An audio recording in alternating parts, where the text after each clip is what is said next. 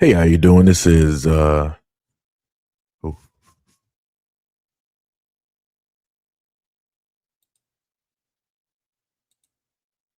me see, is it working? I think it's okay. Hey, how you doing? This is SEIJIHITO here to bring you another live stream. So as the stream is titled, How Do You Fix a Broken God? Right. And this video is dealing with brother by the name of Young Pharaoh. Some may know who Young Pharaoh is. I just so happen, yo, Mahoko, what is up? I ended up running into Young Pharaoh. This was like back in the days of like Facebook, right? Before you had all of the virality of social media, like the TikToks, even so much as YouTube, to an extent, and things of that nature. I think mostly you will see him on like Facebook and IG, right? Where he would street interviews and everything in a sense. And then from there, what's up, Bushido? What is going on? And then from there, you would see him doing other interviews on live streams where he would, focus in on a variety of different topics, right? So let me highlight this video so we can see why it is I'm talking about this, right? Peace, family. It's your boy Young Curry, Kid Little Feet, the Holy Ghost, and this is serious. Seriously, I'm out at Chipotle right now with them stingers on. Swag, brother. It is what it is. I'm in Detroit. What's up? You getting ready to go back to the crib, stream on Star Wars Battlefront 2. If you stream on Star Wars Battlefront 2, hop on, and pop off. Because that's what's about to happen. And with that being said, I see y'all there. Love y'all. Appreciate y'all. It's the Holy Ghost. Froze. Listen, I need help. I need help. I need help. Kanye West went from saying Bush don't like black people to mother taking photos with Donald Trump, who already is publicly known to not like black people. Nobody in their right mind would do that. Y'all even just watching my YouTube channel have somewhat of an understanding of my personality. So if you see me acting out of my mother character,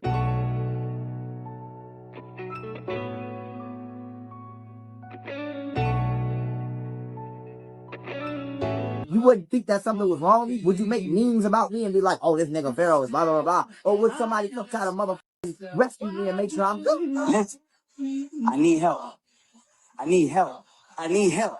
Or would somebody come try to rescue me and make sure I'm good?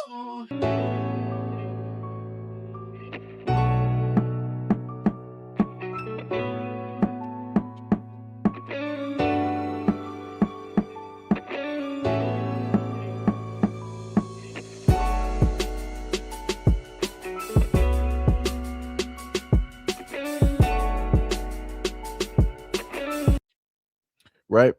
So we got the old Young Pharaoh with the new Young Pharaoh, right? With the nails, right? Can't even freeze it directly on there. I'm trying to, get it directly on there, right? Um, this is what takes place when you get to an area of which you are able to generate the views, where you can get all of the eyes directly on you. This is what it looks like when you are valued and seen directly as a threat because of the knowledge, right, that you in a sense have. Now some people, Bible wise, may sit up there and feel a certain type of way about, oh, why would you sit up there and call another human being a god? A human cannot be a god.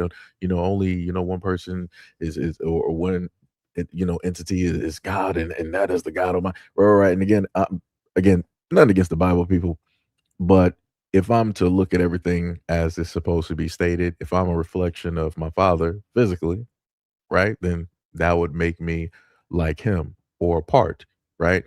And then that's in the physical form. And then if I'm supposed to go beyond the physical form, right, God Almighty, going by the Bible, then I am also a reflection of my Father, right? So going directly with that, that's exactly why you have the title that you see directly in front of you.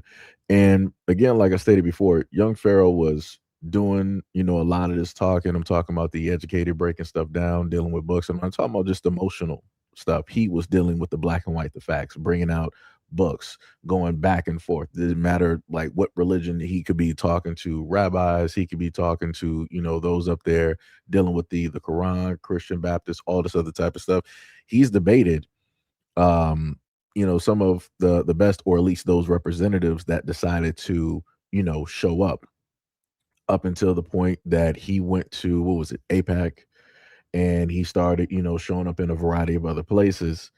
And this is when you started to see the downfall, right? Because usually, once it gets to a place and a point where somebody is reaching the amount of eyes and they're able to ensnare a lot of people, this is when you're in the crosshairs of, different governments, people, and things of that nature. So it's like, we got to do something about this, right? This person is getting a little bit up there. We don't really have control of this person. We don't know how it is that they're going to go, and that's a very dangerous thing for a variety of reasons, especially if it's dealing with the system, right?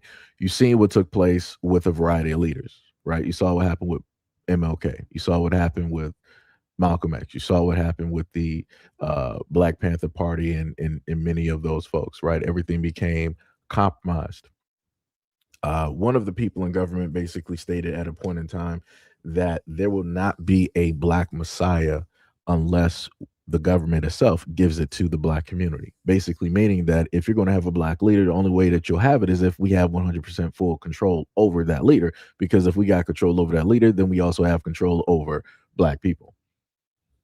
This is why whenever it is that you start to have black folks up there that have any type of light, power, or sway with the public, they try a variety of ways to compromise and get directly, to those people. Again, you can even look at a lot of the viral streamers, right? And how it is that in order to get their success, in order to get their millions, you have to pick a lane, you have to stay directly in that lane.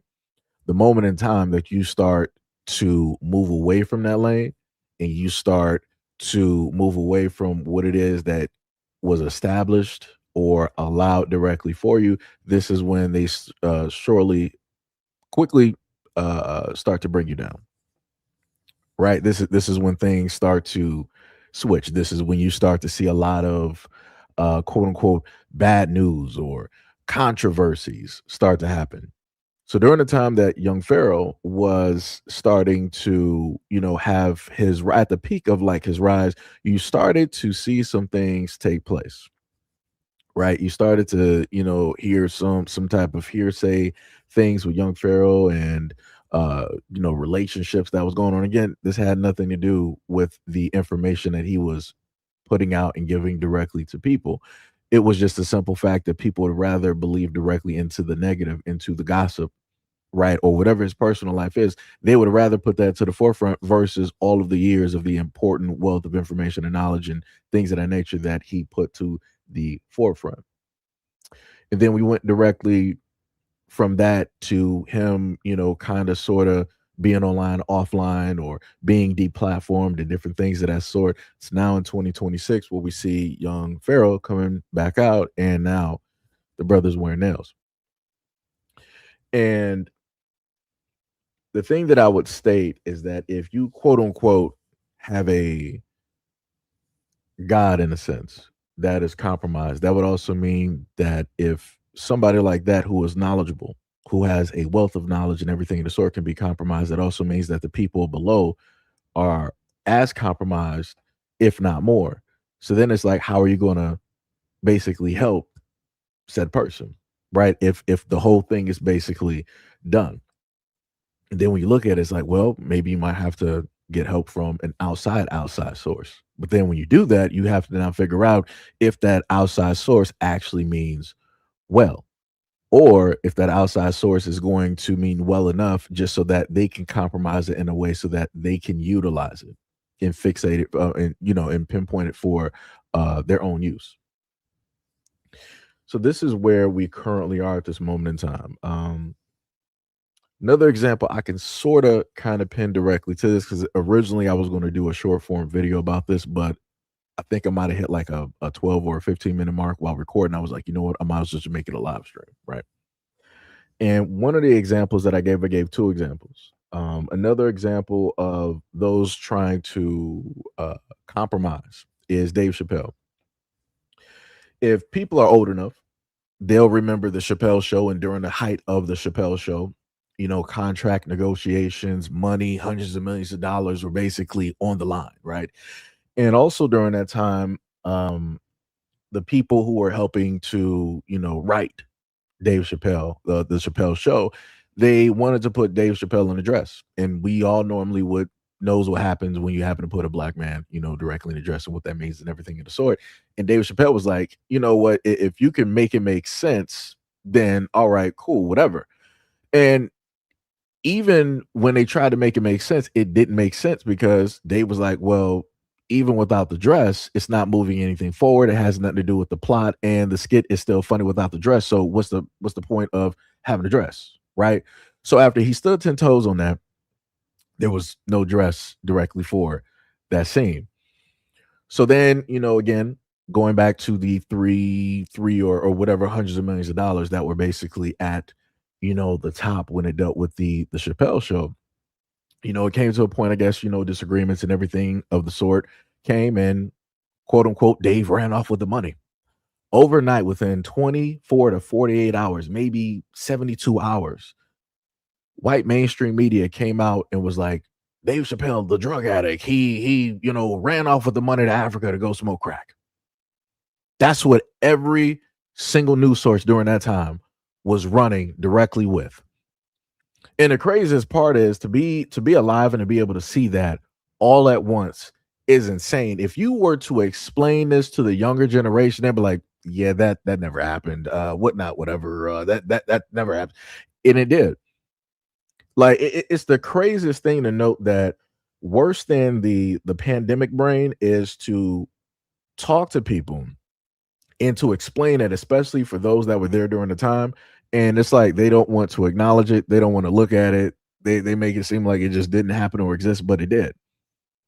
You can even go back in previous videos online and happen to look directly at it. But that's what an all-out attack directly looks like when it is that they cannot control a black man or what it is that he is doing with the money and everything of the sort. This is how these setups just so happen to work. The other instance, which again, this is a love hate thing for a lot of black folks here, is Kanye West. Very controversial at this moment in time, right? Everybody loved Kanye back during college dropout and everything in a sense. Everybody loved Kanye back when he got on national TV during Katrina, and he was like, George Bush doesn't like black people. Everybody froze. Everybody didn't know what to do.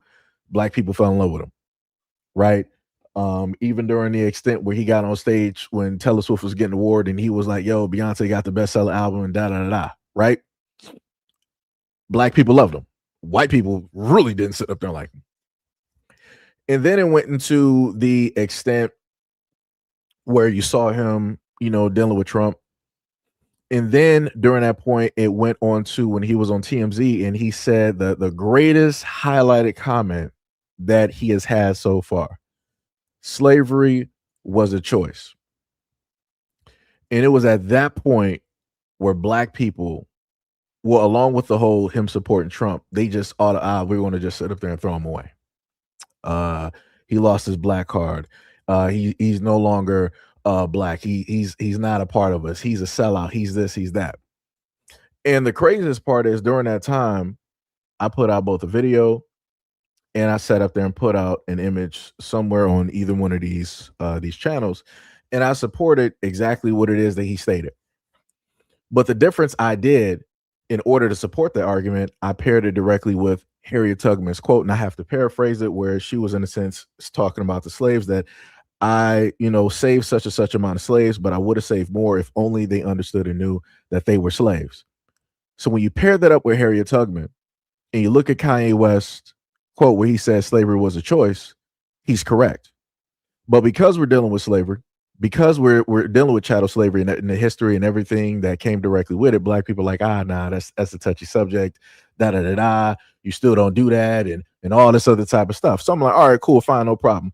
Let's put Kanye West quote, slavery was a choice in today's terms, dealing with everybody. Look at how it is the financial system is working.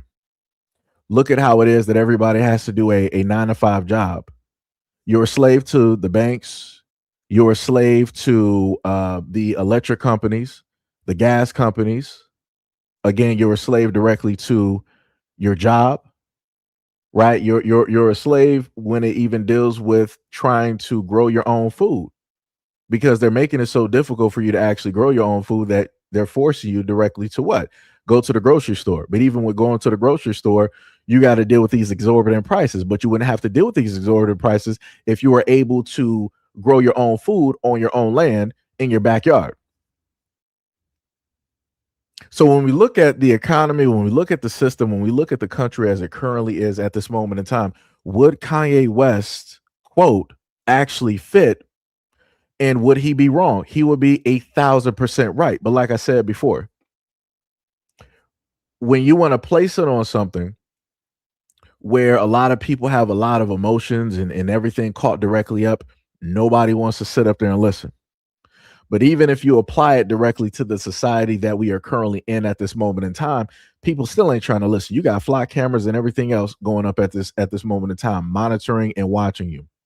Ever since the Patriot Act, you didn't have the government reading your emails, listening to voicemails, reading your text messages, going to your phone calls, selling your personal data from either your phone or social media or a combination of both.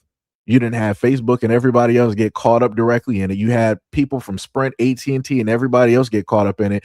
But I guess that didn't matter. But yet, that's what happened when you're under a type of slavery. You're monitored by the higher ups, but nobody is monitoring the higher ups.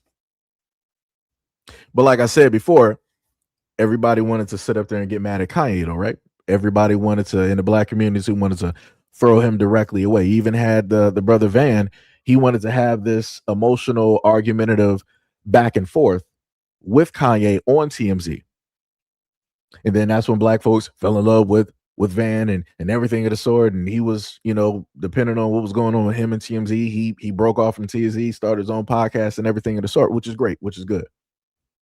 But again, Kanye West was not wrong. He wasn't wrong at all.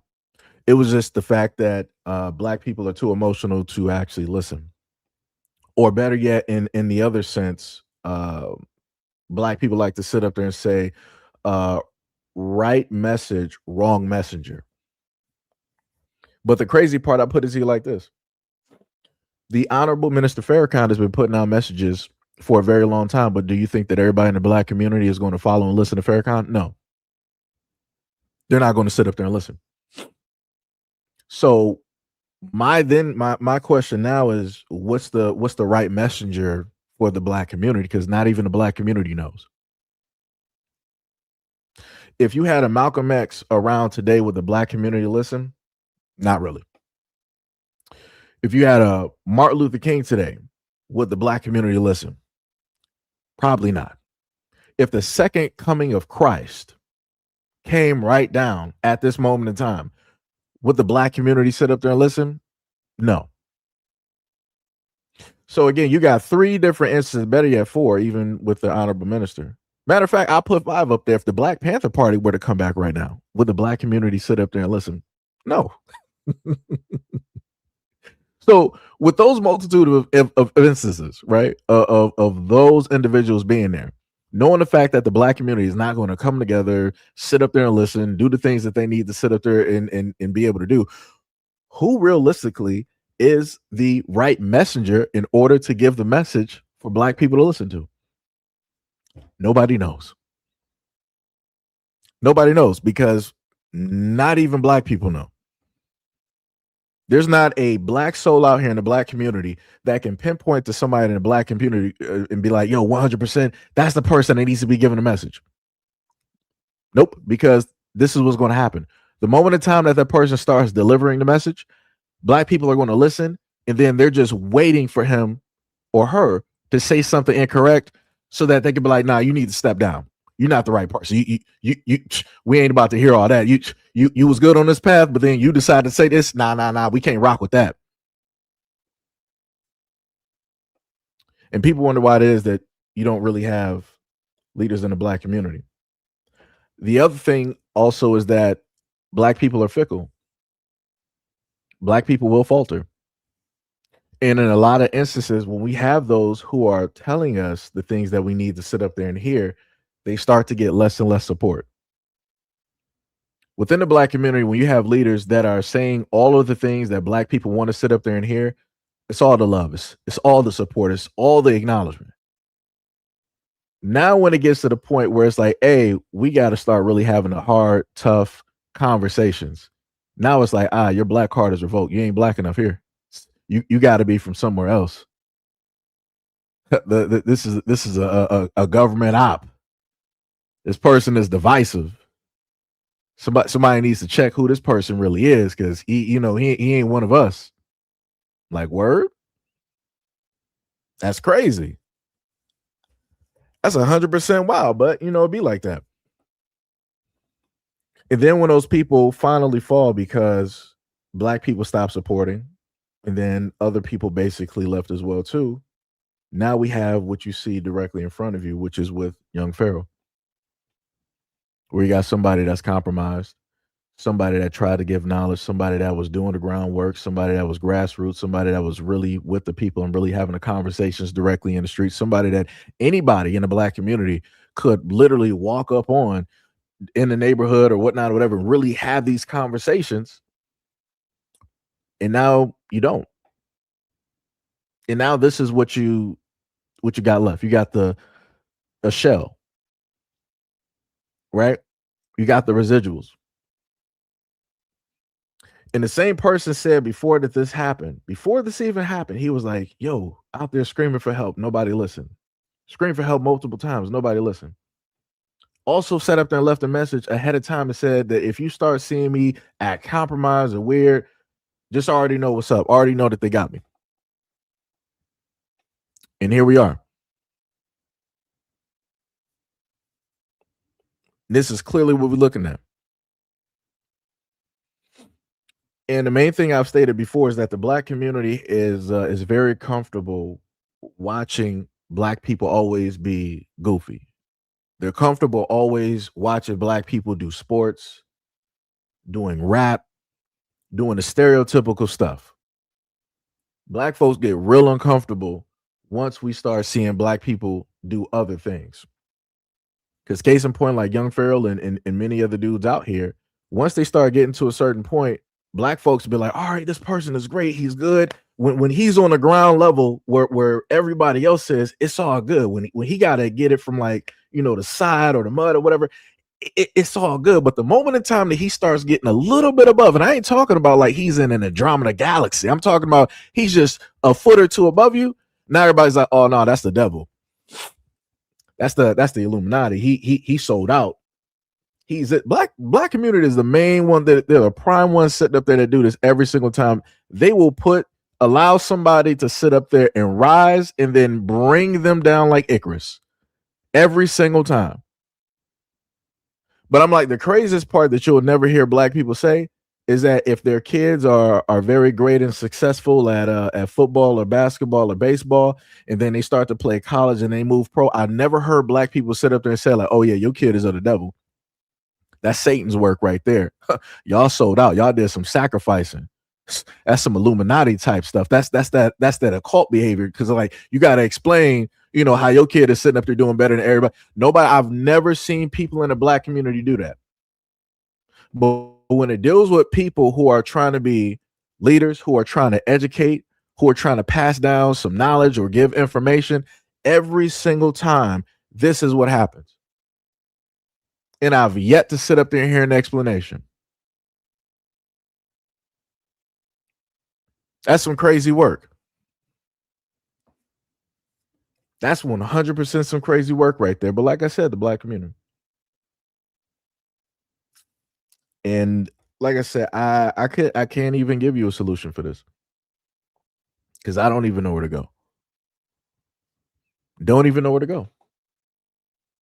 Because if black people really cared about receiving the message that they're supposed to sit up there and get, then they would not allow or take part in those who are trying to be in a leadership position or those who are trying to put themselves in a position to give knowledge.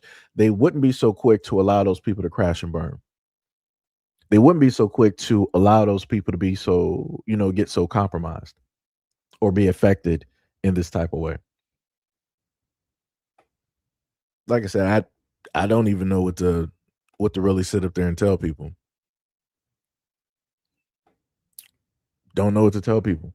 But it's going to happen more and more. And the only thing that the black community is going to be left with is are entertainers that are going to be placed in a position of leadership. And those are going to be the people that, sadly enough, the black community are going to listen to. And I could have sworn Dick Gregory sat up there and said that, you shouldn't be listening to entertainers. Those are fake leaders. Those people are already compromised, quote unquote, from the very beginning and all of these things. But like I said, that's pretty much all the black community has left.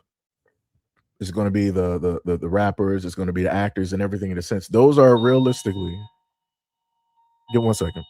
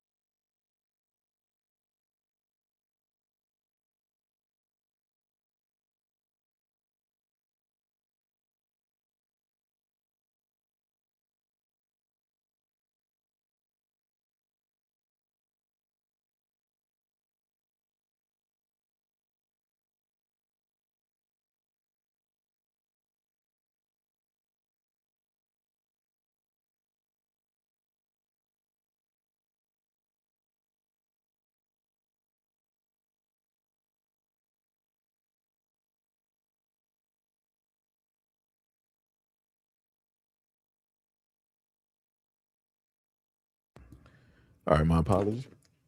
So, like I said, I don't know. I don't know what to really give folks anymore. It's just gonna be a very tough thing. It's gonna be very, very tough. But anyways, so now we're gonna go to the next video. And this is I want to say black male teacher. And I'm taking it, he is in Houston, and he's going to talk about the fact of the literacy rate dealing with the high school students. So let's get into that. So I am on my lunch break. It is, I don't know, 11:30 or something like that. And I just finished a 3-hour class. We have what's called block, and block is where first and second periods are combined for subjects that need it. And so I literally broke down in the middle of class because in TDO, I'm teaching seniors. These kids are leaving high school and going to college, hopefully, after they finish. We had 2 paragraphs to read, 1 sentence complete to write. I don't know. I simply don't know where the problem is. This is only day 2. And I have seniors who simply cannot read and seniors who cannot write. They cannot write. They can reason. They have the ability to defend their reasoning if it's talking to their homeboy, but applying that to a written text, 2 paragraphs, and they couldn't do it. Our young black men, our young brown men, our young black girls, and our young brown girls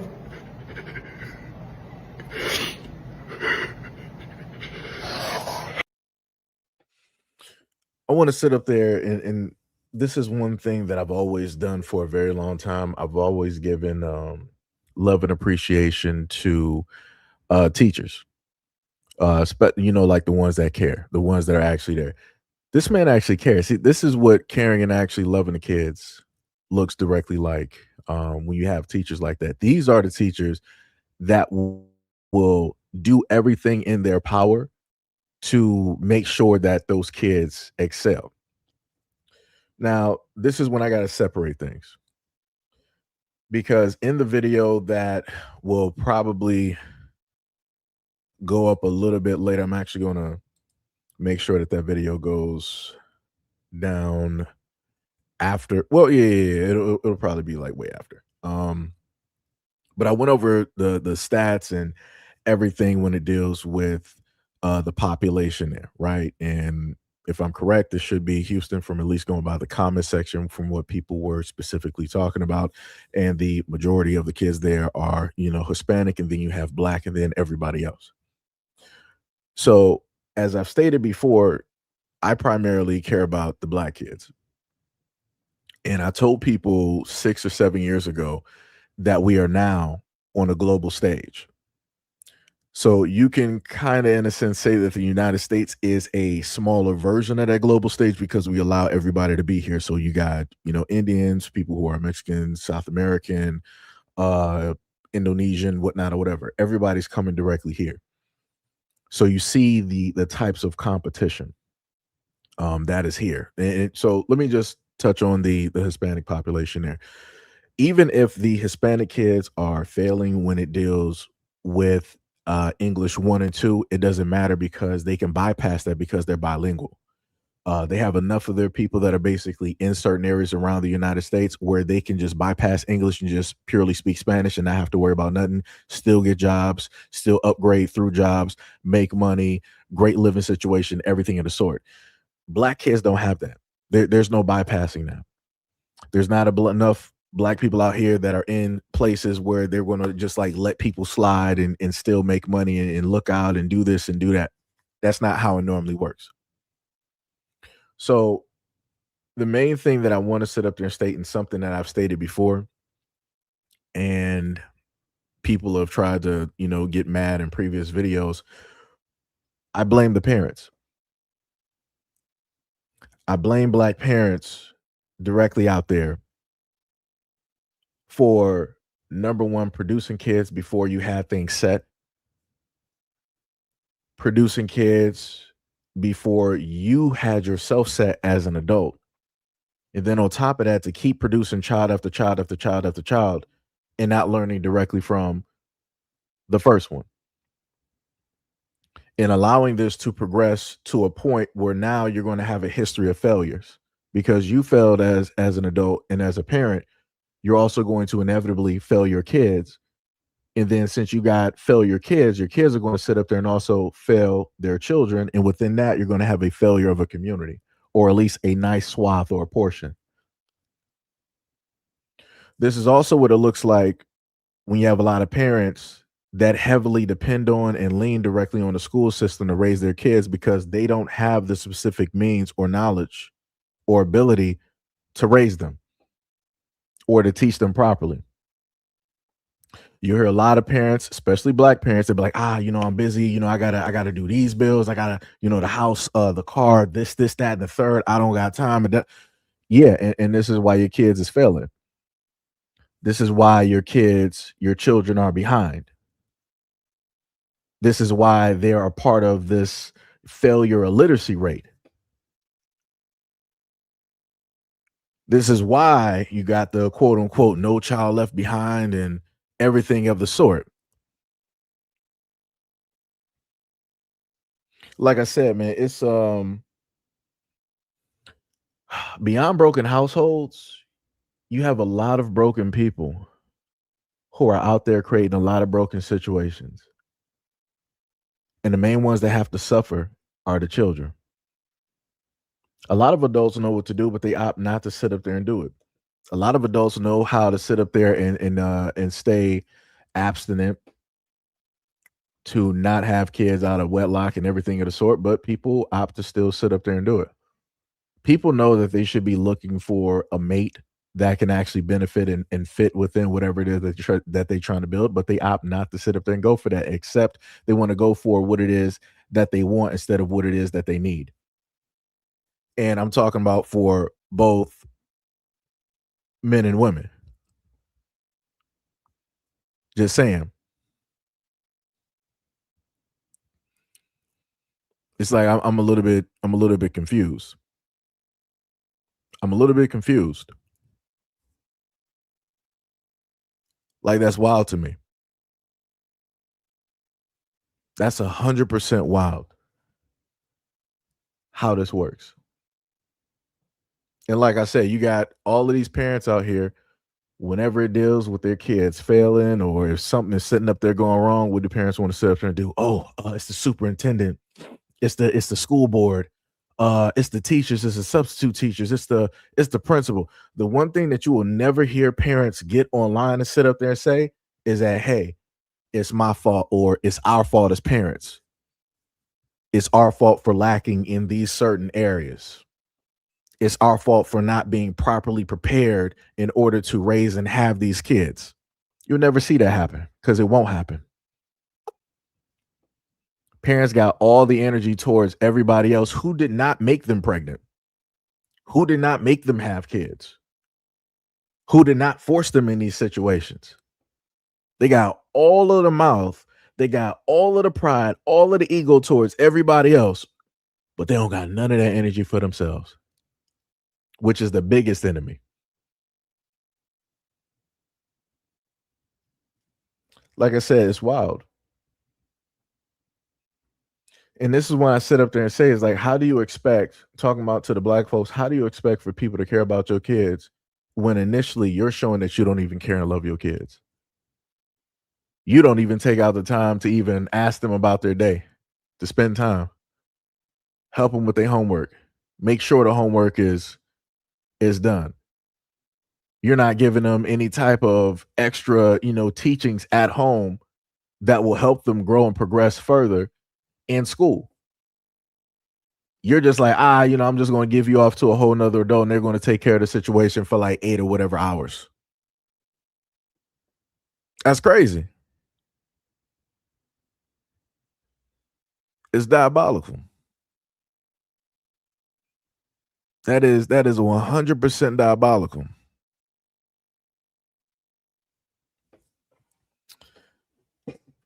Let me see. I see somebody saying it takes a village to raise a child, right? And that's an old adage. But did it take a village to sit up there and create that child? What about that one? So if it takes a village to raise a child, does it take a village in order to create one? That's what I'm trying to figure out. Did it take a multitude of people to sleep with one person to create one life? Nah, it didn't. It didn't. So if it took 2 people to create that child, why would we need 20 to 50 people in order to make sure that that child is okay?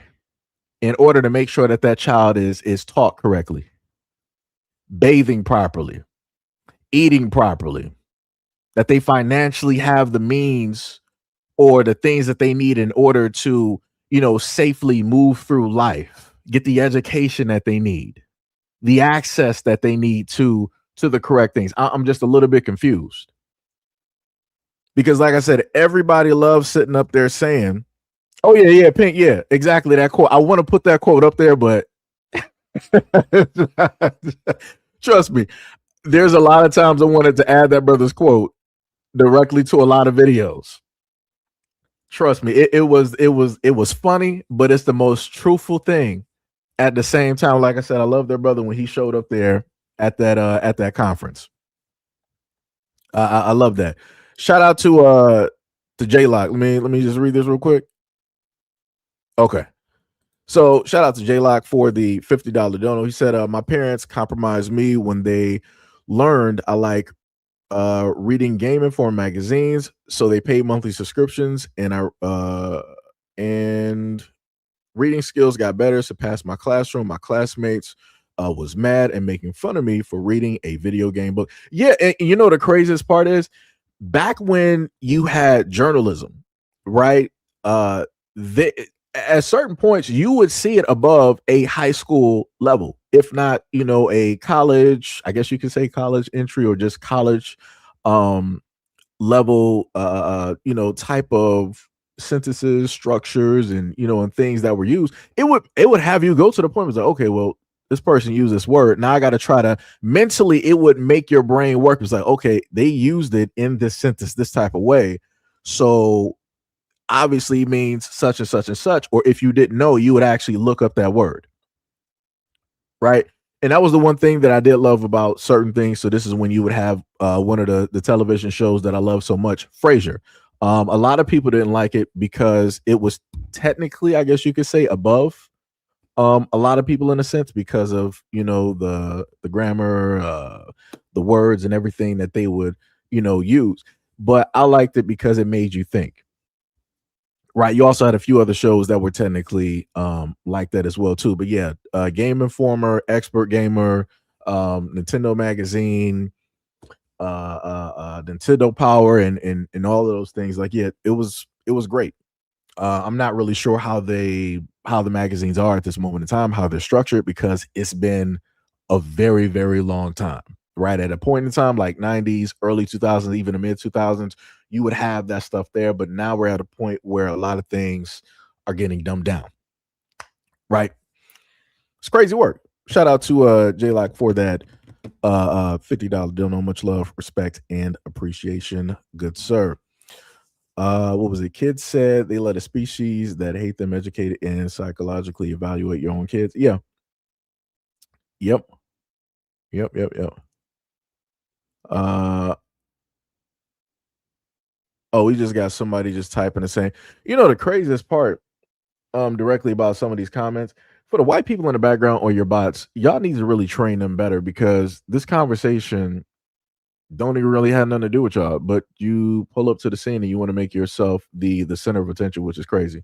So I'm not even going to actually go through and even read the other person's comment directly up there. Geo said, well, Planet, right? You said the children learn things outside of their homes as well. We can't act like influences don't play a part in children's development. All right, so let me put it like this, right? I got you. Cool, no problem. Let me do it like this.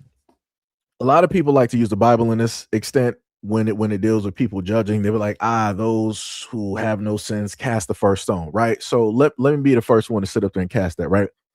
And I'm going to use this anecdotal, as people like to sit up and say, I'm going to use this anecdotal thing in order to establish my point, because I'm the one talking.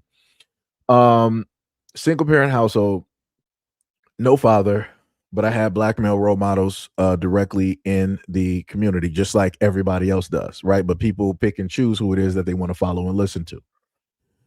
On top of that, made good choices and friends, which again, people can decide, especially teenagers. They can sit up there and decide who to be friends with and who not to be friends with, right? Own freedoms, own choices, everything in a sense, right? Late bloomer, really didn't lost what virginity and what towards like 19, 20, basically in that area. Black male, no kids, no child support, not creating broken homes, never gave a black woman out here any type of STD or anything of the sort, never leached off of any black women at all, not ripping and running directly through the streets. I don't have no type of rap sheet of any kind, never been in jail or prison, don't drink, don't do drugs, never sold drugs, not ripping and running through the community, never caused disturbances in my community, anything of the sort. So, like I said, as a statistic, I annihilated all of the other statistics that people would normally say comes with being from a single parent household with no father. So I will be the first one to sit up there and cast that stone because you wanted to sit up there and say that there are outside sources. Yeah, I played ball with drug dealers. I knew some gang members, right? I had ample opportunity to sit up there and go left when it dealt with who it is that I was going to sit up there and become, but I decided not to sit up there and do that. I decided not to sit up there and fall directly in those traps. Just like the friends that I know of to this day that are grown black men, some of which have families and they are married, they opted not to sit up there and fall into the exact same trap too. So this is why I sit up there and say, in a lot of instances, I need people to miss me with the whole thing where they want to sit up there and say that there's outside influences and all this other type of stuff. I got alcoholism directly in my family. That's an internal influence. And I got I got like 3 aunts, one one uncle, and then my grandmother at a point in time basically said that instead of drinking, she opted to sit up there and gamble. So I got 5 people internally around me during the time of growing up that were alcoholics or had something that they were attached to. You would think, statistically speaking, I'm like, you're going to sit up there and go directly into that as well. No, I opted not to do it. So I went against the grain when it dealt with internal type of situations that would have affected me, that would have made my life completely different, drastically different, and hellish. And I went against the grain when it dealt with the quote unquote societal norms. So again, like I said before, I need people to miss me with the whole thing of talking about outside influences and whatnot or whatever. Like I said, people just make the choice in a lot of instances to fall for those negative types of things. He said, have you guys ever heard black kids tell another black kid they talk white because propaganda? This I've sat up there and heard that as well too. And what does that mean? It be like that. It don't matter. It don't matter if you talk with ebonics, if you talk proper, if you talk in between or whatnot, whatever. It be like that. You said, and that's the village trying to influence the kid to dumb them down. The craziest part is when you want to talk about the village, society in general want smart people to actually dumb themselves down because the greater majority of society don't want to actually put themselves above a certain type of thinking level because it's easier to actually be dumb. It's easier to be stupid. It's easier to lack because that way you can just have an excuse and then you don't have to, sit up there and take responsibility for anything that happens. Like, oh, well, I didn't know this. Well, I wasn't informed. See how easy that is? You get to escape responsibility because of lack of knowledge, because of lack of understanding, because of whatever, because of lack thereof. That's some crazy work.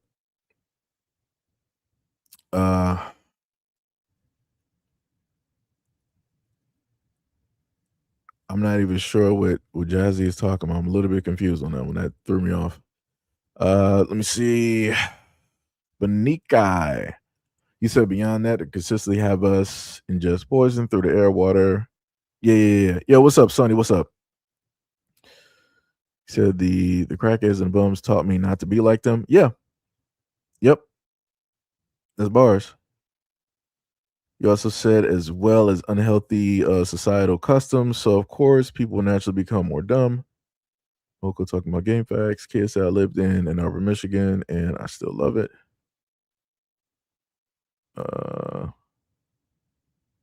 Yeah.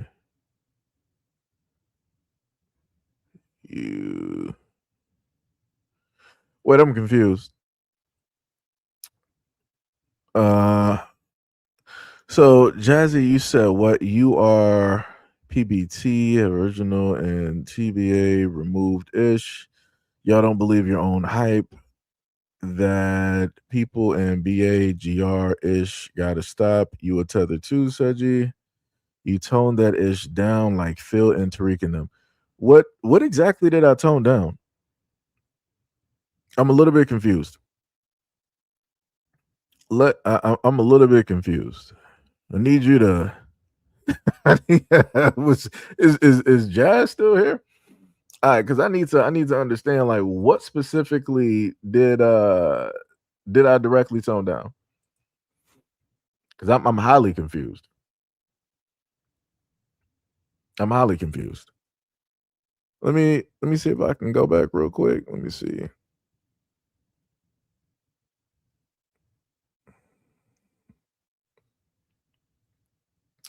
I think she might be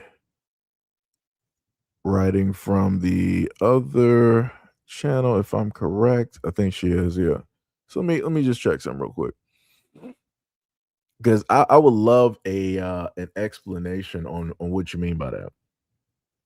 And I'm talking about um Jazzy. Because I'm highly confused on that.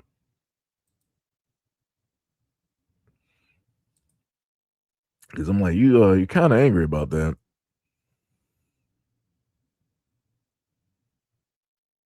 Let me see. Huh. I can't really tell where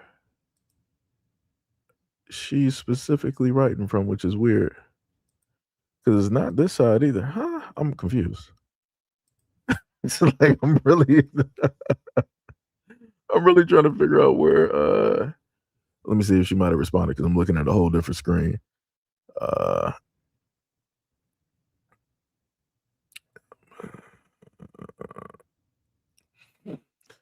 you said you were influenced by your disgust of bad things to be a positive person. That doesn't make any type of sense.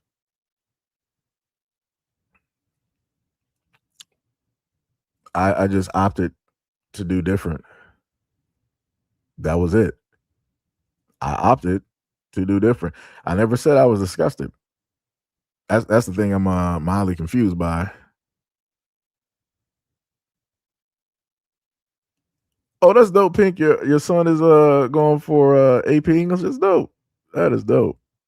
That is pretty fly. That's pretty fly.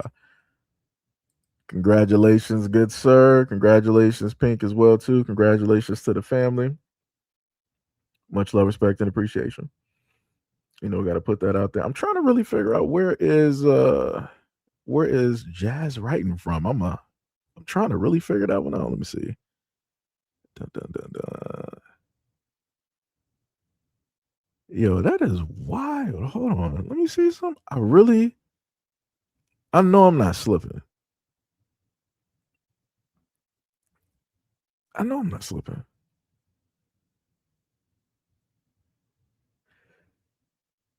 Yo, that's the okay. So let me just make sure because I don't want y'all to think that I'm crazy. Hold on. So let me try to highlight.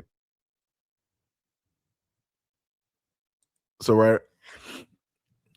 So this is Jazzy, right? And there's another comment that she left directly down there. I don't think she has any more, as a matter of fact. But the weirdest part is, like, I kid you not, I looked on both channels, can't sit up there and find her. The weirdest thing, I kid you not. I kid you not. Let me see. Maybe I might have to sit up there. Let me just do this real quick. Cause and the craziest part is I've seen this person every now and again directly in the comment section during like certain live streams. But yeah, even looking at both channels, and I don't think anybody blocked or anything because or whatnot or whatever because I don't see nothing on any one of the channels. going through the live stream or anything in a sense like that's the way I've never seen that before. That's the like I kid you not, like that is just that's blowing my mind right now. That is really blowing my mind. What time was this comment? That's at 11:47. Hold on, just give me a second because I'm just trying to. Yeah, it's not up there.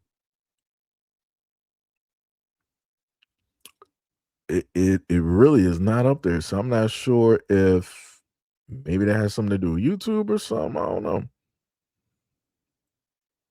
Maybe YouTube deleted your comments. I don't know. That's weird. But anyways, I wanted that person to, sit up there and expound on, what it is that either quote unquote delete. What was that? You removed something, da da da. And then the whole other one talking about that I'm a tether. Again, like I said, I've been waiting for people to sit up there and just put up information or something. I still have not received anything. Just like how people want to pull up to the scene, like, you hate black women. I've been waiting. And y'all sat up there and saw me showcase this in a live stream, and I might have made a standard issued, long form video directly about that too. Still have not received nothing at all. Like I said, weirdo type of behavior. But what was it? So going back to Geo, what was it? You said you saw something you didn't like and you chose not to be the same. That's literally what I said. I think you just wanted to disagree with me, even though I'm saying what you are saying. No. What I'm saying is that people got free will and people have choices. You got people out here that will choose to be a part of gangs, be in and out of prisons, and do a lot of other types of stuff directly like that. And then you got people that will opt not to do any of that. Like I said, case in point, growing up, I did not listen to rap. I didn't. That just was not something that I was really doing. Everybody, a lot of other people were sitting up there doing that. A lot of the kids, during that time, they was, listening to, all that stuff and whatnot or whatever. I was listening. I was more so into, like some 80s, type of stuff, when it dealt with like rock and all that other type of stuff. And then that really was able to blow up when you had the incoming of, the PS2 era, sitting up there playing, like Madden 07 and all these other games where you got to hear like alternative rock and everything of the sort. And it was dope. Right. But again, during that time, that was when, and then you had other black kids that started actually fluctuating into alternative, rock and sort of like in between or away from rap and everything of the sort, or whatnot or whatever. So, like I said, people got choices. Could I have decided to sit up there and listen to rap because it was a part, within the area of which that I lived directly in? Yeah, I could have, but that's not the music that I was attuned to during the time, right? That wasn't, in a sense, attractive to me, right? I liked other types of music or whatnot or whatever. So, you know, what's up, Shauna? Much love, respect, and appreciation. What is up, Shauna? What is up? Yeah, that's crazy. It's woman right here. He said, "Stop sounding attractive out here." LOL. With the way he grew up, I feel like I grew up normal. I feel like I grew up normal, and again, people had choices. People opt to make one choice over another. So it'd be like that. University, what is up? You said it's so sad because I saw that firsthand. OCR taught me that families really don't give a darn until it's too late. Yeah. Yep. Yep. Planet said that people are met with a stimuli and make a choice. He said that's the same principle. 88, well, triple eight, baby girl, what is up? You said same 80s is always my go-to. Reset, so you don't listen to R&B. No, I heard it during the time, like going to school. Like, yeah, like a lot of the old, let's say like the stuff from like the 70s, 80s, early 90s, like R&B, soul and everything. And so yeah, I heard that directly in the car going to and from school. Yeah. I heard that to and from school. And again, from Detroit, Michigan.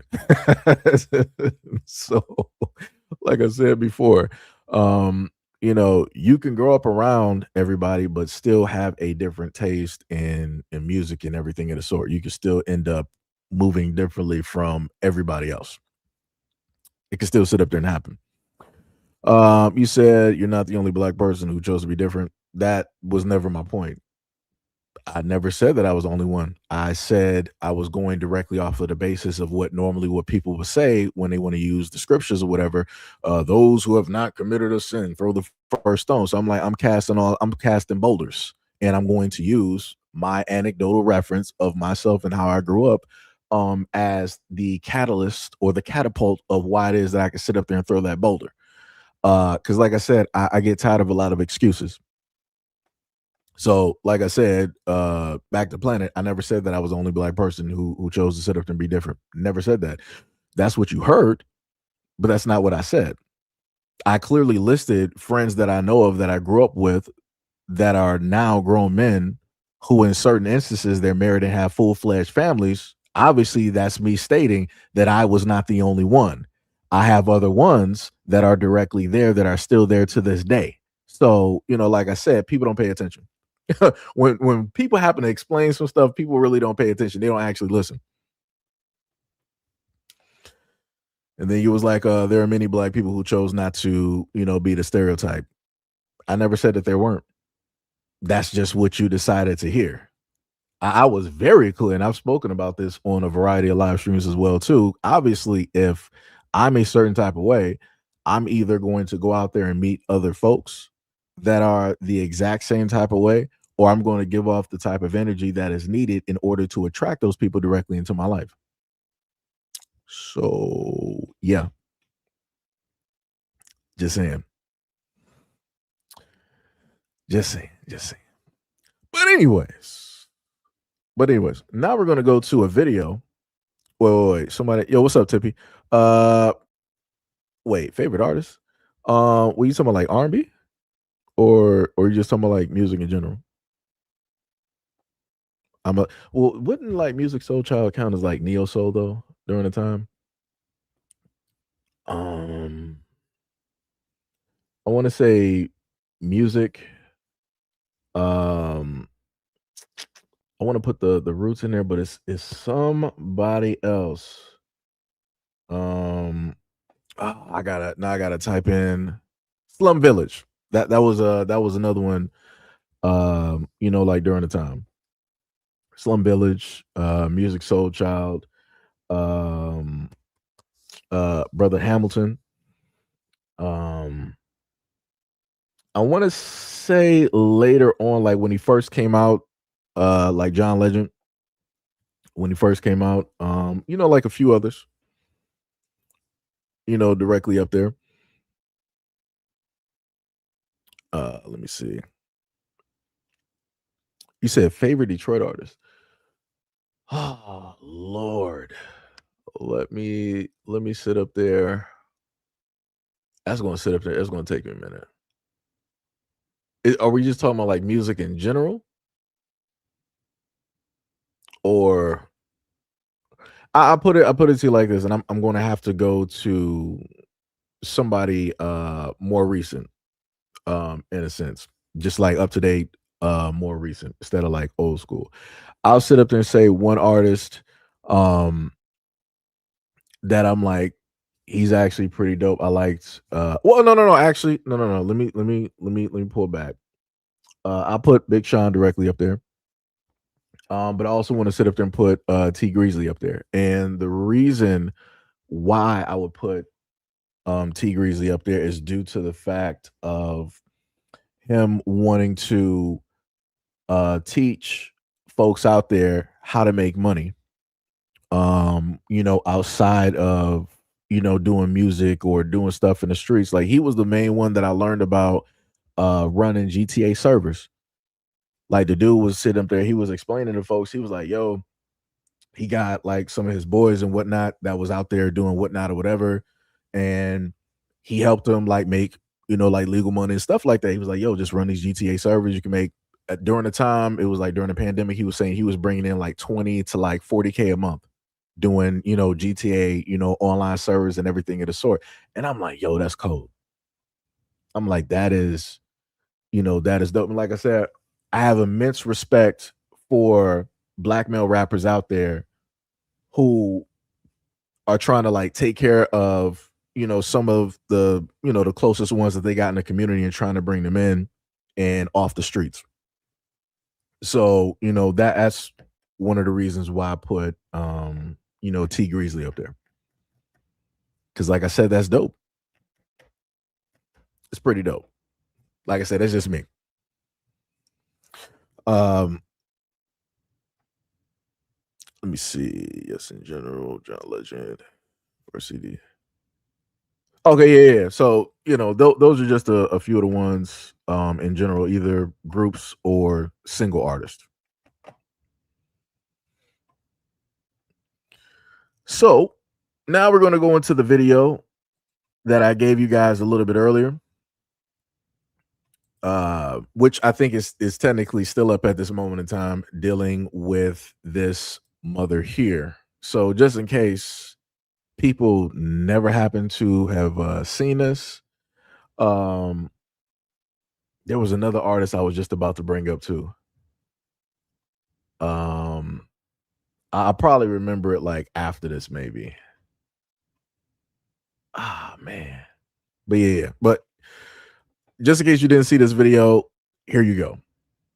I need us to start being so much more selective about who we choose to procreate with. Watch this video of this white dad's interaction with his biracial son pertaining to his ethnic haircut. You're too urban. Urban? No. With that haircut. Okay. Your skin is lighter than mine. No, it's not. Yes, it is. I don't care. You are Caucasian. Are you Caucasian? What are you? I'm black. You're mixed. You hear that? Just fix it up a little bit. Didn't he ask you What? the other day for a DNA test? Yeah, I mean, look at his hair. It looks nothing like me. Good job! It's because your mama is black, right? Yeah. What the hell does his dad mean by "you look too urban" with your haircut? Is that some form of microaggression that he's trying to use to describe his hair being too black? You can clearly see that this child is severely uncomfortable, and he's trying to laugh off the uncomfortableness. But then you have his black mom in the background making matters even worse, laughing. Like, what the hell is so funny about this? Because I must have missed the joke. Then to add even more insult to injury, there's a comment made towards the end of the video where the black mom brings up a comment made by the dad saying that he asked for a DNA test because the black son doesn't look anything like him. It's obvious to me that this white man obviously flunked out of all of his biology classes. Because in what world do you lay down with somebody black and ever think that you're gonna pop out with a white child? Honestly, somebody needs to go into that household and check on that child, because I don't feel like he's safe. Not safe with a white dad that's making clear microaggressions towards him being black, and not safe around the stupid black mama either. That's sitting there kiki and kakan. Her child is clearly in pain and probably even danger. I know I wouldn't feel safe leaving my child around that white man, because he's dead ass serious. So just in case for the people in the back, let me just play that one more time. Black people, I need us to start being so much more selective about who we choose to procreate with. Watch this video of this white dad's interaction with his biracial son pertaining to his ethnic haircut. You're too urban. urban? No. With that haircut. Okay. Your skin is lighter than mine. No, it's not. Yes, it is. I don't care. You are Caucasian. Are you Caucasian? What are you? I'm black.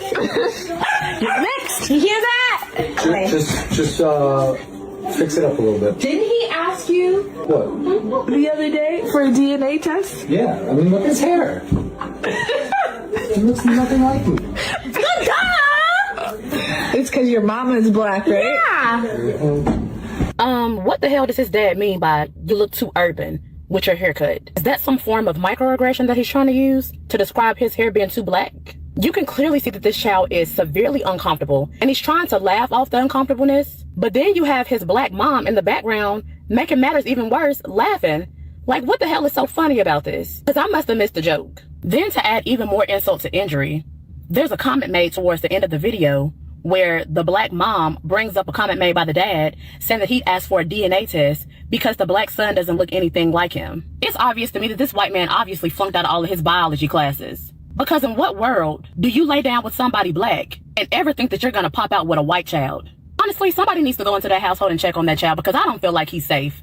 Not safe with a white dad that's making clear microaggressions towards him being black. And not safe around the stupid black mama either. That's sitting there kiki and kakan. Her child is clearly in pain and probably even danger. I know I wouldn't feel safe leaving my child around that white man because he's dead ass serious. So again, looking directly at the video, and this is the father.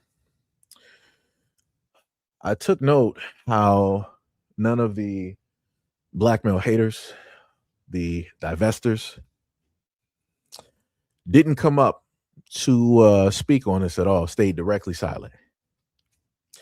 Because like I said before, if I would have normally just made some type of video and it was just rah, rah, rah, black women, rah, rah, rah, rah, rah, I would be getting a whole bunch of comments and everything of the sort.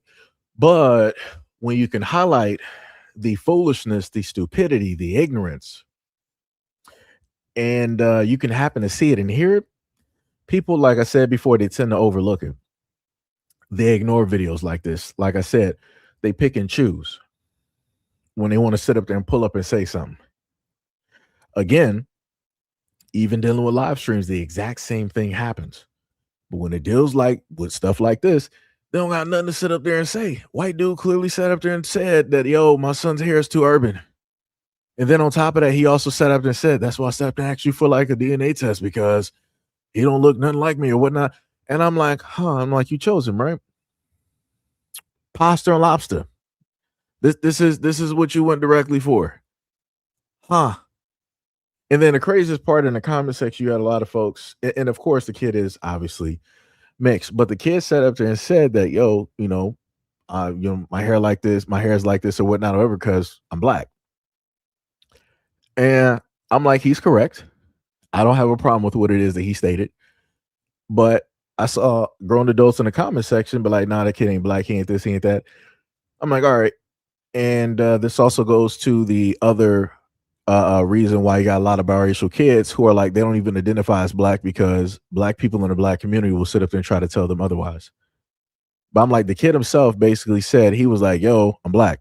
He's clearly proud. He's clearly identifying. He's not sitting up here saying that he's white, even though he's mixed. He's not even saying that he's mixed or anything. He's saying I'm black. And then you got grown black adults be like, nah, you ain't black. I'm like, all right. This is why you got biracial people in the black community feeling a certain type of way about the black community. And this is why I sat up there and told y'all before, it's like when it deals with kids that are biracial, you got folks in the black community that feel a certain type of way about them. And then you especially got folks in the white community that feel a certain type of way about them. So it's like, if they can't identify as either or, they're going to be like, I'm not identified as nothing. I'm just mixed. And then this is when black people later on, they want to start getting mad and they'll be like, yo, you black and da da da. Why don't you sit up here and just say we can clearly see? Yeah, but when they were sitting up there telling that they're black, y'all was sitting up here trying to tell them that they're not. So it's like, you can't get mad when they want to identify later as whatever they want to identify. They can do it. They can sit up there and do it. But like I said, this woman, she picked this dude. He clearly said, your hair is too urban. That's diabolical.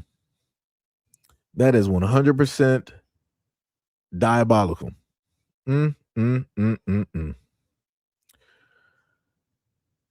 Well, Tippy, Kamala is Indian. That's not even up for debate. Like I said, I gave y'all that video before where Kamala was getting interviewed by this Indian journalist, and he was like, how does it feel to be the first Indian senator in the United States? She had more than enough time to correct him, to say that he was incorrect, to state that, oh, I'm a black woman and this. She didn't say none of that. She went right into answering the question. The silence for me spoke volume. Because if anybody called me anything than what I was, I would automatically correct them, especially when you're in a position of higher power as Kamala Harris. Again, she opted not to sit up there and explain or to correct the person. Kamala Harris is also the exact same one who sat up there and said, I'm not just going to do, something for black people. But yet the Biden administration did stuff specifically for the Jewish community, for the LGBT, for immigrants, for the Asia community. So, it's tough out here. It's tough out here in these streets. It's wild work. Shout out to the Indians. They making moves. They went from 7-Eleven to government in the United States. Shout out to them. They out here. They moving. So now we're going to sit up there. Tippy says, so it's not a problem having a biracial represent black women in the movies and stuff. I mean, I guess that's depending on where they are, right? If you got a biracial out here and they side more directly with white folks and everything that comes directly with that, yeah, that's going to be problematic. That is going to be very much problematic, right? But if you got said person and they identify with black people and everything of the sort and moving things, forward, giving knowledge and history and acknowledgement to the things that took place in the United States from past, present to future, fine and dandy. So like I said, I feel as though that it depends on the stance of said person versus, in a sense, quote unquote, as people like to say, how black they are. Because you got some of the blackest folks out here, but then they're on the whole other side. Like you seen, what is it, Clarence Thomas? Yeah, he's black. Black. He's old and black. And you see what he's doing. You see how he's sitting up there moving, right? But then you got some folks out here that's biracial and they're, in a sense, ultra, rah when it deals with, black folks and moving things forward and everything of the sort. So, it just depends on the stance. You said Zoe Saldana playing Nina Simone. Well, technically, that's their stuff there. That was tough. But you already know they got a color problem down there. They're not going to sit up there and depict, Nina Simone as or having an actress that is the actual skin complexion. It'd be like that. Baby girl said 1900s Louisiana fancy girls, they were mulattoes. Yep. Sonny said green can never represent blue or yellow just because they make it. Planet says some if FBA women have genetic memory of laying with white men, so it seems natural. Kevin said they have their own agenda as well. Crazy word. So now we're going to go to another story that I brought directly up to you guys. It may be new to some of you guys as well. But this is a comedian and a content creator, and he normally goes out and he helps out, other people, right? He wants to give back and everything of the sort. And I actually got two videos, so we're going to play this one. There's another one where people were trying to say that he's problematic as well too. I also wanted to address the fact that I had some folks in the comment section that wanted to say that they didn't really get him, or they felt that the way that he approaches people is weird and all this other. And I'm like, at the end of the day, this dude is, trying to help out people. And again, trying to put a smile on, people's face, be entertaining and everything of the sort. But the main thing that he is doing is helping out those that, innocence needed.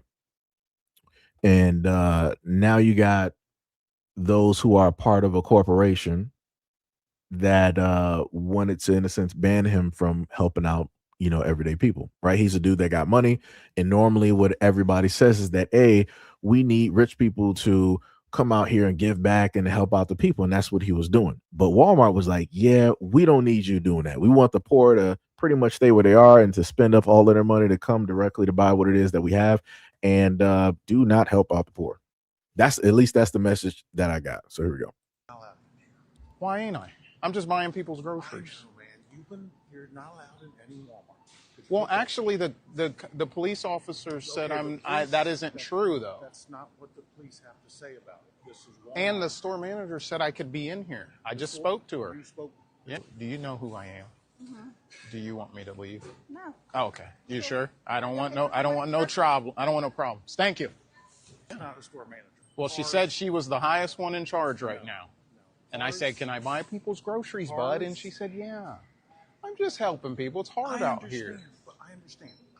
Listen, I just don't know where I'm going to go. Walmart is where the people need me. Target don't need me, man.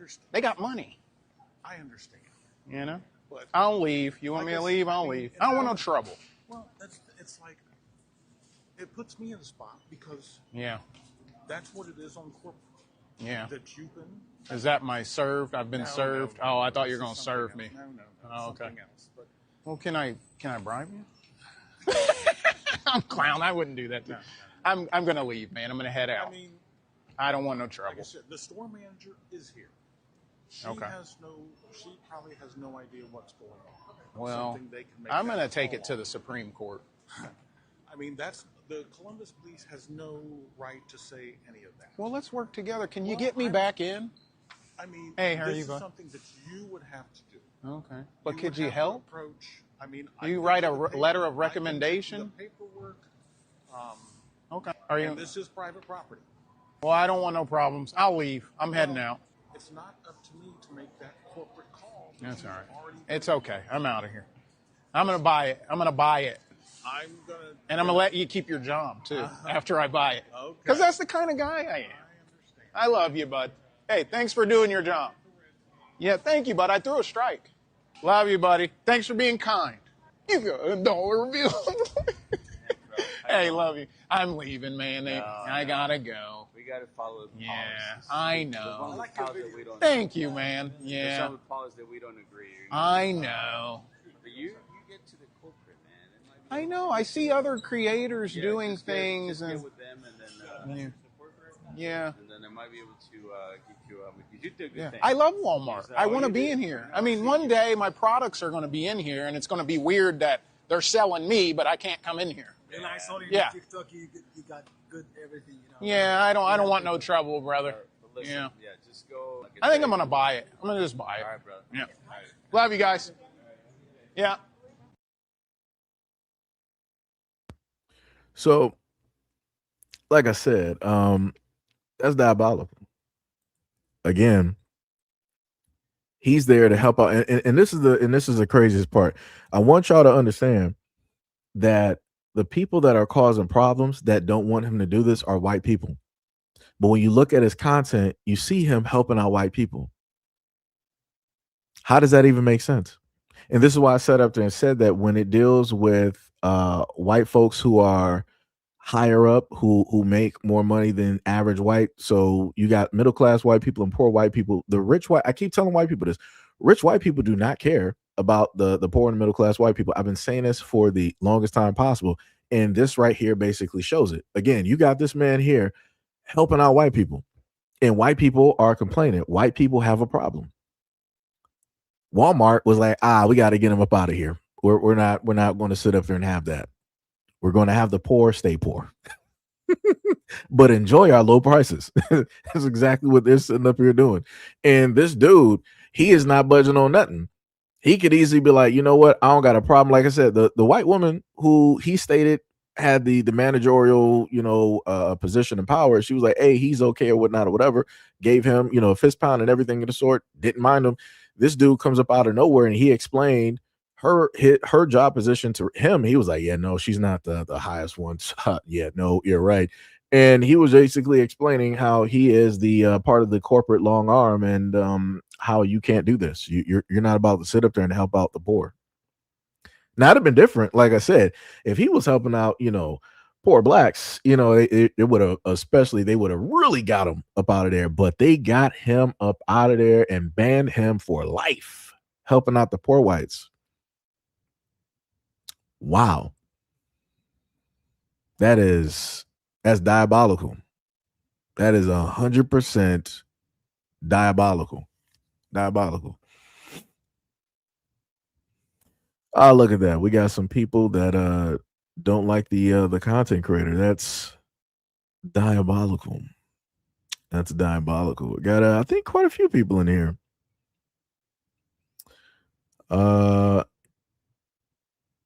Who? Let me see.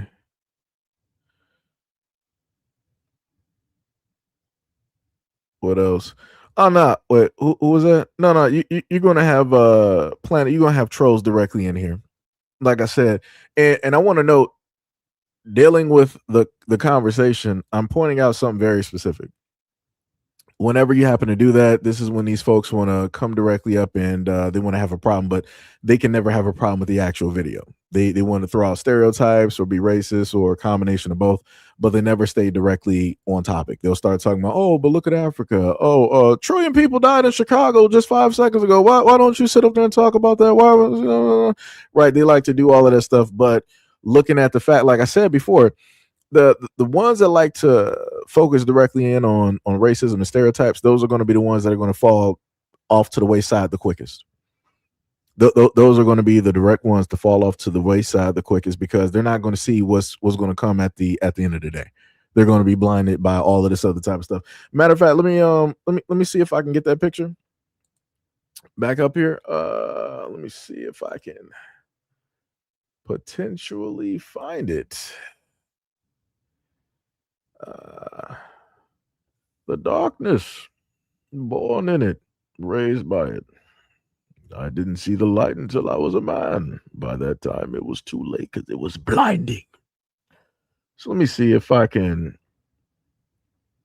find the image of which I'm looking for. That'd be great if I can find it automatically. I'm not sure if I can, because I got one image that fits this one thing here.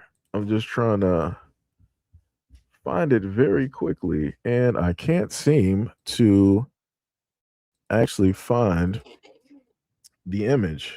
Let me see. Where is it?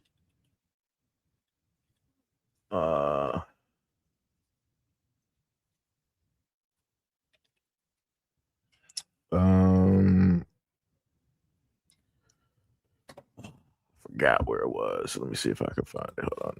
Now I gotta pull back. I think I actually had it a part of a video here.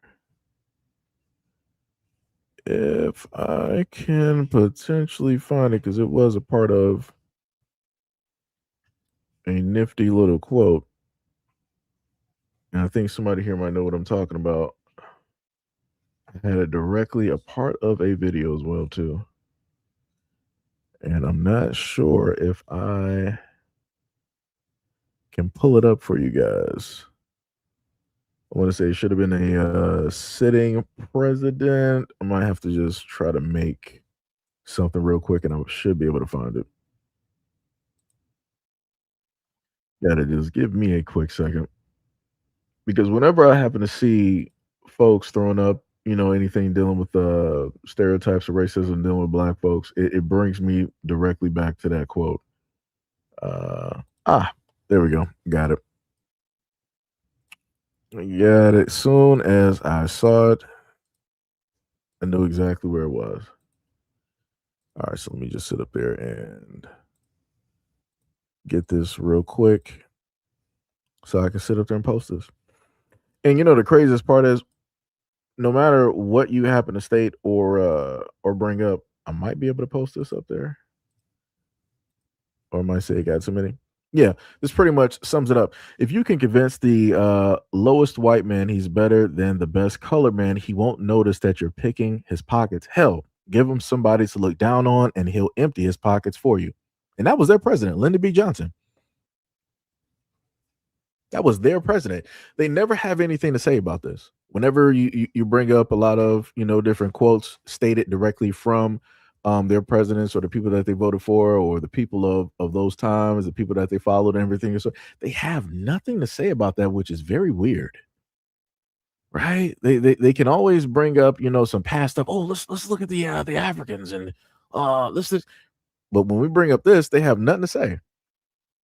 So this is basically telling you that higher up whites that you voted for tricked you in order for you to believe in racism or the magical black boogeyman, right? The blacks, so that they can sit up there and rob you.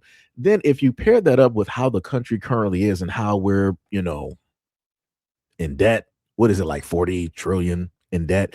It's like, yeah, the Pentagon is a black hole. They're at one point in time, I did a story, it was like over $700 million dollar like black hole where stuff just was not getting accounted for, and they were just spending money on lobsters, condoms, and all this other type of stuff. And a airplane that has a lifespan of 1.7 trillion ended up falling apart, and it disappeared somewhere down south. Like there's a lot of things right before 9/11, 2 point something trillion dollars disappeared, white people. It's like money is just disappearing. Y'all the only ones that can sit up there and make money disappear. Y'all the only ones that can lose that amount of money that quick. You can never sit up there and say that black people that sat up there and lost trillions of dollars in America and y'all don't know what happened to it. Y'all can never say that. Y'all can never say that. Y'all supposed to be like some of the greatest accountants and to keep track of everything, but y'all seemingly cannot keep track of the American dollar when it's in your hands. That's wild. That is wild.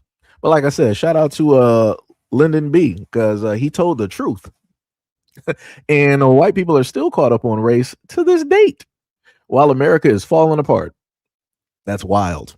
That is diabolical in nature, right?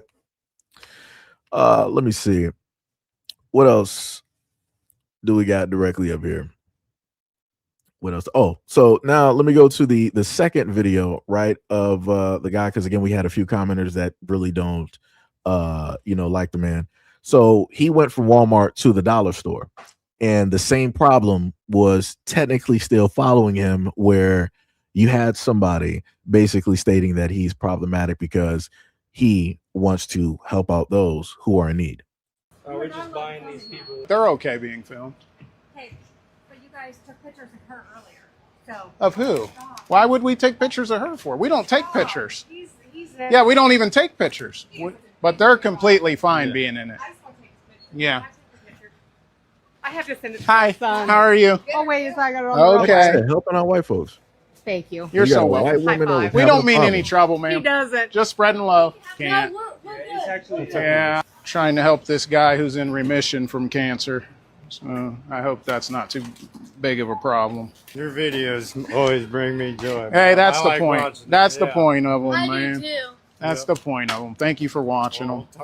Whole time I was Yeah. going through chemo, I'd sit and watch. Really? Yeah, it just brought me joy. And that's why I can't quit. Hey, here's 50 for you too, man, bud. we appreciate it. Yeah. bud. Get you some gas or something. That's all you need? Yeah, I got Give me a a dollar, hug. Bo. I don't need it. You keep it. We're leaving, ma'am, right after her, okay? I'm sorry. Thank you so much. You're man. welcome. Then there was an older lady come up complaining. Why? She saw me filming somebody else. I wasn't filming her, Yeah, but she said that he had cornered somebody in here and was wanting to film him, and the lady kept saying no, no, no. well, I actually gave them $200 and bought them a cart full of baby stuff for their newborn baby, and they were really happy about it, and they thanked me over and over. That's actually what happened. Do you want it back here? Yeah. Okay. There's some stuff I couldn't find, like pants. You want me to just toss? I hope that helps. You're welcome. I'm trying to redeem myself. I wasn't always a great father. There was a time where I was an alcoholic, and I wasn't there for a short period. They always had access to me, but I wasn't really doing my job to the fullest. And I've been sober 10 years and 6 months now, and I'm a great father with custody of all 5 of my children. We grew up dope. without all of our fathers. Oh, really? Yeah. How many fathers were there? Uh, There was 3 in our mix. me Can and I give you a couple hundred just for your weekend? Or yeah, I'm sure you need a break. You already raised your children, and I don't know, here's a couple hundred for you too. Some pocket cash. Thank you. Yeah. Take this, and I got some cash for you too. Sorry, I keep taking all your cash. Your cash. But it's good because your customers will be able to come spend so it. much. You're We really welcome. need God it, bless too. you. Thank you so Yeah. I hope it gets better for you. Thank you. You're welcome. Can I take a picture? Absolutely. Love you, Bob. Thank you. Oh, what you got in there? The Glock? Nah. The switch? Hi, how are you, bud? You going to get gas? Yeah, we are. Just go over there. Don't spend it on gas. Wait on me. I'm going to get you some gas. Yeah. Yeah. You're fantastic. Yeah. God bless you, Mimo. Right. I So, don't mean any. So question for Madman down at the bottom. So why specifically is somebody who's going out there helping out those in need, why is he a clown? Let me know.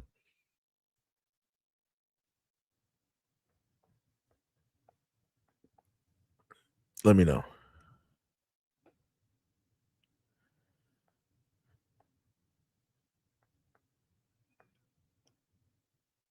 You said Planet said, is he trying to be the exceptional black man to white people? Is that why he talks like that? I mean, it may be the area that he grew up in. Originally, when I first started this channel, people were like, "Yo, why do you talk white? Why do you talk, like this?" People like, "Yeah, you don't sound black to me." I'm like, okay, whatever. I'm like, it'd be like that, you know. So for Madman, you said he's a clown. You said you want me to call in? I don't need you to call in. I'm just the same way that you typed it. I'm just telling you to explain to me, why is he a clown? That's all I'm saying. Just trying to figure out. Because the craziest part, even within the video, there was a black woman there who he helped out. This lady here, he helped her out. And then later, directly on outside, let me see if I can get the van. Right? You got the van with her kids directly there, and he gave her some more money. He was like, "Hey, I'm going to give you 50," but he was like, "Don't, you're about to go get gas." He was like, "Don't spend that on gas. Just wait for me, and I'm going to go over there with you, and I'm going to, give you, pump the gas basically for you. Like, give her more money so she doesn't have to spend it like that." That 50 was basically for her, along with the money that she was going to potentially spend at Family Dollar. It was like, "Yo, keep that money. Here's 50 on top of that, and then I'm going to help you save more money." So it's like he's helping out people that are there, that are in need. And it doesn't matter the race or the group of people, he's specifically helping them out. So I'm just trying to figure out.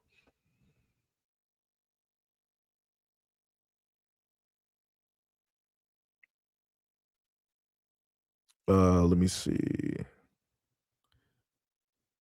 Somebody said you're a female. I mean, I guess. Like I said, I don't even know who that person is even responding to. I'm just waiting for Madman to actually respond back. Because I'm just trying to sit up there and figure out, like, how do we get to the point of calling somebody a clown for helping out people in general?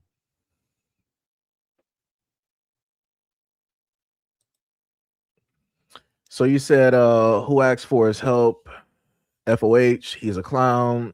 Start a nonprofit or something.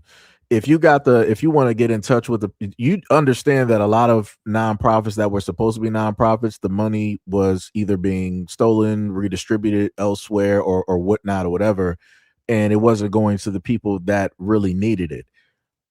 He's a man that has money, that made something directly for himself, and he's giving it directly to the people by way of his own hands instead of using the middleman, which could potentially steal the money. Again, I'm trying to figure out, like, you sound like one of those people that would be directly with the government, because the government, let me put it to you like this. I bet you got a problem with brothers going out here who are barbers and he's sitting up there giving free haircuts to the homeless. I bet you the one that set up there and got problems. There's a white lady in one of the states that I covered before, where she had about, at least during the time of the pandemic, they had about 98 tickets directly from the police by way of the city, because they were out there giving out clothes and food to the homeless.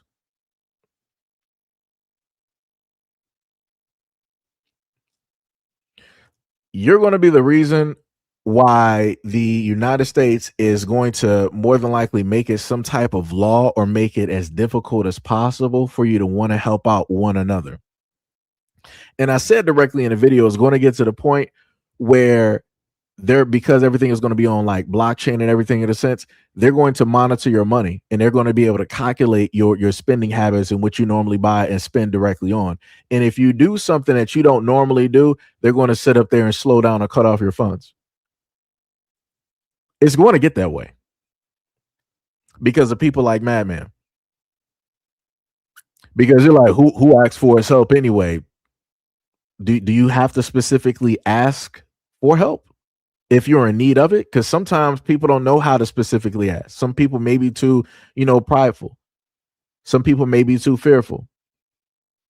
So they don't want to specifically do that. Because I've seen people who are out there on the streets or whatnot or whatever, and they were asking for just a little bit of change. And I've seen how ordinary people will sit up there and treat them. They want to get highly aggressive. They want to do this and they want to do that and all this other type of stuff. And I'm like, wow, that's crazy. That's wild.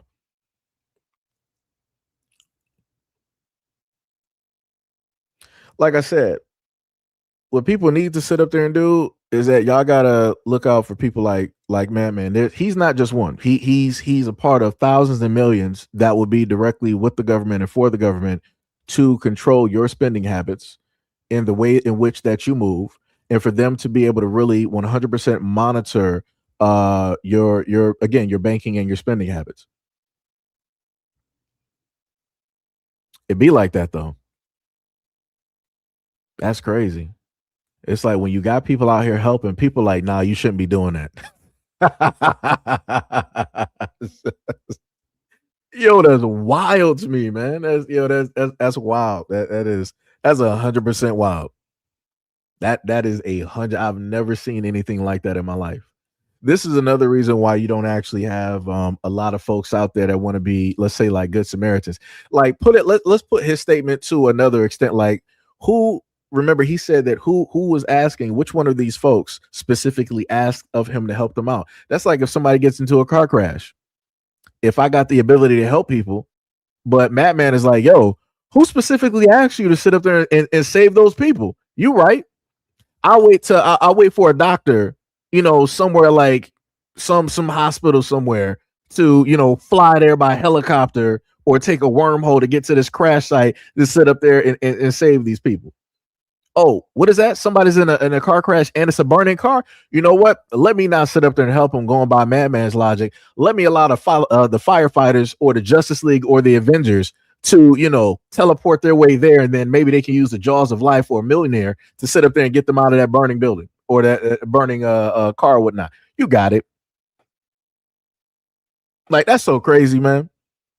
That is dire. I've never seen that before in my life. Just say that you don't want to help people because you got a certain problem with it because you didn't have specific people in your life to help you. That's probably what it is.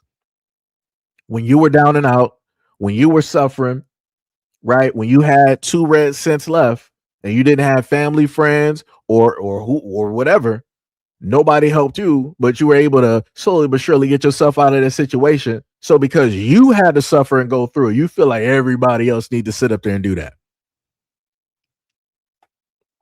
That's crazy. That 1000% is wild work. 1000%. Like I said, y'all gonna be part of the reason that's going to help enlist the United States government to basically really fully enslave the American people. Shout out to Madman though. He is one of those ones.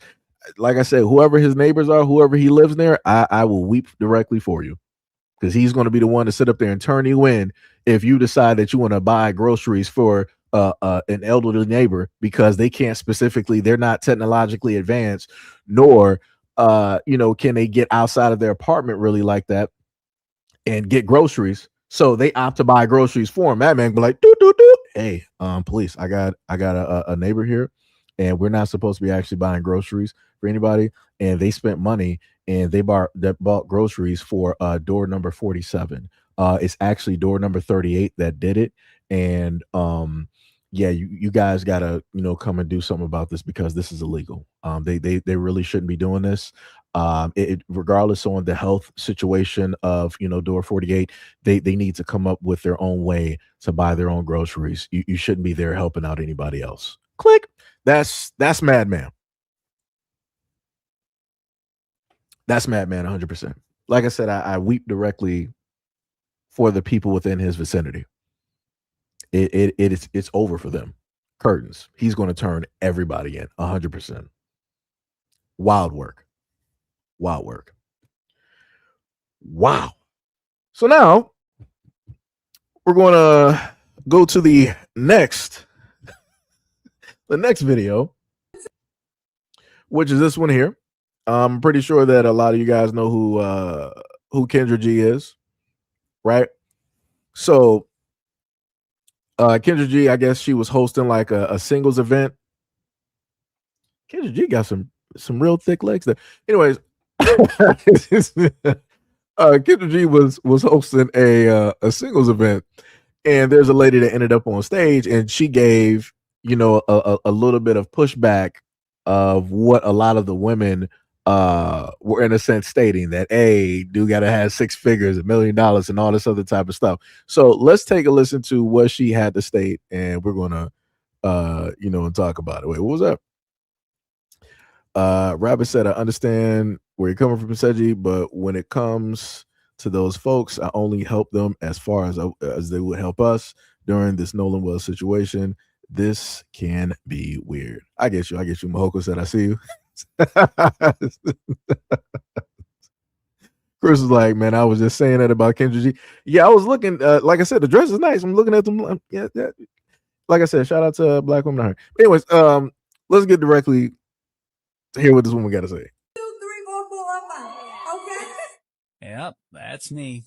You're probably wondering how I ended up in this situation. So I went to Invest Fest single, successful, and open to meeting somebody. But what was not on my bingo card was to end up on stage with Kendra G. So let me explain. It was my first Invest Fest, and I went to the singles event thinking, okay, maybe I'll meet my husband in this room. But woman after woman got on stage saying the same thing. He needs to make $250,000. He needs to make $1 million. And finally I thought to myself, is this real? So when Kendra G opened the floor, I asked, did y'all bring these women up here to rage bait us? And somehow that ended with me on stage. But here's what I was actually trying to say. The median Black man working full time earns roughly $54,000 a year. So once your minimum becomes $250,000 or $1 million, you dramatically narrowed your dating pool. And listen, I'm all for people having their standards, so have your standards, sis. I'm a doctor, I own my practice, and I'm doing well for myself. But I don't need a man to out-earn me to see him as a good partner. Because maybe the better question isn't, does he make enough? But maybe it's, can we build the kind of life we both want? Anyway, that's my first and best story on how I ended up on stage with Kendra G. Wait, Tip, you said the screen is black? I just looked at it. Yeah, I think you got to hit the live. What's the name? Somewhere on the stream, you should see something that may say like live, and it'll catch you up to where it is. Because she was saying like the screen is black. It was not black on my end. Let me sit up there and tell you. Let me tell you. And I think Tippy is writing from the other channel. But yeah, so again, the woman in the red is a doctor. And she was basically stating what the medium range for the, average Black dude out here, making, right? And there's nothing wrong with that, 59K, whatnot, or whatever. Like I said, you working and making ends meet, and more than likely trying to upgrade, progress through the ladder, or figure out another route or situation to add on top of that money. But you had the Black women that were directly there saying that a dude got to be making 6 figures or $1 million. And I'm like, dog, what is even happening here? I'm like, that is like, you're not even bringing that directly to yourself. Like, I understand, like, okay, I'll put it to you like this. If you got a woman out here that is like a millionaire, all right, cool. She's sitting up here saying 6 figures, $1 million. Okay, cool. She's within that age. She's within that money range to sit up there and say something like that. You got regular women out here who are making 60K talking about a dude need to make 6 figures. What are you talking about? You've never seen 6 figures in your life. What are you talking about? And then on top of that, it's like, hey, if you want to do to make 6 figures, how about this, right? Because I want to put it out there like this again. Far too many times dealing with conversations, dealing with like dating and whatnot, when you have these groups of women here that want to sit up there and talk, they normally want to sit up and say that black men are broke. But I'm like, we got black men out here that are blue collar or entrepreneurs or working, normal jobs or working 2 jobs or whatnot or whatever. But still, quote unquote, black men are broke. And I'm like, people just lost the plot. People lost the plot. Like that's 100% ridiculous. That is 100% ridiculous on how that works. No, Tippy, the person that was the doctor. So Kendra G is the lady in the green, and then the doctor is the lady in the red.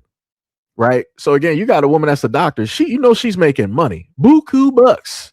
And she's sitting up here saying, it's like, yo, the stuff that women out here saying is ridiculous. It's like y'all asking for something that in a sense ain't really there. Or if it is, those guys, again, like I said before, what a lot of women don't want to acknowledge is that the dudes who are making 6 figures or like $1 million or whatever it is, they basically got concubines. They don't have to settle down. They don't have to sit up there and get married because they have an endless supply of women. But yet other women are trying to, go for those guys. But I'm like, do you understand what comes directly with that? Are you willing to sit up there and share that one guy and quote unquote his resources? Like he don't have no problem sitting up there breaking off a few $1,000s or whatnot or whatever, as long as you ain't making too much trouble or running your mouth, or if you know how to act, you're completely cool and fine. You can be number 15 in the lineup. But in too many instances, a lot of these women, they be like, this is the dude that I want, and I finally got him. And she'd be like, what I need you to do, rich man, is that you're only for me and you're not for other women. I'm like, you do realize that you're going to lose this battle. He has the money. You do not. He has the control. You do not. Women are vying for his attention. He's not vying for your attention. You came searching for him. He's not searching for you.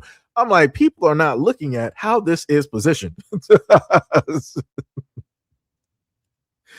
Like people don't understand how this works. And that's the thing that is very much annoying. That's the thing that is very much annoying. Because like I said before, it's like, yo, if you got a man out here that is making like 60K and he's willing to value you, he respects you, he's willing to sit up there and fill in whatever gaps that are needed, financially, right? Or he's able to like build you up, uplift you, and everything. Like, what's the problem? I don't understand what the problem is. Like I said before, when you look at it, and if you look at the whole thing, you see men valuing the actual relationship, and you see a lot of women. So men will sit up there and give, in a sense, like love. They will give directly to that relationship. Women are like, I don't care about that love and nothing. I care about the money. Where's the money at? Because that's all I'm hearing in a lot of these conversations. Everything is money, money, money, money, money. Me, me, me, me, me. I. And I'm like, that's crazy to me. So I'm like, I guess you got folks out here that don't really want the love. Shout out to Rosenbell. Hopefully I pronounced that right. Rosenbell. Shout out to Rosenbell for the 1,000 jewels. Much love, respect, and appreciation. Much love, respect, and appreciation. All right. I'm just trying to figure out like what's really happening here. Because to me, that's weird. So men will forego everything that is necessary in order to get love, right? Women are like, I'm not sacrificing nothing, but you better make sure to have that money and you better be ready to sacrifice directly for me. That's crazy. And this is this whole thing that I'm talking about here is going to come directly back into matter of fact, I got the other video actually uploaded. It's going to come directly into this video here, and it's going to sound real crazy, right? So let's pay attention to this. Let's listen to this woman here, because she's going to talk about the matriarch and how it is that, quote unquote, she runs her household. And I want y'all to know and understand, before she starts talking, everything that she is stating is about I, me. The one thing that's going to be missing, that she can't substitute for, that she can't even do herself, is going to be protection. Even though she's married, right? She's gonna sit up there and tell you that everything basically goes through her and everything of the sort. So let's take a listen to this. Matriarchy in my household, and here are some of the ways that I do that. So for now, it's just my husband and I, and one of the main things is our goals are centered through my vision, not his sole vision, and my vision essentially becomes his. So as far as our career goes, because what we often see in patriarchal households is the woman is investing a lot of her time and energy into whatever ambitions the husband may have. So for example, if that husband gets a job offer somewhere else and the man is the head of the household, typically the woman and the children would follow that man to said place, and he would be able to decide what is best for them and their family as far as his career goes. But in our households, all of that is centered through my career, not my husband's career. So if my husband came home today or tomorrow. Let me just pause that real quick because I want y'all to understand she's saying a lot of my and I, but then when it deals with the household, she wants to say our. I'm highly confused on that. So the household is shared, but when it deals with everything else, it's specifically you. Like I said, I need people to pay attention. And told me that he wanted to move to Idaho for whatever reason regarding his career, whatever the case may be, the answer would be no, because there's nothing in Idaho that would benefit me or my career. Now, if I call my husband right now and said, babe, we need to move to Chicago for my career, there's no questions asked. He's going to ask me when, and he's going to ask me what the plan is, because another thing is I make the decisions for our household, and I'm 9 times out of 10 the one that sets the plan and figures out how it's going to get done. Yes, my husband may be a part of the conversation, but for a lot of those situations, I come up with the plan myself, and then I come to my husband, I let him know, this is the plan, this is what we're doing. Another thing is there is no expectation of me to do the cooking and the cleaning in the household. Yes, I do cook most of the time, like for myself. Like I have actually never cooked for my husband before. Let me just stop it right there. And I'm not sitting up here saying that this is the main role of a woman. I would never in my life sit up there and get married to a woman, and she's sitting up here talking about some I've never cooked for my husband. We're not getting married at all. I'm not sitting up there saying that the man should know how to cook. Everybody should know how to cook, but you're sitting up here grandstanding talking about like I'm married and I've never cooked for my word. I'm like this is crazy. I'm like this whole Cardi B situation and got people like completely crazy. Like that this is sounding like wow, I don't cook, I don't clean, but let me show you how I got this ring. But yet what did Offset sit up there and show people? He showed Cardi B in a robe with no makeup on, looking as normal as can be, sitting up there sweeping and cleaning. Meg Thee Stallion, she pretty much is on the same thing. You know, I don't need a man, all this other type of stuff. But what did Meg Thee Stallion show people? She was like, oh, let me show you how I be cooking for all of the boyfriends, especially Klay Thompson. Let me show you how I be cooking. I cook for him and his father. Huh. Wild. The lies that women will sit up there and believe.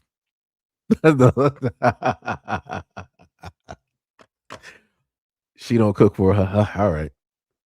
I will, if I do make a meal that is like big enough for more than one person, then obviously both my husband and I are going to eat from said meal. But a lot of the times I am cooking for myself, my husband is cooking for himself, or my husband is cooking for me. I do not cook for my husband. The same goes for cleaning. I don't clean up behind my husband. I clean up behind myself, or my husband will do majority of the cleaning in the household. Another thing is all of the decisions regarding our money is done through me. When my husband gets paid, all of the paycheck goes to my bank account. It doesn't even. Let me just explain something to you real quick. And I stand directly on this. I don't care how people disagree. I fully believe that both parties, even if you're married, both parties should have separate bank accounts. Both parties, let me repeat this one more time. Even while being married, both parties should have separate bank accounts. Now, what should happen is that there's a joint bank account of which money goes in order to pay bills. That's the only one that's basically in our bank account because both individuals' money is funneled directly into that middle account in order to pay the bills and the things that are necessary. Both parties should have a separate bank account. This woman is like, hey, every single time my husband basically is paid, All of his money comes directly over here. So he don't know how to manage money? Word? He don't know how to pay bills or nothing of the sort. Like, huh? That's a little bit weird. That doesn't make any type of sense. I hope that she is very good at finances. I hope that she's putting money in stocks and bonds, helping the money grow, and it's not just leaving directly out the house. Because I can already sit up there and see how this can go horribly wrong. Because also on top of that, if the money's going directly to her, who's keeping track of the spending? Because she's the only overseer. The husband, if all of the money is going to her, what is the husband overseeing? How does he know how the money is being spent? Right? Let's continue. Go to his account anymore, and I decide where the money is going to go. Our household is very much set up in a way of how can we make my life easier? How can we make sure that my goals and my aspirations are a priority and that they are being met? It doesn't mean that my husband doesn't have his own career goals and that his own personal things are not also a priority. However, I am centered in this household, and my husband's specific things are secondary to whatever it is that I have going on.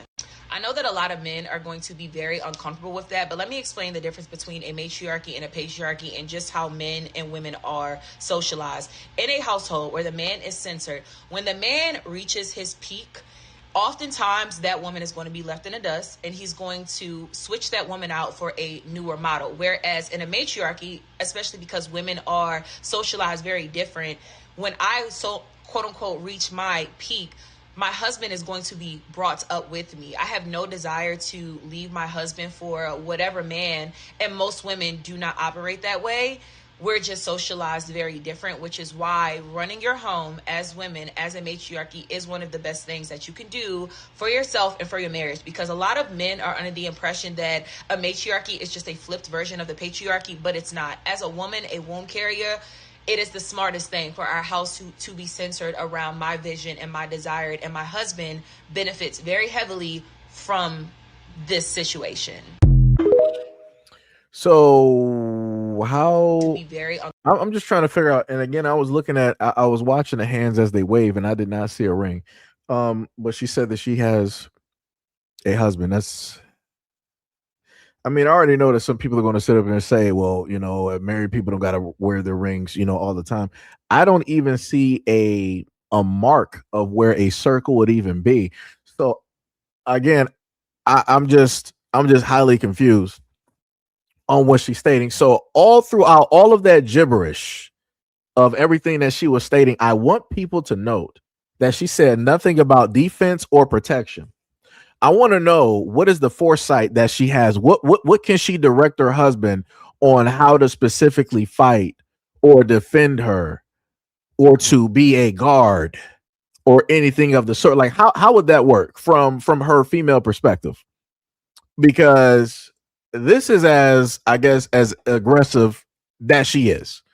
I don't really see her sitting up there taking down like two guys that are trying to sit up there and break into the home. Like I said, she can say all of this stuff if she wants to. I promise you, she's not going to be the first one getting up out the bed at 3 o'clock in the morning to make sure to check if they heard something like fall in the living room. She's not going to be the one. Like I said, when you start talking about a lot of this nonsense that she's sitting up there talking, they will start to leave out defense and everything of the sort. Protection. She can money, me, I. Everything is supposed to be, about me, centered around women, because the world is feminine. We're the life givers and all this. That's great. All right, you want to hype yourself up and all of that. All right, cool. Again, so how are you going to defend yourself? Do you have, like, as a woman, do you have like some type of like training or proving ground directly for your husband so that he can like battle with some lions or something? How does this work?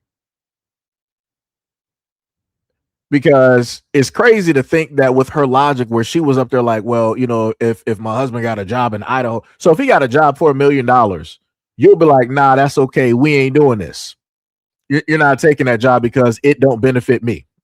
It doesn't sit well for the future that I'm conceiving, that I'm bringing directly into this universe. I'm conceptualizing. But if you had a job opportunity that was less than that $1 million to move to Chicago, you'd be like, yo, I made the call. We're moving right now. Huh?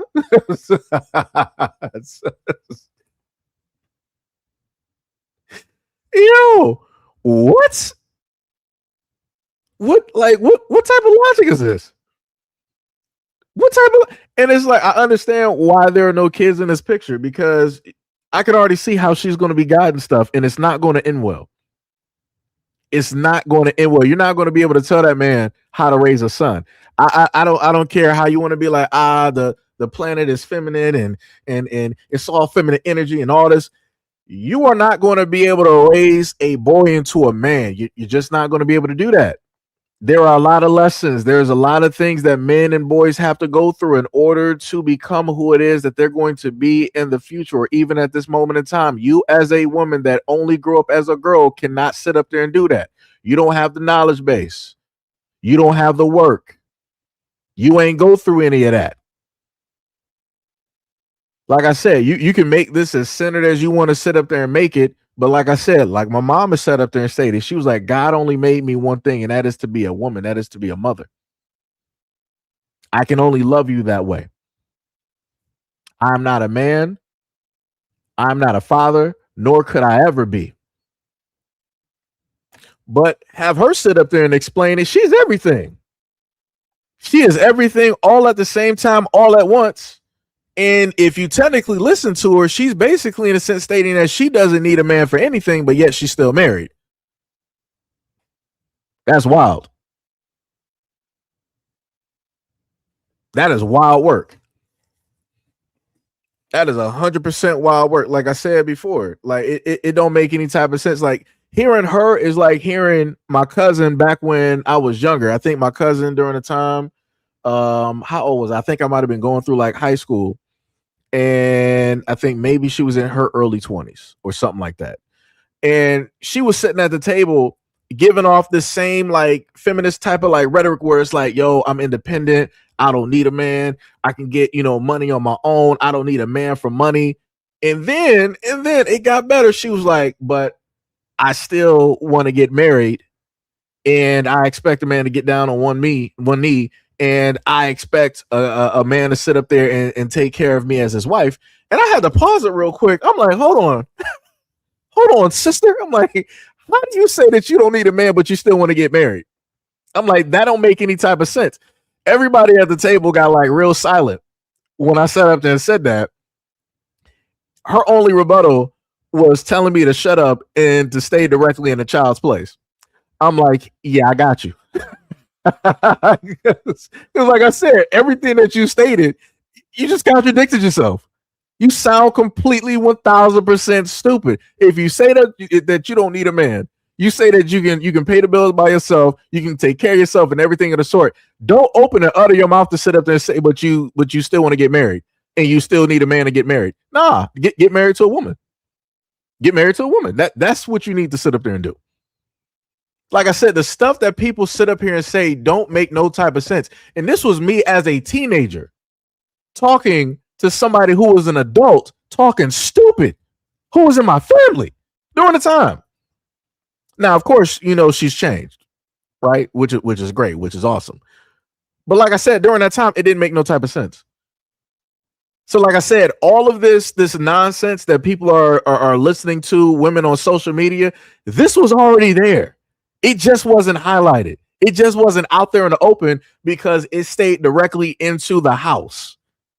It stayed amongst families. People weren't able to talk stupid to everybody else. So now you got a whole bunch of birds out there just singing. And they're not even singing the same tune.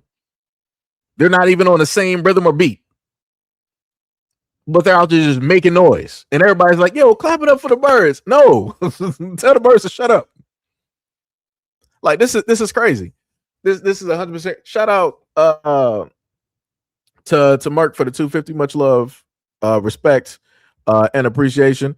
Also, shout out to Theresa Bonds for the 250 as well. Much love, respect, and appreciation. Much love, much love, much love. Like I said, this is crazy. This is 1,000% crazy. Like I said, so this is not my first. Well, I'm going to just sit up and say it like this. A lot of people who watch my standard issued, long form content, they're not going to hear this at all. But like I said, this is stuff that I've dealt with for a great portion of my life before I even got directly on social media. I was already having these conversations and having to deal with this stupid illogical thought process that people want to fall directly into because it's only self-serving. Because like the woman said, she was like, yo, all of this is basically about me. I'm the most important person in the room. There's only so few rare times in that conversation where she said an hour or an us. Like I said, like that's crazy to me. That's 1,000% crazy. And you're saying this with your chest out as if this is something like proud. Yeah, I don't clean. He does that. I don't sit up there and cook. I pretty much I cook for myself, or if cooking does happen, my husband is cooking, for both me and him. What, brother? Like, so when it deals with like gifts, is it just your husband buying gifts? Because we're dealing with the feminist ideology where it's all about you, where it's all about centering the woman. So are you the only one getting gifts? Like, what does your husband get out of this whole situation? That's what I'm trying to sit up there and really, get and understand, because she didn't speak nothing about love. She didn't speak nothing about validation. She didn't speak nothing about respect. All she said was like, hey, all my husband got to do is just give everything important to me. And then, he's going to get, whatever he gets directly out of the situation. Brother, what? What are we talking about? This is a far cry from what women were sitting up there saying online, talking about they need relationships to be equal and this, that, and the third. This is why I sat up there and told people before. This is why I do not believe in the whole concept of equality, because women be full on BS when it deals with that concept. They cherry pick. There was nothing about equality in this situation of which she said that she was married. And again, I'm not even sure if she's married at all, because I looked at her hand. I did not spot a ring. And again, you got women on here that get on here and lie, and they sit up there and say that they're either in a relationship or they're married or a combination of both. And they're not in either or, but they're just making content, and women are going to fluctuate and believe them just because they're a woman. And we're in a society where you're supposed to just believe all women just because they say something. And even when the truth comes directly out, when the woman is a liar, it's still believe all women. Matter of fact, that just brings me up to another woman. There was what was that Somalian girl? What was her name? Rhonda Osman, whatever it is. She's free right now. And I got a video where a guy actually walked up on her in New York. Some dude was sitting up there, cuffing her. He boyfriend or girlfriend or whatnot, whatever. That's a stupid fool. But he is with her, and she's just out there just walking around and just, technically looking strange. Like I said, I know where a lot of that money went, and it went to, body modifications, augmentations, and whatnot or whatever. Like I said, women believed her.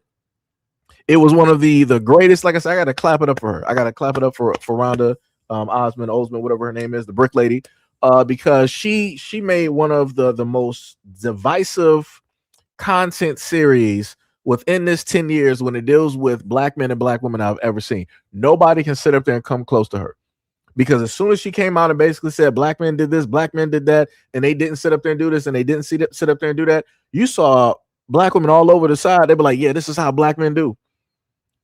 Look at how they don't want to sit up there and protect black women. Look how they sit up there calling us black women a liar and this, that, and the third. And then when it came out that she was a liar, do you think that those same black women that was coming after and attacking black men on social media and saying that they ain't this and ain't that and making all of these videos, do you think they came out and to apologize? They never did.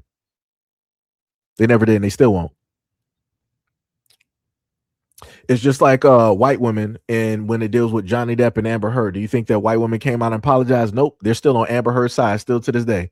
They'll be like, Amber Heard is she's so brave. Amber Heard is one of us. We got to stand up for her from now until the beginning of time. Down with Johnny Depp, down with his career. It's crazy. It is diabolical. Amber Heard not only basically hindered or brought down Johnny Depp's career to a point, but she also harmed DC movies, aka Aquaman, to the point where they had to cut her out the film. People talked about Jonathan Majors. Before Jonathan Majors, there was Amber Heard. And DC was already suffering with films. As soon as she came directly up in there, and she was Aquaman's wife, and then this whole trial came out, they had to do as much as they can to sit up there and cut her out the film. Crazy work. That is diabolical. That is 100% diabolical. Let me tell you something. A woman got up on the stand talking about my dog stepped on the bee. I'm like, word? That's a crying situation. Your dog stepped on a bee and you sitting up here.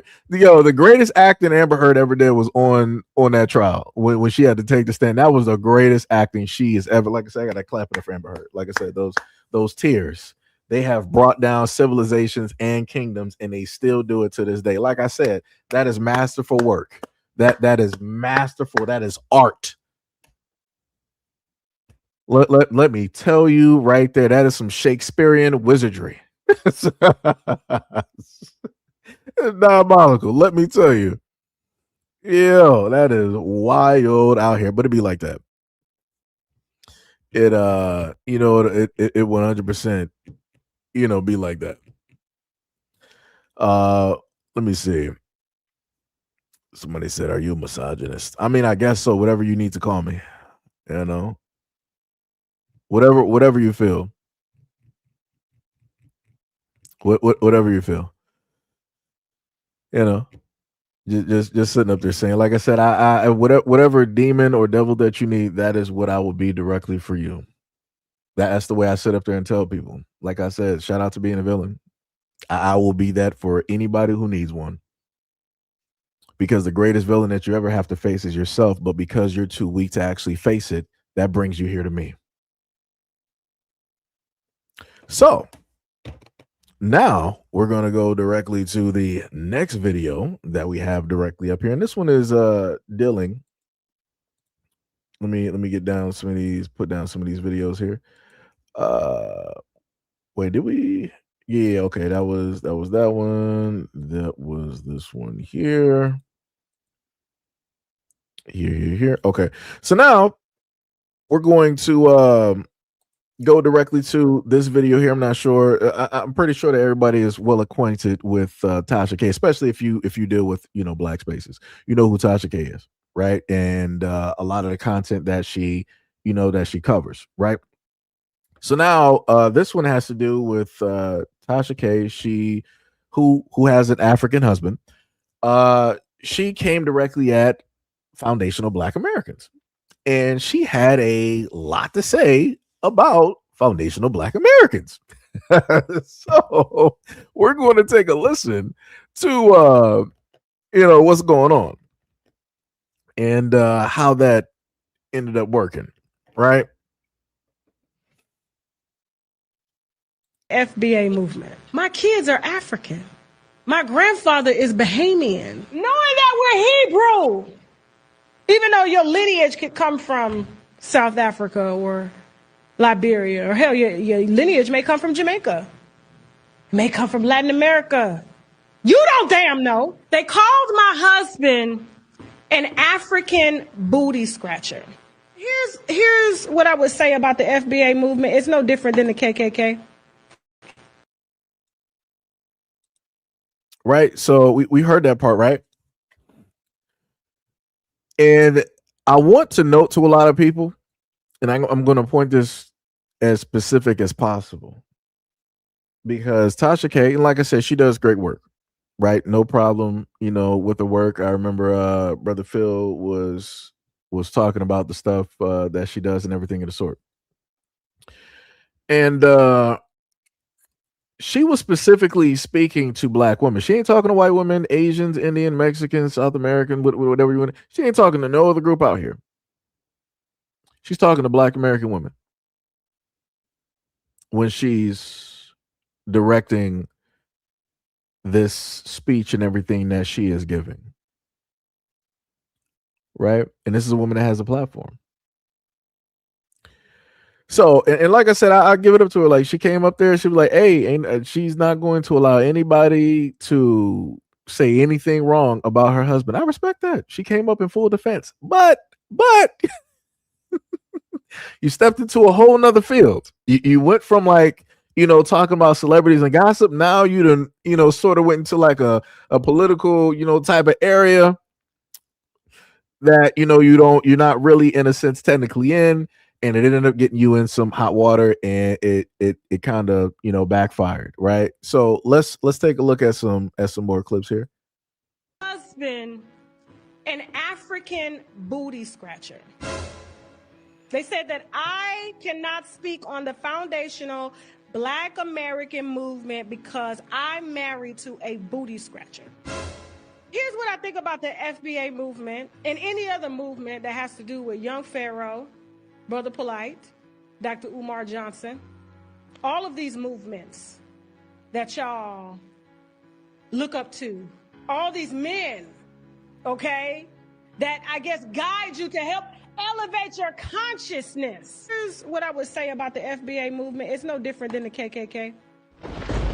Meant to divide, meant to separate you, to isolate you, to have you looking at other races that look like you and hating them for no reason. That is the same foundation and principles that the Ku Klux Klan build themselves on, which is protecting their whiteness, their pureness, not knowing that they are not pure. It's a lie. And I don't get involved in these types of conversations because it's ridiculous. And it's very unintelligent to talk about, to even speak on, that I would deny my own children, my own grandfather, my own mother, just to protect what? A movement? Y'all don't put food on my plate?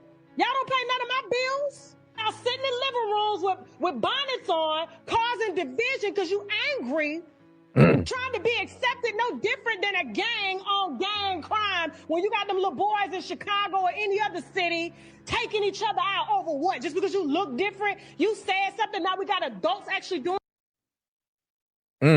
Now you heard that, right? Tasha K, she specifically said all y'all do is sit in your living rooms with bonnets on. She ain't talking about no other demographic. She's talking about Black American women. And again, every single Black American woman does not wear a bonnet. But again, going with the stereotype and who that stereotype is normally applied to, that would be Black American women. And again, this is her going directly off, right? And this is and this is what I talked about before, where people want to go directly to like the Chicago point of view, where it's like, in Chicago, you got such and such, people that just sat up there and this, that, and the third, and all these other types of things. And I'm like, yeah, now this is what we're doing. This is how we're gonna sit up there and fly this. We're gonna go the Chicago route. That's wild, brother. That's 100% wild. 100% wild. Let me see if I can get the other clip, because there was a woman that pulled directly up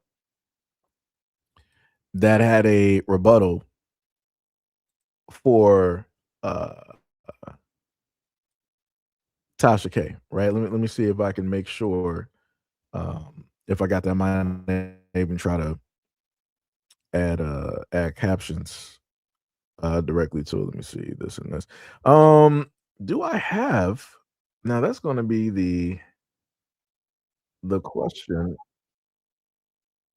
Let me see. Let me make sure. Okay, yeah. For whatever reason, I did not actually get this clip, which is weird. All right, so I actually got it now. Let me just get this real quick. I thought, wait. Let me before I do that, let me just make sure I don't have it in the back. Let me make, yeah, I actually didn't know. Oh, that's weird. All right. So let me just put up, because there was a Black woman, like I said, shout out to the Black woman that was in the video that responded directly to Tasha K. Let me see. Hopefully this will download as it should. Because I can't really see what the video is. Let me make sure.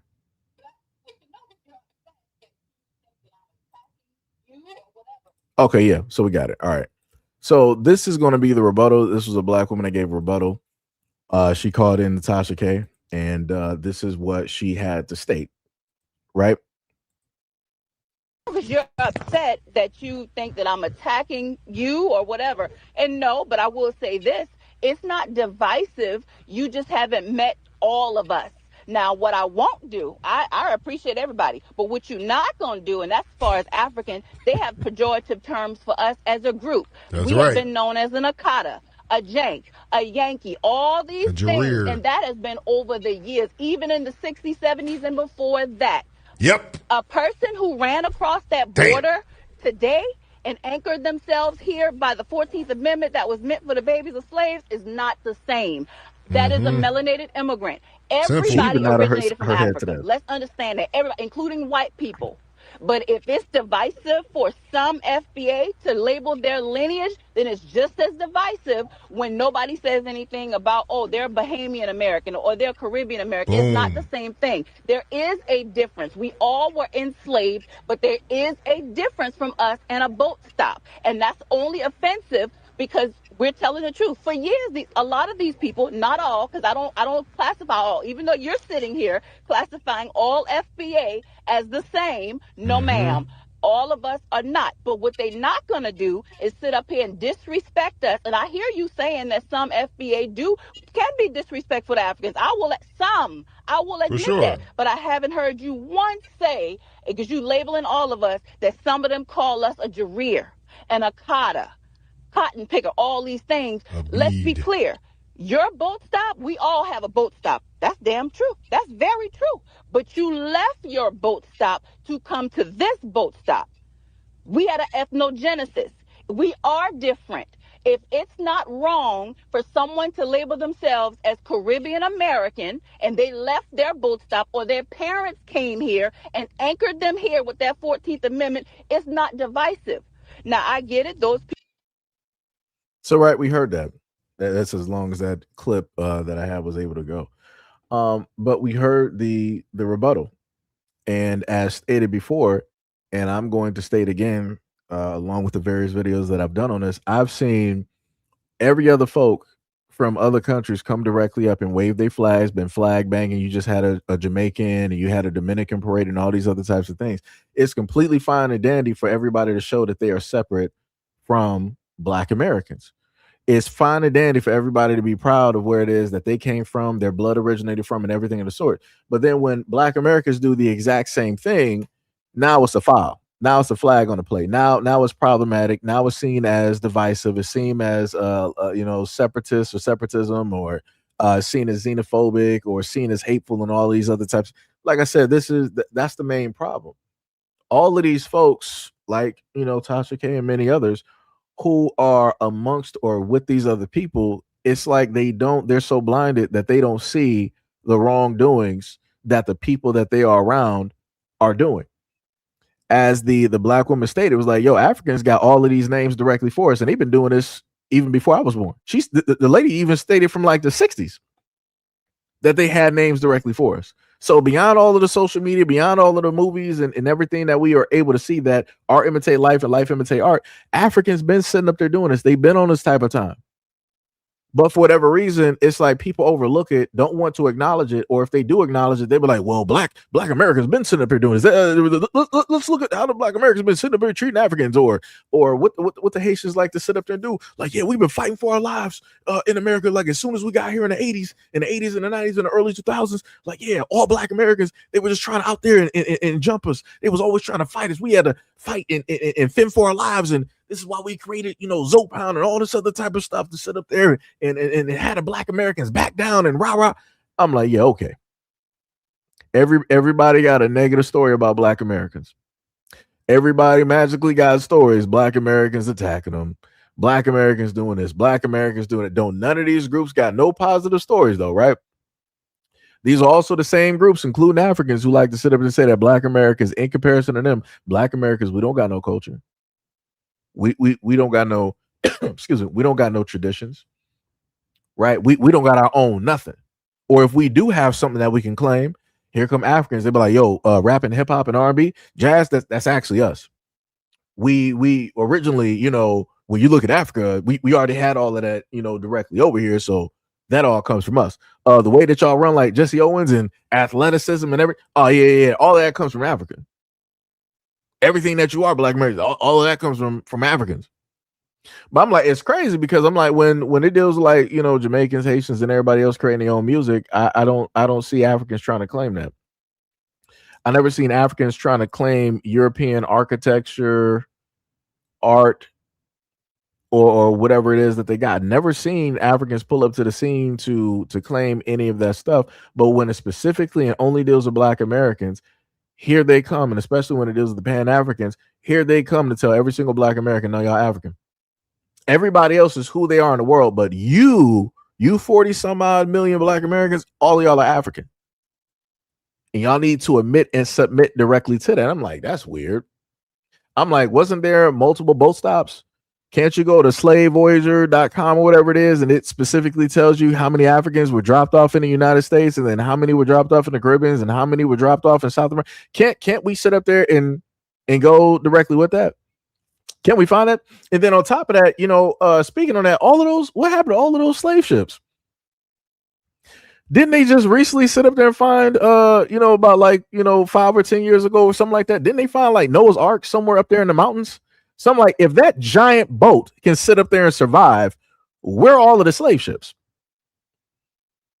Where all the slave? Magically, they all rotted out, right? Magically, they all sank to the bottom of the ocean. Magically, people didn't, you know, take care of those ships and preserve them to preserve that history. They just was like, we're going to do this, and we're going to erase the history on those ships, but we're going to let people know that slavery happened and that we were transporting these millions of people, you know, back and forth. I'm like, that's a little bit weird. So we got Noah's Ark. We got Noah's Ark that scientists have pretty much found, but yeah, we can't find none of those slave ships. I guess the sharks, a megalodon or something, got directly to it, a mesosaurus or something like that. Some ocean dwelling creature like Loch Ness monster or a Titan boat. Something got to those ships and it just like ate them and sent them into a black hole somewhere in outer space where we can't sit up and get to them. Like it's a little bit weird. It's a little bit weird how that took place and happened.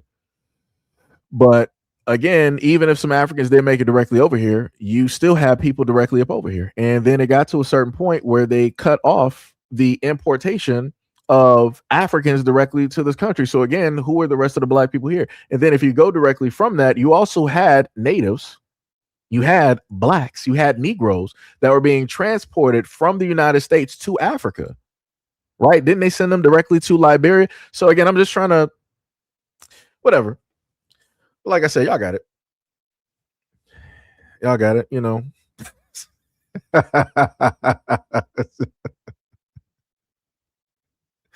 Like I said, people got it, man. You know, it's whatever it is.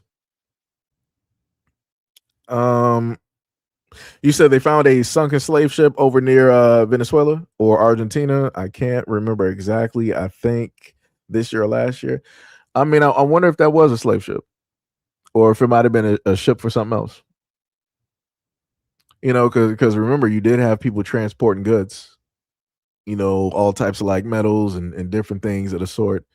You know, I mean, like I said, anything is possible. But you know, for me, for record's sake, I'm just trying to figure. I would love to see all of the slave ships, because I put it to you like this, right? We know that chattel slavery existed in the United States because we can still go to those plantations. They still got the mansions and the houses and everything. So we clearly know. We can look at the land.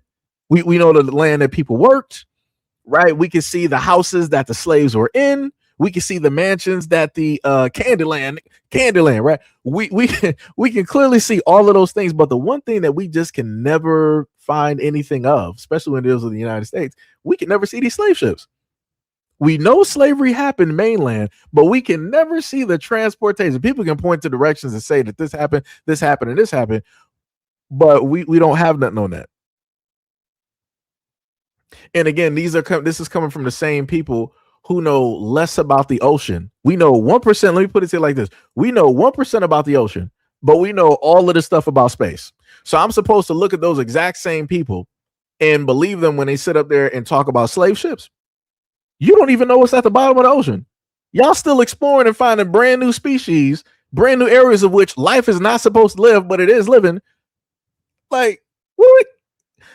Like I said, people got it.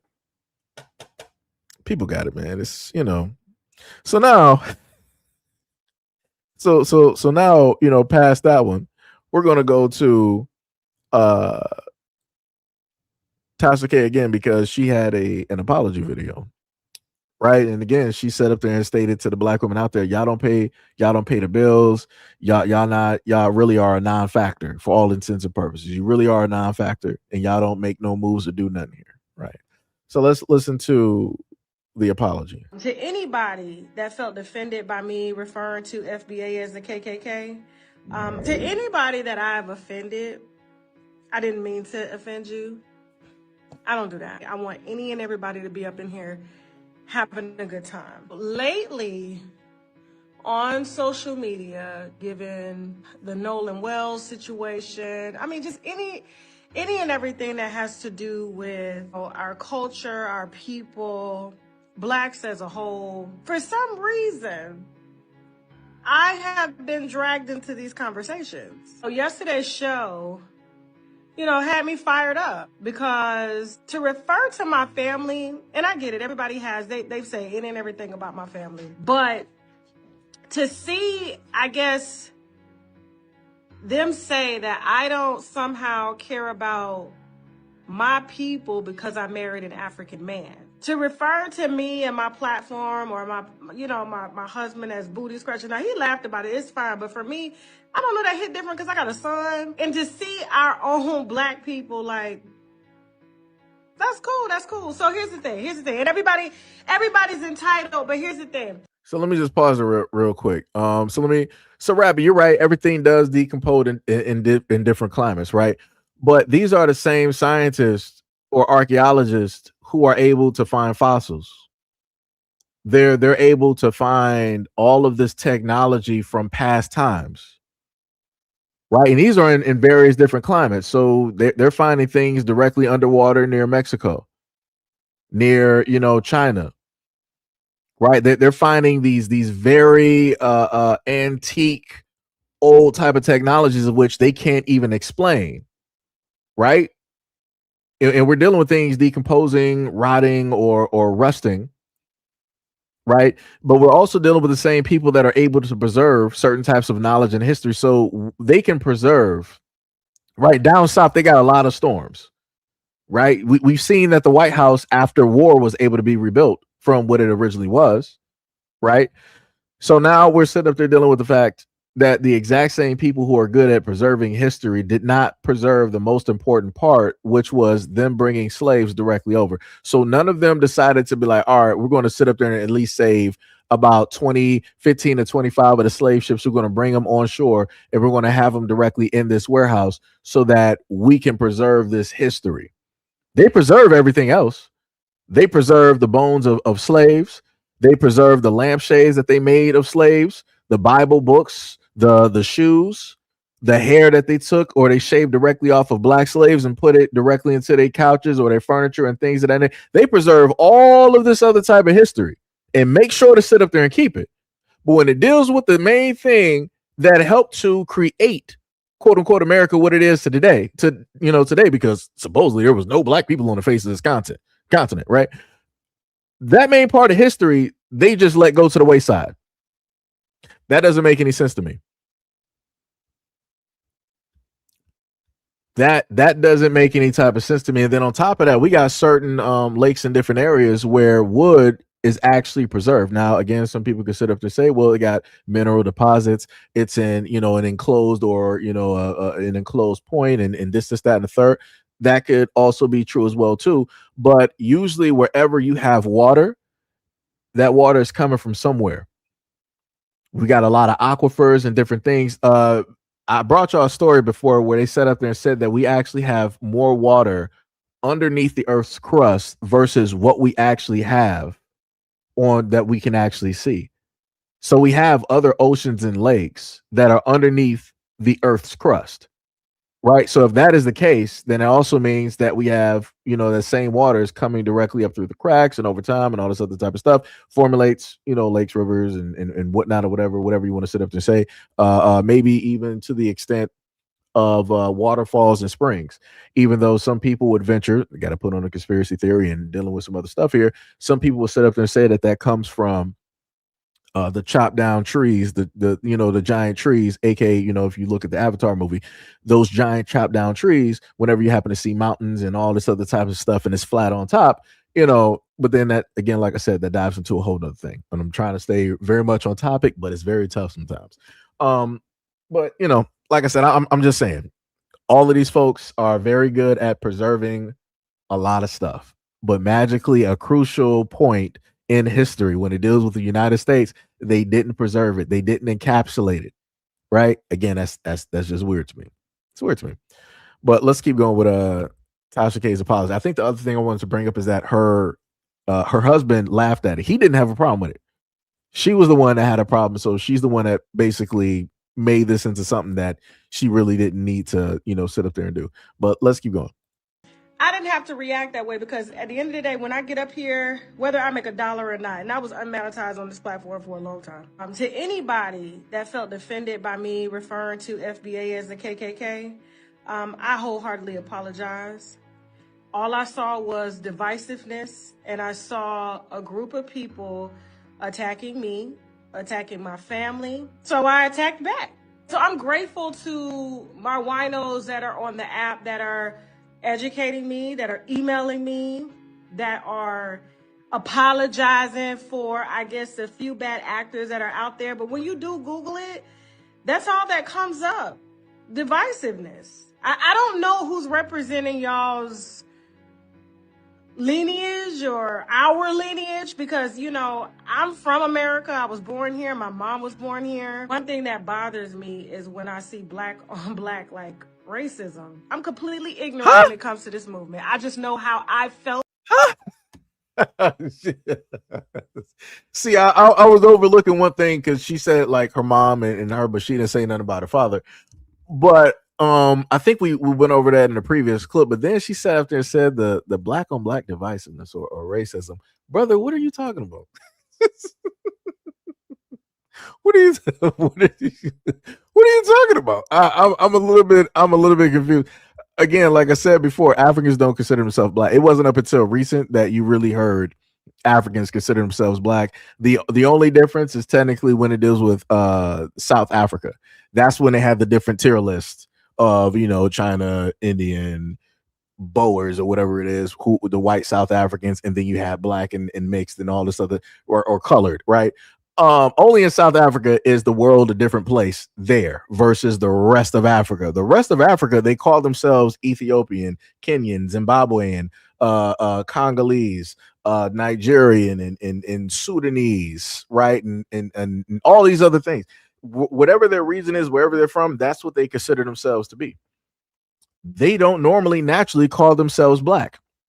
It wasn't up until recently, better yet, it wasn't looking at the other videos that I've done before when Africans speak on the differences in between black Americans and Africans and how the culture of Africa versus America is.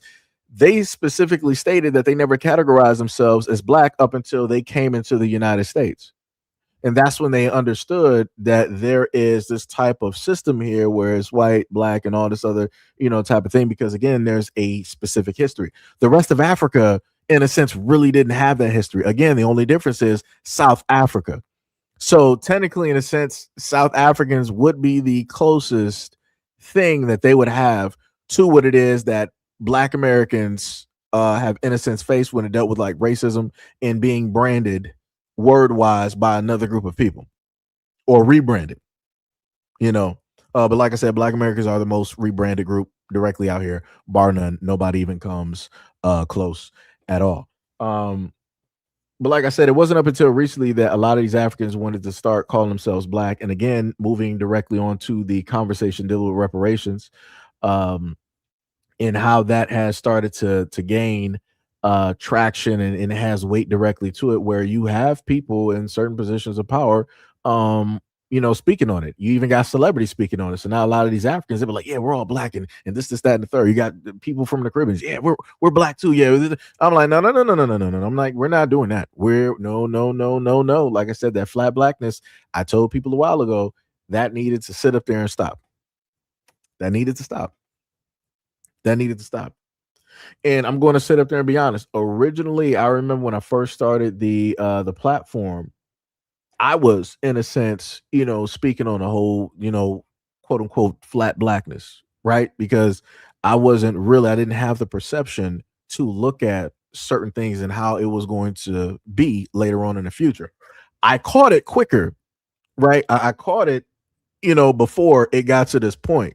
Right. I didn't sit up there and like catch up and I'm like, yeah, now I'm at this point of understanding. No, it was within, I put it within maybe the second to second and a half, maybe the third year of doing this, where that really became the main thing that I was talking about and bringing directly up. But at times you will hear me go back and forth, in between the two, dealing with the situations, the politics, the police, and everything of the sort. But then slowly but surely, you started to see more and more of these folks be like, yo, don't call us black, I'm African. Don't call us black, I'm Haitian. Don't call us black, I'm Jamaican. Don't call us black, I'm Caribbean. Don't call us black, I'm Dominican. I started to see this more and more. And then, of course, the flag banging. And I'm like, I got you. I got you. I understand now. So let me sit up here and get directly with the times. Let me get directly in order. And let me sit up there and make the corrections that need to be made. Like I said, the main thing that was taught directly to us was the whole thing of that everybody was black. Everybody should be considered black, and everybody goes through the exact same situation. No, we don't. We don't. Like I said, I'm just not at the point in time of being in that space anymore, because I've been taught and shown otherwise. Because like I said, people want to divide themselves by sitting up there saying that their culture is better than black Americans. They want to say that they're more educated, that they got more money, that they got, more land, that they're doing better and everything of the sort. But it's because of black Americans that they're comfortable and they're able to do the things that they're currently able to do in the United States. So, because people don't want to respect black Americans and everything that we have fought for and, forged, directly through and everything that we were able to create, so be it. And I've said that, so many times throughout a multitude of videos over these years. And then since I decided to sit up there and do that, here comes the main people who separated themselves. They'd be like, yo, it's like this, your content is like, it's divisive. It's like, Africans and black Americans, we all one, we really all the same. And your content ain't really helping because we need to unify. No, we don't. No, we don't. No, we don't. Because when black Americans were going through slavery here in the United States, where were Africans? That's my question, right? Since people say that we need to sit up there and unify, right? When black Americans were sitting up there going through slavery, where were the Caribbeans? Where were these Haitians? Where were these Jamaicans? Where were these Africans? Where were all of these other folks that sit up there and say that now we should be doing this flat blackness? Where were y'all at? Where were y'all at with the ships, with the warships, with the armies? Like, what happened? What was up? What happened? Like I said, when you happen to specifically place that question directly out here, nobody has anything to say. Nobody has anything to say, and I'm like, that's wild to me. That is wild. 100% wild. Like nobody ever has any answers for that. Just like with those slave ships, but it'd be like that. But then going back to the thing that Tasha K was basically trying to say, that the FBA is the same as the KKK. That's a little bit weird to me, because they have a history of what it is that they've done. Matter of fact, I got a book directly on it. It's a pictorial book, and it shows you the grisly, gruesome images of what it is that they did to black Americans. Now, where could I find the exact same type of book, but it's just all white people? I've never seen it.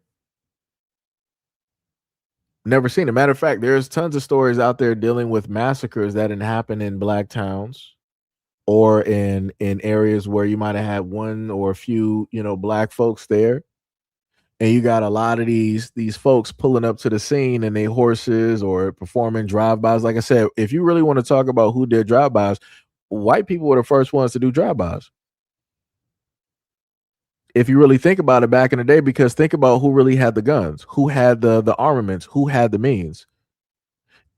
And think about who it is that they found as a threat. Even if black people are in their own neighborhoods, you heard stories of black people either getting firebombed, their houses torched, or their houses getting bullet ridden. And that was to strike fear. That was to let them know, quote unquote, who's in control, who's in power, who has the say so, who could either take your life or allow you to live. You don't got those same stories back during that time happening in white communities, happening to white folks. You got these hearsay stories where it's like, oh, this black heat, they did this to this white family in 1918. Really? So how is it possible that when it deals with these stories, that every single time we deal with people trying to have these this memorabilia, right? A lot of these pictures and whatnot, how is it possible that it's always you guys, white folks, that have this in like some type of treasure chest? Y'all got this in the attic. Y'all got all of these flags, y'all got these postcards, you got these pictures, right? You got these family heirlooms. Why is it that we never have this in the black community? Why don't we have the reverse, where folks are using white babies as alligator bait? Why are there not stories like that in the reverse, or using you guys to play polo? Why don't we have that in the reverse? Or slavery in the United States by way of blacks? Why don't we have that in the reverse? Black people gaining their wealth off of the backs of white slaves. Why don't we have that in the? Like I said, I'm just saying. I'm just trying to figure out. I'm just trying to figure out, because all of a sudden in this time period, I've never seen so many people try to be victims. Again, we're dealing with projection. For all of these years, whenever the truth comes out, white people are like, oh, you guys are, you just want to be victims, and you're trying to be victims. You're bringing up old stuff and da da da. And here come white folks of this time period, like, yo, we're afraid of the blacks. The blacks are on the attack. When blacks attack, right? That whole type of thing where they bring up all of these stories. I'm like, oh, but look at what this black person set up here and did, and this, that, and the third, and all these other, like, this is why we have to fear for ourselves. Or better yet, the story that I brought to you guys before, where the white dude was up there talking about, if you're a white man, you're dating a black woman, you need to arm up, you need to get ready, prepare to defend yourself, because we're under attack, because the blacks don't like us when we're dating their women. There's been so many times as a white man that I've had my life threatened, or these men out here, they postured directly towards me, violence, or they said things directly to me, tried to have me shooketh. But then I learned, because I have my black queen directly by my side, I got to arm up and protect myself with my AR-15. Sold in the Kmart or Super K near you. It's like, yo, it's just like I said, it's wild out here. It's it's 100% wild. It's 100% wild. 100% wild. You talking about? Oh, you said, hold on, who was that? Gen X. Yo, what's up, man? You said, am I a CIA operative? Explain to me what that would mean. Explain to me what because so just so you know that I'm talking directly to you. Explain to me what a CIA operative would actually be. Explain that to me real quick. Let me see. Maybe I might get this book real quick. Let me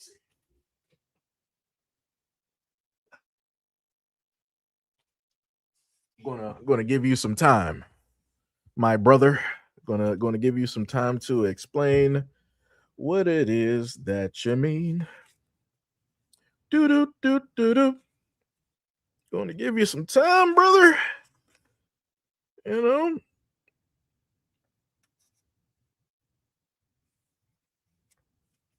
Give you some time. Because I want to Because well, I'm giving you time. That'll give me some time to look some stuff up in my handy dandy book. Because you were talking about the CIA, so I actually found the stuff that I was looking for. So any time you're ready for that, you say you're not smart enough to be a teacher, right? All right, no problem, right? So let me just read something to you real quick that you might have never heard before, right? So they said, according to Immigration and Naturalization Services, gave Cubans temporary legal status. Then, near the end of his term, Eisenhower established the Cuban Refugee Emergency Center to coordinate relief to Cuban arrivals. The program, renamed and expanded by Kennedy, gave Cubans access to all kinds of resources: work permits, job training, English classes, small loans, subsidies and childcare, housing assistance, and job referrals. Access to those benefits allowed Cubans to work for lower wages than others, sometimes for as little as half the wages garnered by their black counterparts. One report estimated that between 1959 and 1962, 12,000 African Americans lost jobs to Cubans. Sometimes it was the United States government itself that gave Cubans employment. Let me repeat that one more time, because you said that I'm a CIA operative, right? So one report estimated that between 1959 and 1962, 12,000 African Americans lost jobs to Cubans. Sometimes it was the United States government itself that gave the Cubans employment. In the early 1960s, the CIA, let me repeat that again. In the early 1960s, the CIA had 12,000 Cubans on its payroll, making it one of the largest employers in that state of Florida. In fact, the CIA's largest station in the world, outside of headquarters in Langley, Virginia, was located in Miami. The agency also controlled more than 50 front businesses, a large number of them Little Havana. These were CIA-owned Cuban exile-run travel agencies, gun shops, real estate offices, and alike. Such ventures, quote, helped exiles hone their entrepreneurial skills and boosted them economically, though they did nothing to topple Castro. It was the assistance from the United States government, the CIA, not only cultural capital or up by the bootstraps determination that made the early exiles golden. So I'm a little bit confused, right? I showed you what real CIA operatives basically get. It told you directly in the book what the government specifically did. It gave them money. It fronted them businesses. It allowed them to do the things necessary. And this is why you see the Cubans in Florida as they are today. And then you turn around and you still want to ask me, am I a CIA operative? Where do you see that at? Where do you see me? Like if you saw me, let's say like a Kai Sanat, if I was like an iSpeed, if I was like an Ice Poseidon, a PewDiePie, if I was like a Mr. Beast, all right, you might have some legs directly on that. But I'm just trying to figure out, where in the blue world do you see CIA anywhere? That's what I'm trying to figure out. No, Shauna, let that person go, because I'm waiting for them, because like I said before, I'm trying to figure out, when people want to make these assumptions or these accusations, I'm trying to figure out what proof do they specifically have, because, again, if you're going to ask a question, you already have a certain type of belief. You already have something pre-written that you already believe, no matter what answer that I, in a sense, give. I can sit up there and say no. They're still going to sit up there and believe their main first thing. If you're questioning, am I a CIA operative, automatically you already from the jump already believe that I was a part of the government, that I was CIA, that I was here and I was planning and this, that, and the third. I'm just trying to sit up there and figure out where is the explosive growth? Where's the meteoric rise to fame? Where am I on any of these mainstream media, platforms and doing these interviews and this, that, and the third? Like I said, you got what's the dude's name? You got Brandon Tatum out here. You see the interviews that he's doing. You see the way that he's doing, but you're not going to say that he's an operative. you see a lot of figures that he's interviewing and aligning himself directly with, but you're not going to sit up there and question if he's a government operative or if he's paid for or not. But somebody that's on a smaller scale, that doesn't have the same light, notoriety, doesn't even have anywhere of the ounce of fame that a Brandon Tatum has, magically you come out the blue and you're like, oh, it seems like you're CIA. Where? Where? Because my main thing is I explained to you proof about what the CIA does. And I'm waiting for you to sit up there and showcase to everybody where is it that I'm CIA. It should be very easy for you to sit up there and do. You got a lot of knowledgeable people online, a lot of people that happen to do research and everything of the sort. I'm just trying to sit up there and figure that out. Like I said, for years I've been hearing people sit up there and write in my comment section like, "Oh, you're a government op, you're this, you're that." Just because people sit up there and say it a few times does not mean that it's true. Especially if you don't have any type of facts to sit up there and back it up. Like I said, that's just weird. That's 1,000% weird, but whatever allows people to be comfortable, I guess. But you said he got nothing else to talk. You're not saying anything.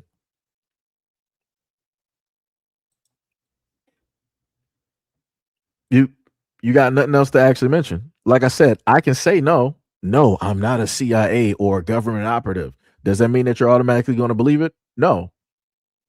The next course is like, okay, well, show us proof that you're not this, that, and the third.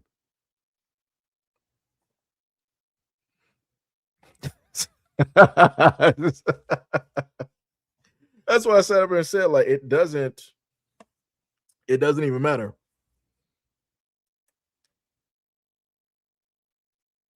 I mean, just because you keep repeating the exact same thing, howling like a hit dog.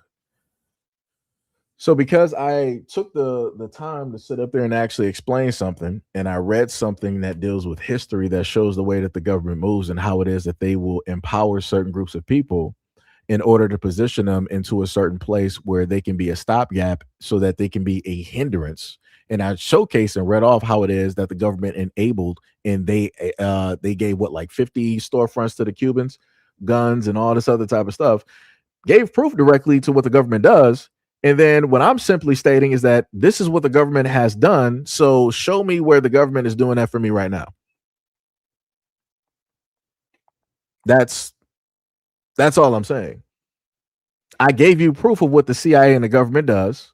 It's written and it's documented. You can look it up yourself. So I'm just saying, in comparison, show me where the government is doing that for me.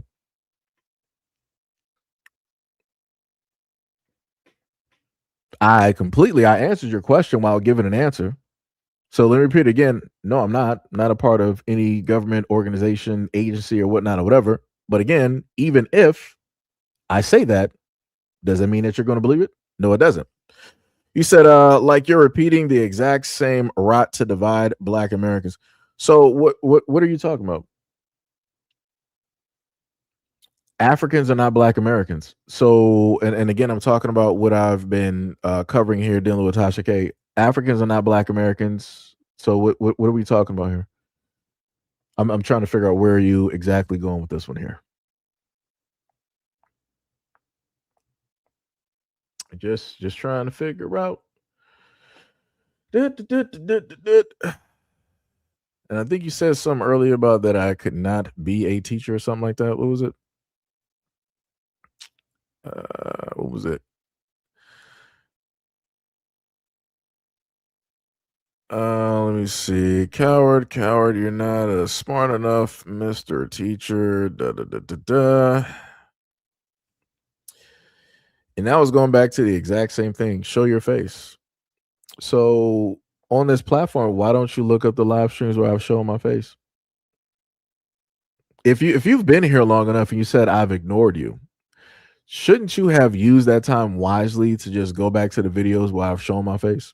Wouldn't that actually be easy for you to do? I leave all of that stuff up there.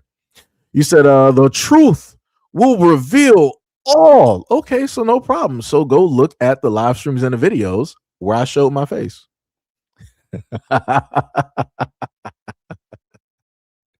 just do that. Is that not simple enough for you to do, or is that too difficult? Is that a Herculean feat for you to do? To press a few buttons and to look. Matter of fact, hold on.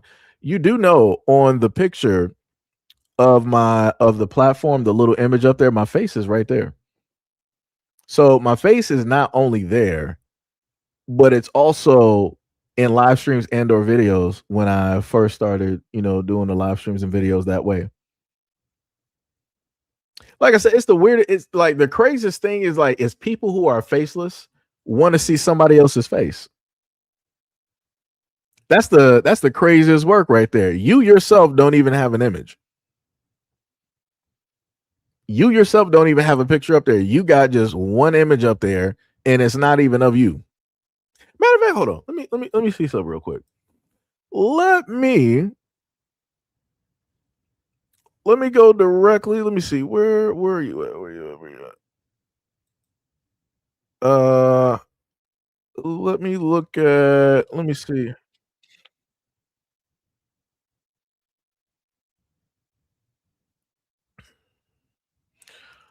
Oh, you're this person. I remember you. I remember you. Now that I look directly at your page, I remember you. It's crazy. Yeah, you're just all over the place, realistically.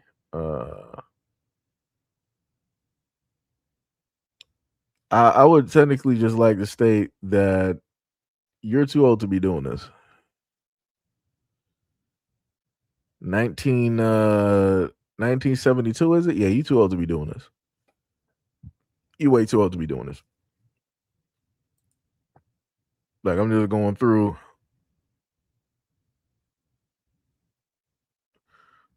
Like I said, the main thing that you should just focus on, like I said, you know what? You might be going through some stuff right now. I'm just going to sit up there and be nice. You're an older individual, right? Just focus on your content. Focus on that stuff. That's what you need to do. You need to focus on the content that been doing. And like I said, that's some wild work. Like I said, fixate and focus on the stuff that you've been, talking directly about. That's it. That's what you need to focus on. Like I said, I'm in my space. The only time that I even knew anything about you is when you decided to let me know that you exist and that you got a problem, and when I decided to peer directly over to whatever your content is. Like I said, and I told people before, normally I mind my business. Normally I do. And in most cases, normally I would sit up there and grill folks who want to come directly over here talking nonsense. But like I said, you're older. It's cool. And I'm gonna, let you be where you are. I tend to try my best to respect older people. Like I said, we're not even a part of the same age range.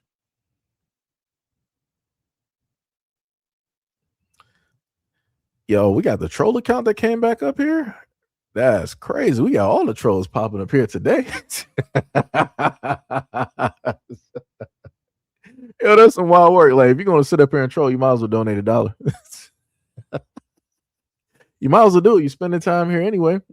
You're not really doing that with yourselves. You sitting here on your couch watching me talk directly to you. Why don't you go out there and make some of yourself? Come to Everest College. It's like, shout out to the Everest, man. Like, those were my commercials right there. Crazy work. Let me tell you. Yeah, you're 54. Yeah, I think, a stroke, or you might be going through a stroke right now, something. You got to be. You going through like some type of old age situation or something like that. Like I said, I don't know what you're dealing with, ma'am. You might want to go. You might want to go see somebody. Just go see somebody. Go do something with that. Like I said, go get you a person, go get you a cat, go get you a dog or a cactus, wherever it is that you reside. You're 54 years old. That's crazy. That's diabolical. Too old to be doing this. Anyways, let's get back to the Tasha K. When I was attacked, when my family was attacked, and I decided to just, here we go. I will lend my platform on Sunday. I want the people that y'all listen to, if they are true educators in this FBA lineage, I want to talk to them. There are a lot of people that are just like me that are confused, generally confused about what this is, please email me, unwindwithtasha@gmail.com. Let me know who are your teachers when it comes to the FBA lineage. If it's a great thing, I would love to open up my platform to educate more about it.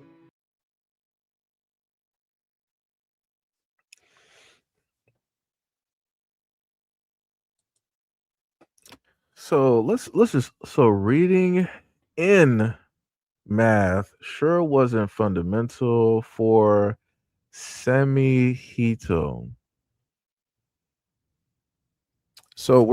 So writing that, you really thought that it was in your best interest to try to talk about education? My name is literally posted all over my page, and you still got the name wrong. How do you do that? How do you write this out? You didn't even spell and. You couldn't even, put up the, the other version of and like I said, I did N on purpose on one of my videos, and I knew I was doing it on purpose. But you sat up there and just messed up this whole thing on, and I'm not even really like a grammar police type of person. Like there's a lot of things. You said you spelled it purposely wrong, so you couldn't even spell you or and. So you did that purposely on purpose in order to get at me. I'm not understanding how that's a negative towards me. All right, fine. Minus the name, you mean to tell me that you couldn't spell and or you? Again, minus the name, what's the excuse for not being able to spell and or you? I'm highly confused. I'm highly confused. Like this is ridiculous.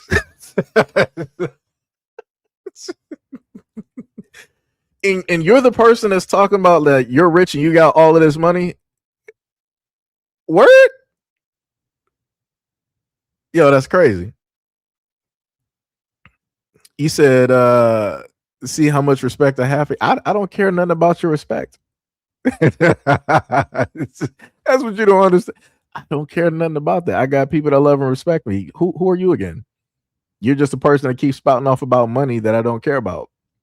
I got love and respect from people. So what's one less person?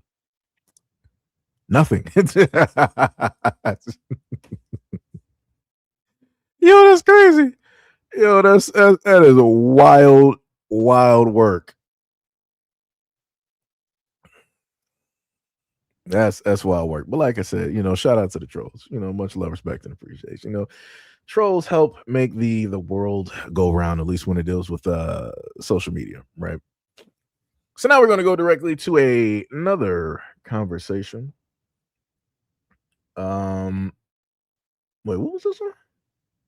Okay, that was a whole different video. So now let me just touch on the model minority, because I touched on this before, and it technically has something Asian, like we heard with the conversation, right? So this is going to be an Asian American, right? And she's going to talk about, as it says in the title, the model minority myth and everything of the sort, right? So let's just take a listen to this. I say we as an Asian, like we heard about America and we learned that to survive in this country, we needed to align ourselves with whiteness and not blackness, because we didn't want to catch that smoke, essentially. So we aligned ourselves with whiteness. And so proximity to whiteness keeps us, quote unquote, safer. But in doing that, they can be like, ha, model minority, if the Asians can do it, why can't you do it? And so we created a wedge as people of color against other people of color. Yeah. It's a whole thing. Yeah. Mm-hmm. Yeah, it's a whole thing. And then like the riots in LA, the wedge theory came in crazy because professionals from Asia came, but they're not allowed to be doctors here. But they can get a loan because they're proximity to whiteness. But they can only get a loan in black neighborhoods. Right. Where black people couldn't get loans. Right. And so there's that automatic tension. Right. So you heard that directly from an Asian woman, and she explained everything that Black Americans have said for the longest time possible. And this is why a while ago I sat up there and told folks to, get away from that people are persons of color type of thing, because that's going to become an issue and a problem, because they're going to use that in order to get directly into other situations, because they feel that, okay, well, if we're here and we're directly with you as persons of color, then we can also speak on and be a part of and do all of this other type of stuff when it deals with topics. So this is why you got all of these islanders who are representatives in the United States, right? And they're quote unquote black, but they're not black.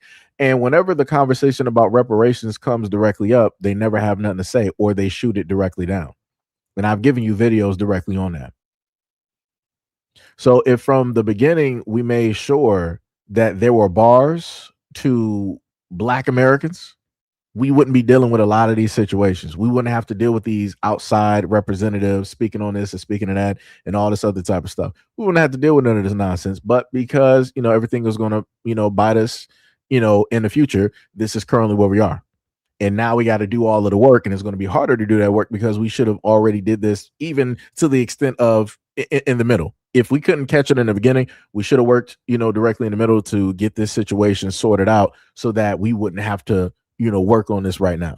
And we could have just, been focused on pushing and moving, a lot of other things forward.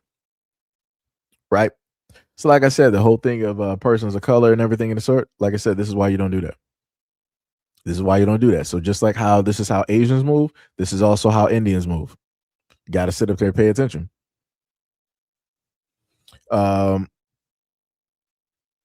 Let me see what else. There was another video as well too that I had directly up here.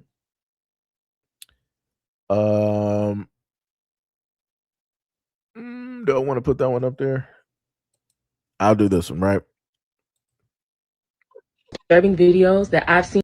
So I just want to. Well, no. Matter of fact, I'm gonna let her speak. Matter of fact, how long is this video? Let me see something real quick. I'm not even sure how long the video directly is. Let me see something real quick. It's 2 minutes. All right. So I'm going to do my best to let her speak, all the way through without interrupting, so that we can get everything that she's stating. But I have more to add directly to this. This is one of the most disturbing videos that I've seen in a very long time. I got to start briefing the male teachers that teach in middle school and high school. One thing, nobody want to talk about the elephant in the room. Y'all got these grown men around these raging hormone young girls that's developing, bro. It needs to be spoke on, man. Hey, dog, don't lose your job over that. Don't lose your family over that. Don't get sent to prison and have a fucking charge on your jacket over that. Because we all got eyes. Yeah, you got to have that conversation with some motherfuckers, because you got to let motherfuckers know, hey, bro, you ain't going to get away with that shit. I think what bothered me the most is the why. You shouldn't be doing this because you're going to get caught. And not because these are children. Because we all got eyes. The girls are developing fast as a mother. A child going through puberty does not suddenly become available to adults. So hip spreading, wearing shorts, getting taller, developing breasts is still a child. And another thing that makes me sick is that a lot of these grown men try to assign adult sexuality to children's bodies. You cannot determine a child's sexual history or even a woman's sexual history by simply looking at their body or their clothing. It needs to be briefings early on. It needs to be seminars held specifically for targeting men, telling them why you shouldn't try to indulge in a high school student. And even if a child was to have a crush on a teacher, the responsibility still falls on the adult to report inappropriate behavior. There should never be a "she came on to me" defense. Really listen to how that sounds. A male educator needs advice on how to resist a student. Because we all got eyes. This also made me think about some of the things that I heard growing up differently. I used to be so aggravated when my mom would tell me, oh, put on some clothes. Take them shorts off. You're not about to be walking around no grown men like this. And I'm like, it's the summer. It's hot outside. Or it's just shorts. Like, what's the issue? The issue wasn't me. The issue is that there are grown men out there who will sexualize a child just because you're showing skin. But the reality is, girls should never have to carry that burden. A developing girl should not be responsible for a grown man's thoughts. Don't lose your job over that. Don't lose your family over that. Don't get sent to prison and have a fucking charge on your jacket over that. But this is exactly why a lot of parents are cautious about the adults that they allow around their children, because a lot of times these predators don't look predatory. It could look like your teacher. It could look like your coach. It could look like your youth pastor. It could look like your uncle. It needs to be seminars held targeting men, telling them why you shouldn't try to indulge in a high school student. This is such a tired conversation, and I really hate that we still have to have it in 2026. But I don't know, neighbors. What are y'all thoughts? Comment below. Right. Oh, put on some clothes. So I agree with what she is stating, that this whole conversation is directly crazy. Right. And I've covered videos like this where you've had men of all races and whatnot that have come directly at minors for a variety of reasons, and it should not be happening at all. A lot of the stuff that the dude is sitting up here saying, it doesn't make any type of sense, because it's like, well, you're a grown man at the end of the day. You make your own choices. You sitting up here and it's stating or trying to leverage, well, that child, the way that they look and all this other type of stuff is like, yo, man, don't do this, don't. It just should be like, it just shouldn't happen. That should be the conversation. It just shouldn't happen. Now, with what she stated, the other thing that I want to highlight that I know she would not highlight is that, what about the boys out here? Because I knew one brother, he ran track. Brother name was Rock, right? He played football and he also ran track directly with us. He was, I want to say, he should have been like one of the fastest, the second fastest dudes directly on the track team during the time. And if you were to technically look at Rock, you would technically figure, I'm like, yo, that dude, he got to be like in college. The dude is like, yo, dude is ripped. I'm like, man, I'm trying to be like you. And he was younger than me. I want to say, I think during the time he might have been like a sophomore. Or if I was a senior during the time, I want to say he should have been like, he should have been like a sophomore, whatnot. Right. And you had all the girls looking at him. You also had female teachers looking at him. But I'm like, so how do you throw this into that equation where you got young athletic boys who are teenagers or even in middle school, right? You might have a middle schooler that might be like 5'8", 5'9", 6 feet tall, but muscular or muscle wise, like he got a solid, let's say like a 170 or 180 or something like that on him. Right. And you would basically figure that weight and that muscle would be what you would see on a guy that's like in his 20s or 30s or something like that. Right. But again, these are young dudes. But yet you have these female teachers actively going. There is story after story after story every single day, every single month, every single year of female teachers going after young male students. And you even have instances where the female teachers or women, don't even have to be teachers, or women who got a white picket fence, they got a family, they got kids, they got a nice job, and they going after these young boys, and they sit up there and try to like weave a tall tale and say that, well, it was, his fault. He was actually going directly, after me, and he was pursuing me. I'm like, how in the world? It was like, all right, if you were to try to throw that off on an adult male, people would more than likely believe you. But you're a grown woman in your 30s and 40s going after a 14-year-old. How are you going to sit up there and say that 14-year-old just had so much power and say so over you, and you were just magically Lois Lane in this picture? That don't even make any type of sense. Like that's 1,000% wild work. But like I said before, and this is why I've covered these videos, and it just wasn't a one-sided thing. Like I said, women like this are not going to sit up there and cover it the way that it should be covered. This shouldn't be happening at all. It don't matter the gender. It should not be happening at all. Grown women should not be sitting up there looking at teenage boys and middle schoolers and seeking them out and going directly after them, trying to catch up or relive on what it is that they missed, because now that they're the teacher, they're basically the popular girl. And that was another story that I covered before, because that was one of the reasons that a female teacher was going after the male students, because they were trying to show up the little girls in that class, because they were reliving those experiences. And now they're like, well, I'm on top now, so now y'all gotta, now the girls, I'm the popular one, y'all know my name. And like I said, it was a whole bunch of madness, directly with that. And the exact same thing I stated before, no men out here should be going after these young girls. It like, for what are you doing? It doesn't make any type of sense. There is nothing there. There is zero there. Like, if you want to have a relationship, go after grown, consenting adult women. That's what you do. It is that simple. It is not difficult. It's only as difficult as you make it. That's it. It's only as difficult as you make it. And for me, the way I sit up there and look at it is like, if you are a grown individual and this is all that you can sit up there and do and come up with, you got the weakest game known to man on both sides. I'm like, you can't sit up there and tell me like you're an attractive woman, but the only thing that you say that you keep getting is teenagers. Yeah, you might want to check that. You might want to sit up there and check that. You're not as attractive as you think. Like, it's just no. And like I said, if you're a dude and you send up here saying like, hey, all I'm getting is like these 16-year-olds out here. You pulling the Matthew McConaughey, I get older and they stay the same age. No, that's a problem, brother. You're going to prison. Chris Hansen. I need you to pull up on a lot of folks. I need you to pull up on a lot. Like I said, shout out and thank God for Chris Hansen.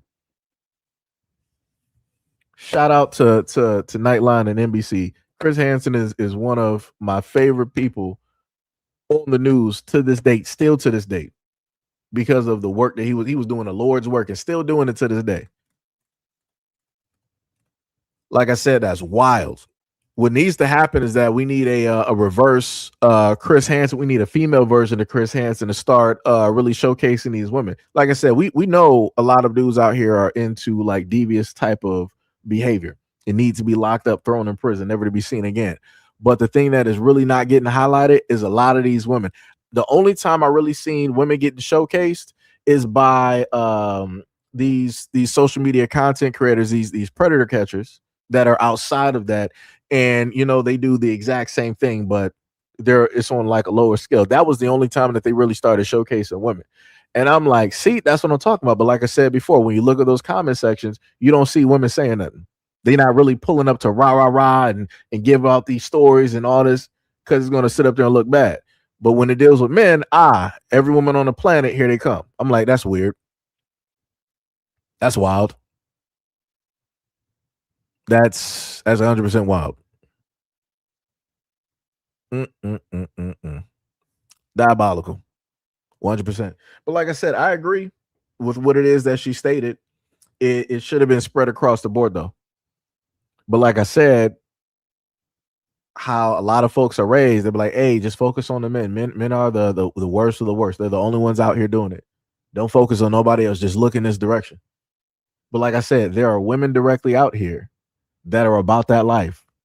What was the girl name? Wasn't it like Mary Kay Letourneau? What was? Let me make sure if that was her. Let me see. Mary Kay. That should be her, because I remember, and that was with the Hispanic dude. Mary Kate and Ashley. Yeah, it should be. Yep, Mary Kay Letourneau. Yep. And the craziest thing, the picture.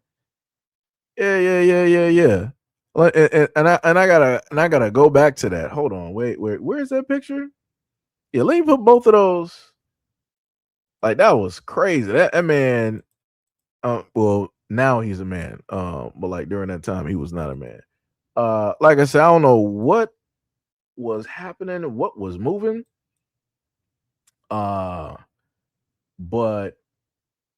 that was wild. That was, she literally, I don't know what wizardry was happening there. When it deals with like the teenager, like, yo, it's wild. Because I'm about to put this picture directly together. Like I said, everybody knows stories, all of these stories and whatnot that deal with men and everything in a sense, but you don't have women sitting up there talking about one of those prime examples though, when it deals with women doing this. Because magically, folks want to come up with any excuse. whenever you got, these women out here, doing some stuff, folks pull up with all of the excuses in the book on giving some type of postpartum. She was going through a lot of things, traumas and this and that and all this other type of stuff. I'm like, word, brother. I'm like, that's what we're doing. me see if I can. Trying to get this. Wait, maybe I got to do that. There we go. All right, let me gotta show off. What you got women out here doing. Like I said, that's crazy. That is, it is crazy work. Wait, no, I'll do the before and after. Yeah. Put them right there. Do it like that. Then make that background black, bleak. But yeah, like I said, that's crazy to me. Like I said, everybody, and rightfully so, right? Warn the kids directly about here of men out here that are predators. But within the exact same vein, you need to be warning out here of the predatory. That's crazy. So real quick, like I said, this was a famous one too. And they made sure to sit up there and do all of this stuff. Look at that. Them through the ages. Look at that. Look at that. Them through the ages. Look at how happy in the bottom picture. And this is when he was in high school. At the bottom picture, look at Mary Kate and how happy she was. She's looking like she done found the only man in the universe that was meant for her. I bet you she was not this happy when she got married. That's how crazy this is. And I've heard and listened to a lot of women try to explain how it is that they're able to do this and how it's, excusable and all this. Like this whole framework of pictures is wild. And they got kids. Mind you, they got kids. That's wild. That is wild. Oh, wait, she ain't. Oh, she is? That's crazy. Wait, hold on. Is she? Let me see it. Oh, snap. Wait, so she. Oh, that happened this year. Oh, she died at 58. Oh. Oh, she had cancer. Damn, that's tough. Be like that. Be like that. Like I said, hey, you could have been on the outside world if you opted not to be with a minor and do all of these things. Hey, it be like that. It be like that. Yeah, what is up? I just realized that was you, Outlaw, that wrote that because I saw the comment real quick. I just zoomed in. I'm like, what? I'm like, let me look that up. Had to sit there and type it in real quick. Shout out for the 200 jewels, brother. Much love, respect, and appreciation. Shout out for the jewels. Come to Chris. What are you doing here, man? Third was like predators be predatoring. Yep. Yeah, I didn't even know she died this year. That's crazy. You said, do you remember Jeff Stacy from TCAP? Nah. I don't know nothing about that. Not at all. But like I said before, when it deals with these situations where men are predators and people are putting out the warnings, how many times on social media have you ever heard of women going out there warning young boys of predatory women? You don't. You got less than 1%. Like I said before, the problems that women refuse to highlight and talk about is going to get worse and worse as time basically keeps going. It's going to get worse and worse. And the predatory behavior is going to reach critical mass because a lot of women refuse to put out the warning sign, the smoke signal, bat signal, whatever you want to call it, and call out the nonsense because people are trained to only focus in one direction. That's how a lot of other things are able to get worse and worse and worse and worse. Like I said, it's I just know what's going to happen is that once it gets highlighted and it's just really at a bad level, people are going to turn around and still try to blame men. I know it's going to happen. And I promise you, you're going to sit up there and hear it. Somebody's going to be like, this such long. Like I said, it's just It's bad all over the place. It is bad all over the place. You said, LOL, where are all of those female teachers when I was school? This man said, just joking. And it's like it is wild. It is wild out here. Let me tell you. Let me tell you.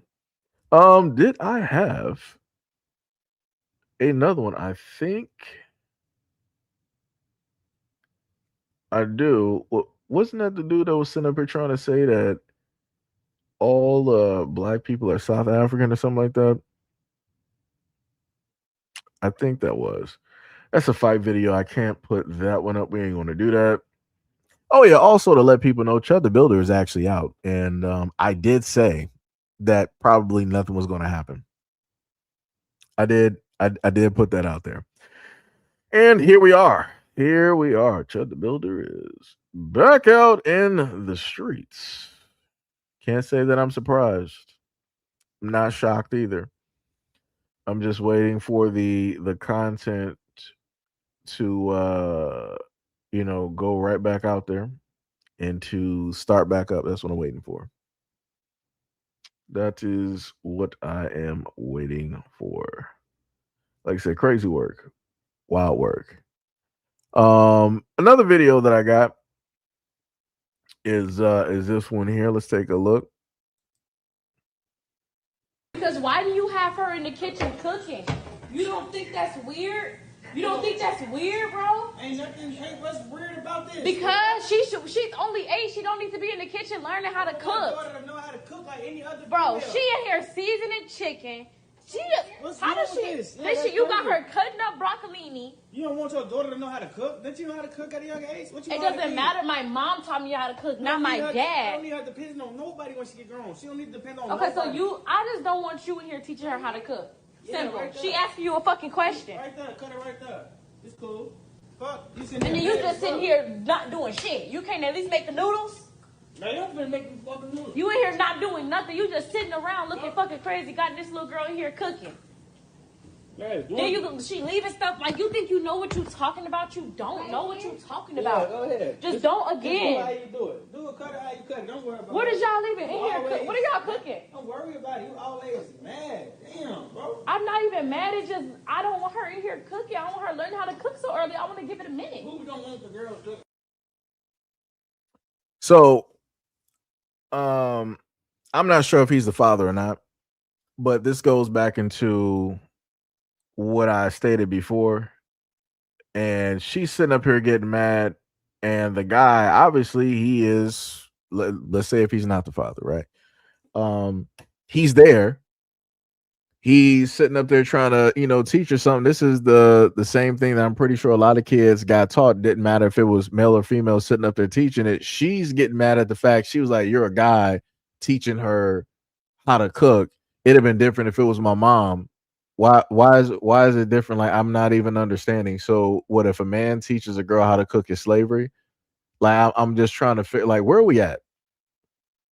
Like, do we not realize every time? I put it to you like this: every time folks go directly to a restaurant, I want y'all to understand and acknowledge that 9 times out of 10, the person behind in the kitchen that is cooking is a man.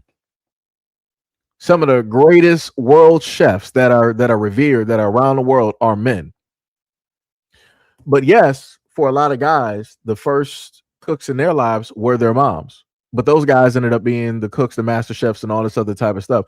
So it's like I'm a little bit confused because you got women that are under the tutelage of men who own Michelin 5-star, 4-star restaurants and all this other type of, like, I'm just trying to figure out, how is this a problem?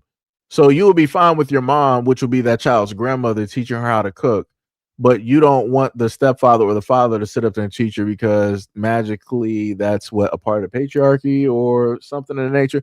But yet you're the mother and you're saying that he don't even know what he's talking about. Look at how the kitchen look and all this other stuff. So why are you not teaching her how to cook? Oh, that's right. You were like, oh, she's 8. I'm just trying to, give her time to breathe. Give what time to breathe? I'm a little bit confused. And then the craziest part is a lot of women like to sit up there and say that men don't cook and that women always have to cook for men. He obviously knows how to cook and he's teaching her what he knows how to cook. He's teaching it directly to her. So like I said, man, this is just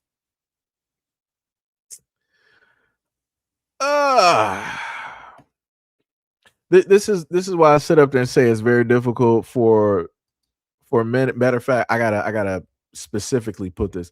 It's very difficult for black men to want to give instructions, to put down, rules and boundaries and all this other type of stuff with kids, because you got women like this that'll pull up to the scene and they want to start doing a rah rah rah and all this other type. Yeah, she has no argument. She has no type of argument at all. Like that's the dumbest thing I've ever heard in my life. It's just like she can't. This is just so stupid, man. Like I said, shout out to the brother, but he's gonna have a very hard road ahead. He's gonna have a very hard road ahead. If he is basically, I'll put it to you like this: if he is a stepfather, I would just tell him to run. I would just tell him to run. Don't even look back. Live your life. Do what it is that you need to sit up there and do, and just build directly from there. Because this ain't worth it. If he is the father, it's tough. You're gonna have a long road ahead of you. Gonna have a very long road. Very long road. Like I said, that's wild to me. That is wild. Like it'd have been crazy. What was the example that I was about to sit up? Yeah, it'd have been different if he did something wrong. I would understand why she's recording. This dude ain't do nothing wrong. Like this is what I'm talking about. Like any and that's why I told people before, if you want to sit up there and get views and stuff, all you got to do is make negative videos about black men. You got endless views. It's simple work.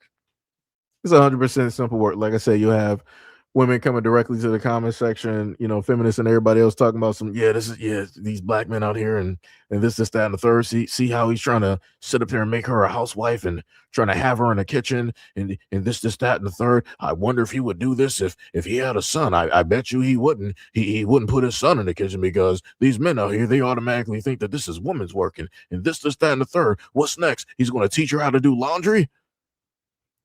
Like I said, man, this type of stuff is ridiculous. This type of stuff is ridiculous, and people wonder why it is that even if you got fathers there, they don't really even be trying to put in input. It's because of stuff like this. Like I said, going back to the video where the one woman talking about she was married and her household is a matriarchy and everything runs through her, and now you got this nonsense here. Like I said, man, hey, what's to come of the future is going to be tough. But I know what's going to happen when everything falls down. In order to get up, people are going to be like, hey, it's the black man's fault.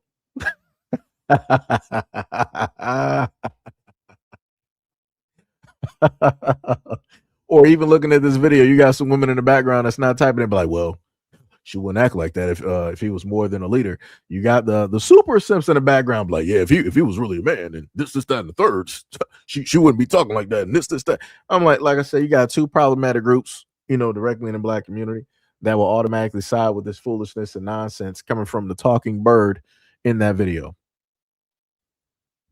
Like I said, the craziest part is the little girl, she ain't complaining. She's listening to her father or her stepfather. She's following instructions. She's listening. That's the craziest part.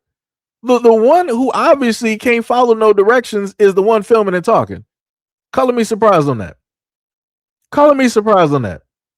The woman that's the same age as the man in the video. The woman that's in a relationship with the man in the video obviously can't follow no directions. Obviously, she's the one that wants to always go against the grain, run her mouth, and all this other type of stuff. But the daughter is acting more mature. She was like, "All right, these are the instructions. Okay, am I doing this right? Is this? That's crazy. That is crazy, man, brother. That is wild.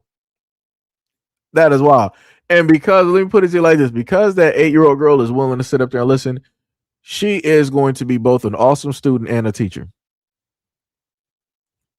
because she's willing to sit up there and listen. She's not trying to put some magical input or some magical this. She's not trying to sit up there and cause, friction or, push back for like no reason because feel a certain type of way emotionally. Like I said, that 8-year-old girl is going to be a great student and a great teacher. That woman that he's with, yeah, that's a done. That's a done deal. That's a done deal on that. Like, that's wild. That is 100% wild. Tibby said, men shouldn't let a female control the situation. That's the problem. Plus, women stop trying to boss a grown woman. See, Tibby, this is the thing, though. In order to,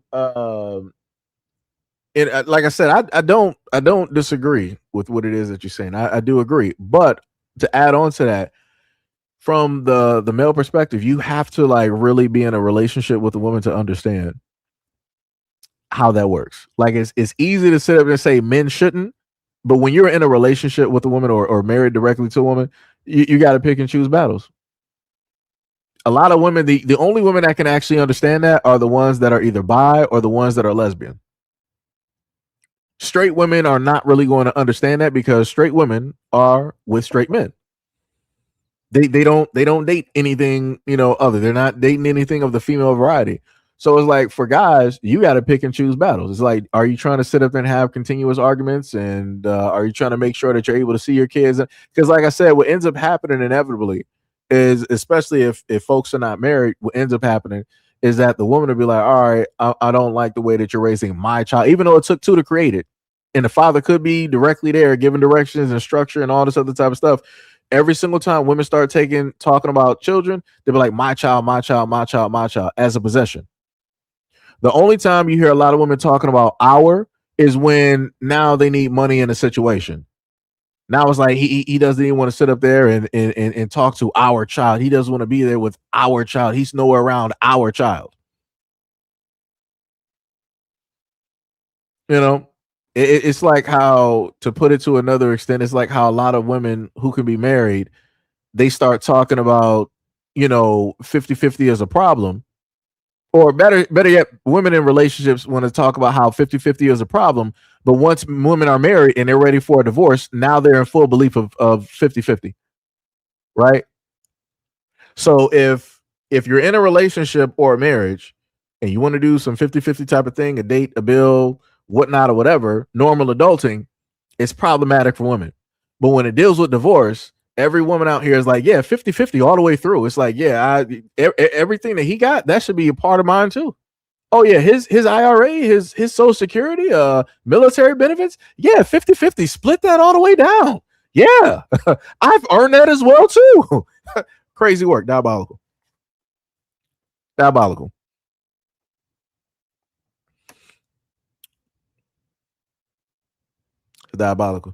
So, Timmy, again, I agree directly with you. You should not allow women to sit up there and do this, but women have the power over the kids. Women can go to the courts. A woman can be like, all right, I don't like this no more. She could be married directly, for the guy, and she'd be like, all right, my last straw is the way that you're talking to the kids. You're not going to be talking to my kids this way. I'm getting a divorce. I'm taking a house. I'm taking the kids. I'm taking a dog. I'm taking a car, and I'm taking half, if not all, of everything that you got. So because of that one thing, now that guy is not able to see his kids. Or better yet, if they're just in a simple relationship and not marriage, she can easily just sit up there and up and run with the kids. And now the dude is on child support, and now he can't be a father at all. So, like I said, I don't agree. I'm not don't agree. I don't disagree with what it is that you're stating. But again, guys have to pick and choose battles. Because that battle might be the last and also the biggest in going from a battle to a war that you'll ever have to sit up there and face, especially if it's dealing with kids. And women have the power, the full power, to sit up there and do that. Because like one dude said in divorce proceedings, he was like, the craziest part about divorce is that women can say whatever it is that they want to say, and it's up to the man who's automatically guilty to prove himself innocent. That's how much power women have in divorce. So if women have that much power in divorce, what do you think the amount of power that women have just in a singles type of relationship where there's no ring, no government, and everything of the sort? They're Thanos. They can just snap and it's done. They could tell whatever lies they need to sit up there and tell, and they're getting money. They got the kids 100% custody. You can't see the kids, everything. Like it's it's over.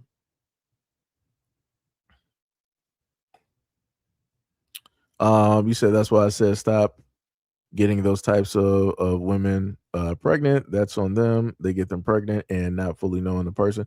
I mean, Tippy, it's very hard to sit up there and know a person. Some of the greatest actors and dare I say liars directly out there are women. Now I'm going to generalize that. I know some people feel a certain type of way about that, but I'm just saying I need somebody to prove me wrong. I've seen girls, I've seen teenagers, I've seen young women, I've seen older women. All of them have the unique ability to cry on command, to cry at the drop of a hat. I'm talking about matter of fact, I put it to you like this. There was a trend online where you had white women, they would cry on command, they would put they would wave, they would show themselves crying, and then they would wave their hand and they would stop crying.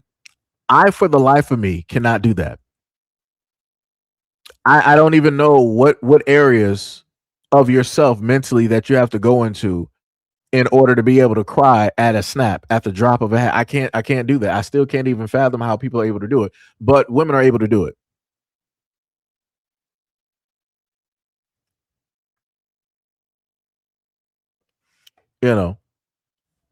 Just saying.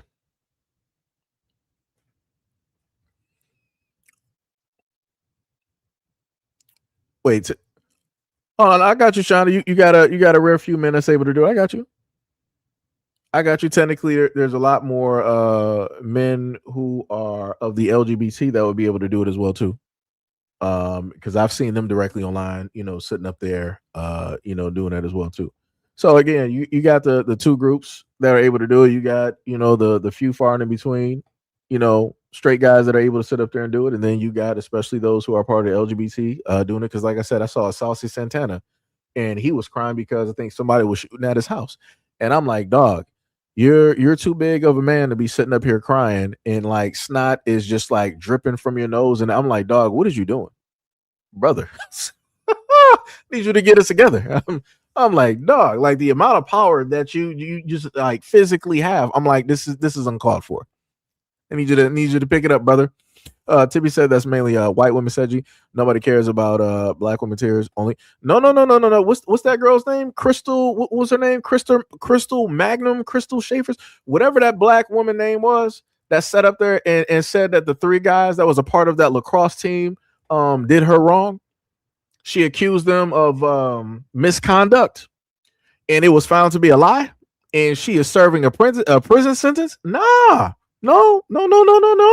The tears of black women have been believed, and that was against 3 to 4 white men or white boys during the time. So let's not do that to me. Like I said, that she had tears, and it was believed up until the truth finally came out. Let's not forget about that. And she tried that on white men. What? That for me, that's unheard of. I'm like, whoa, that's crazy. Yeah, the Duke lacrosse team. Forsaken said one black woman. I mean, do we have to go into the areas of which that you got young black girls out here setting up or backdooring black men? Do we need to go there as well too? Where you got these young black women, they know that they're attractive, and then they'll get access into a guy's house, and then they'll have several black dudes outside waiting to bust down the door, hold up everybody at gunpoint, and do this, that, and the third. Do we gotta talk about that too?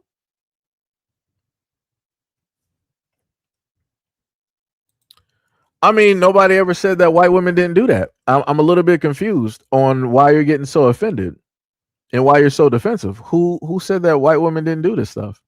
I've talked about this countless times. So I'm just trying to figure out, why are you so offended by the conversation at this moment in time? That you feel the need to sit up there and say, but oh, look at what these white women, historically speaking, white women have. We all know this. But I'm just trying to figure out why you yourself are so defensive in this comment. There are black women in this that's a part of this live stream. There are black women here that are moderators. I'm just trying to sit up there and figure out why are you so quick to like throw up a cape real quick? That's what I'm confused on, because I could have sworn I done said some stuff directly up here about black men, and I ain't see you come up here and say nothing. That's crazy. And this is what I told people before. So notice how this works, right? If I decided to sit up and say anything negative about black men, this person wouldn't sit up there and say nothing. But the moment in time I started basically saying stuff about black women, here we go with the defensiveness.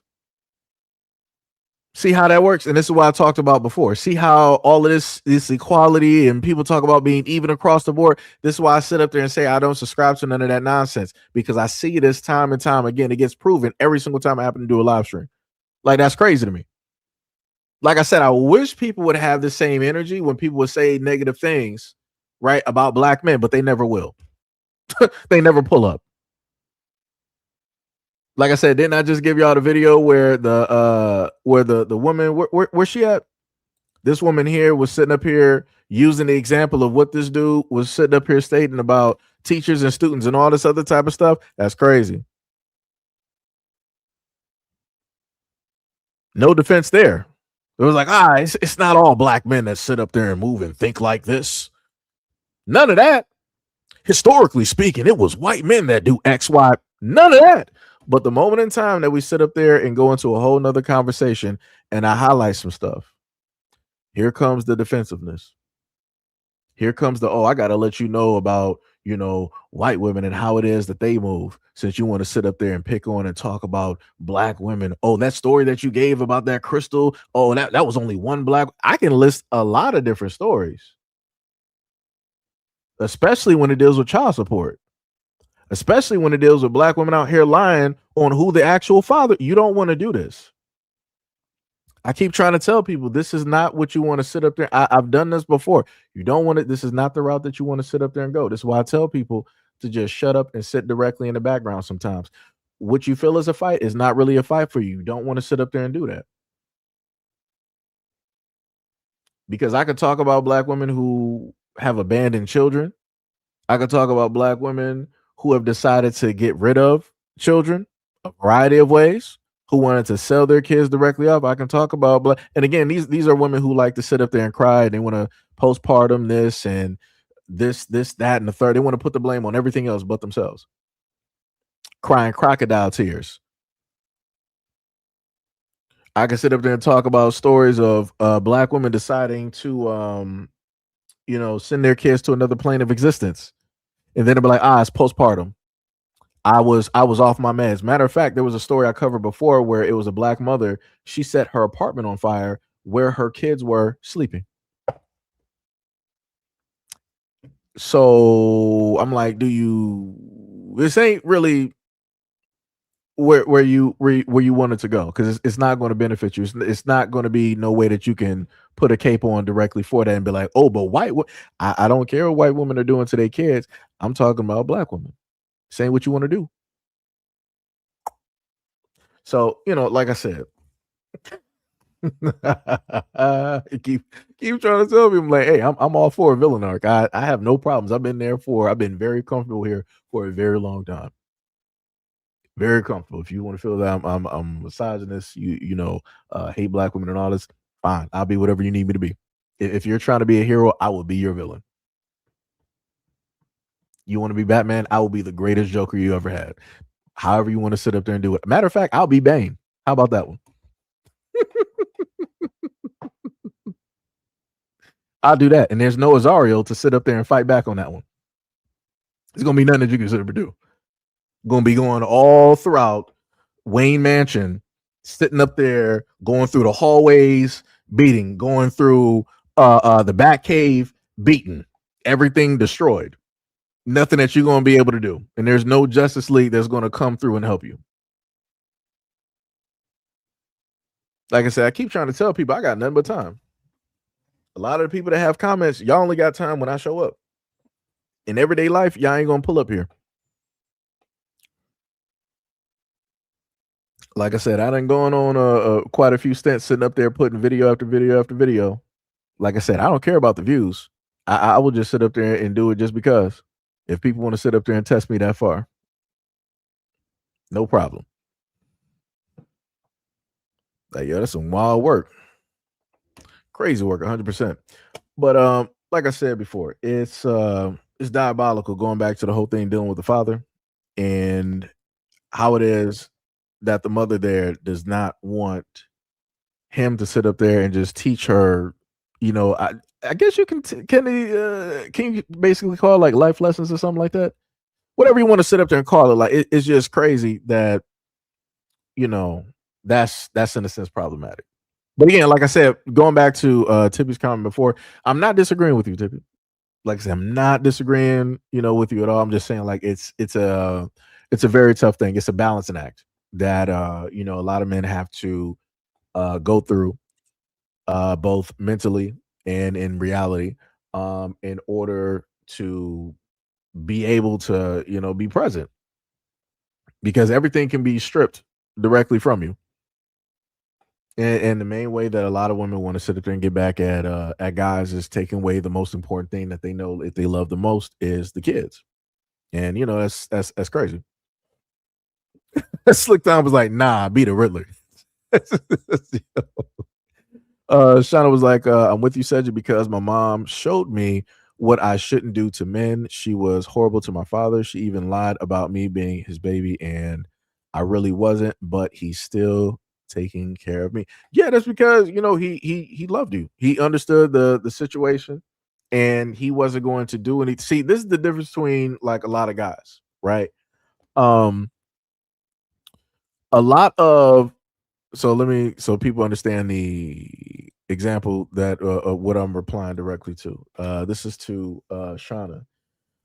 In a lot of instances, even if guys know that they are not the father or who the father actually is, they're not going to do anything to hurt that child. 9 times out of 10, guys are not going to do anything to hurt that child because they understand what that can potentially do and lead directly to, and the amount of questions and and everything of the sort, and how that information will change the trajectory for that child, especially if it's like a young boy, right? And a lot of men, they will just sit up there and bear with it, and they'll just walk with it, and they will love, they will appreciate, they will value, they will respect that child as their own, and they will raise that child as their own. They will accept the whole full thing, knowing the truth, and it'll come to an instance that the child won't understand or know the truth up until that man is passed, and then the truth finally comes up, or maybe he'll sit up there and say it later on, if he ever decides to. In a lot of cases, like most men, they'll just sit up there and take it to their grave. On the other end, a lot of women, they will decide to sit up there just to be hurtful. They'll sit up there and say it. They were like, "Oh, he ain't your daddy anyway," and yeah, your actual daddy, and this, like I said, it's a whole mess. Like I said, in a lot of instances, men really do love kids, even if the kids are not theirs. It's usually women who will perform the hurtful acts of releasing information that is not needed, putting things directly out there in the open that should never be spoken about. So like I said, I'm sorry that happened to you, but I'm also happy that your dad was still there, regardless of the truth.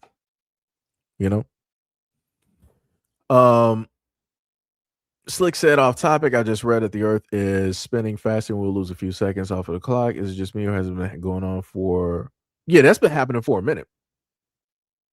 I think it was like 6 seconds, 5 or 6 seconds or something like that. I'm pretty sure if you add that up, let's say over like a 60-year time span or whatnot, you can pretty get some magical numbers.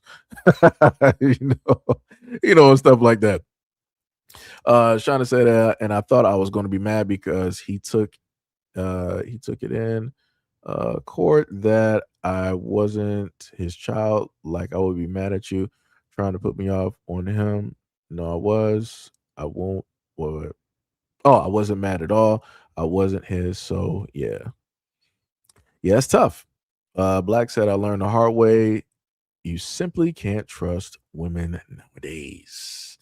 Slick Tom said good men treat all children like their own. I've witnessed it rarely in my life. My mom married a demonic Jamaican that verbally and physically abused me and was a super cute on top of that. He also said it took years for me to mentally recover and understand what a real man behaves as. Man, that's tough. Sorry that you had to go through that. It's tough. Third said we seen that play out on daytime shows like Divorce Court. Yeah, Divorce Court, Maury and Ricky Lake, Jenny Jones, all of that, Jerry Springer. Shauna said he didn't want to tell me. He didn't want me to know at all. Yeah, that's because he didn't want you to be hurt. In a lot of instances, no matter what the truth is, men will lie in order to spare a woman's feelings.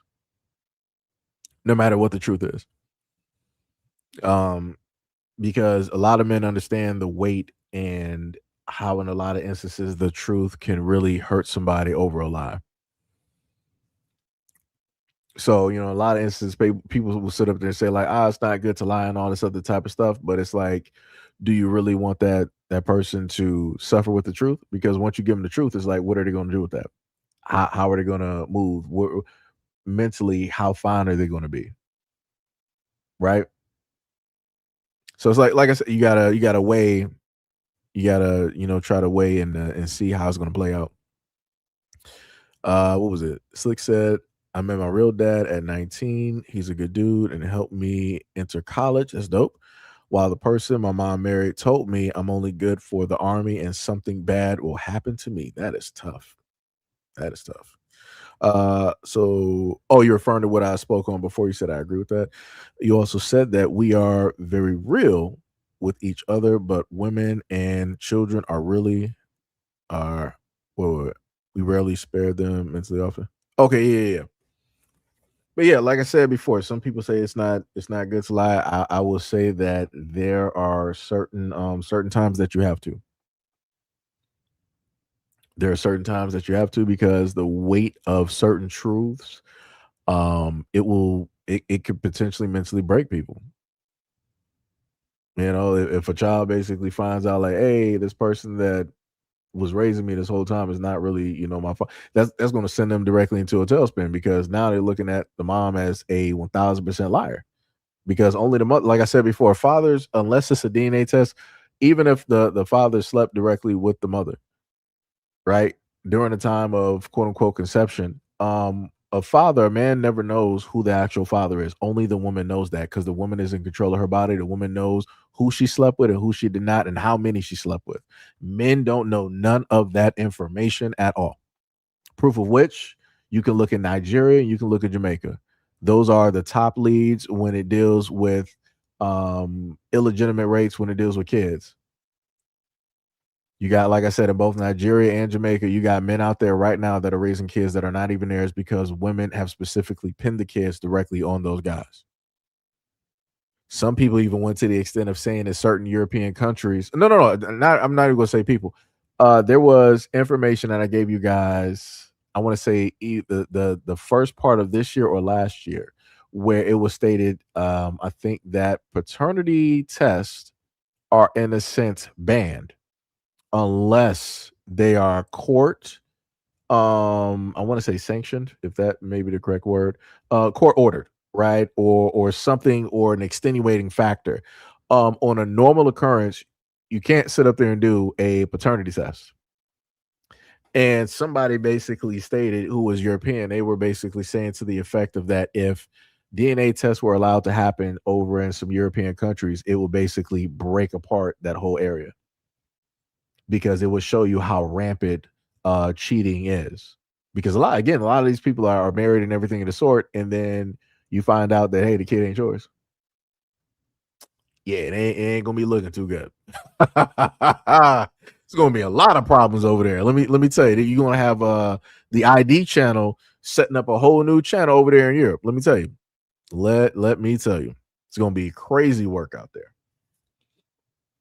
100% crazy work. Yeah, like I said, it's wild out here.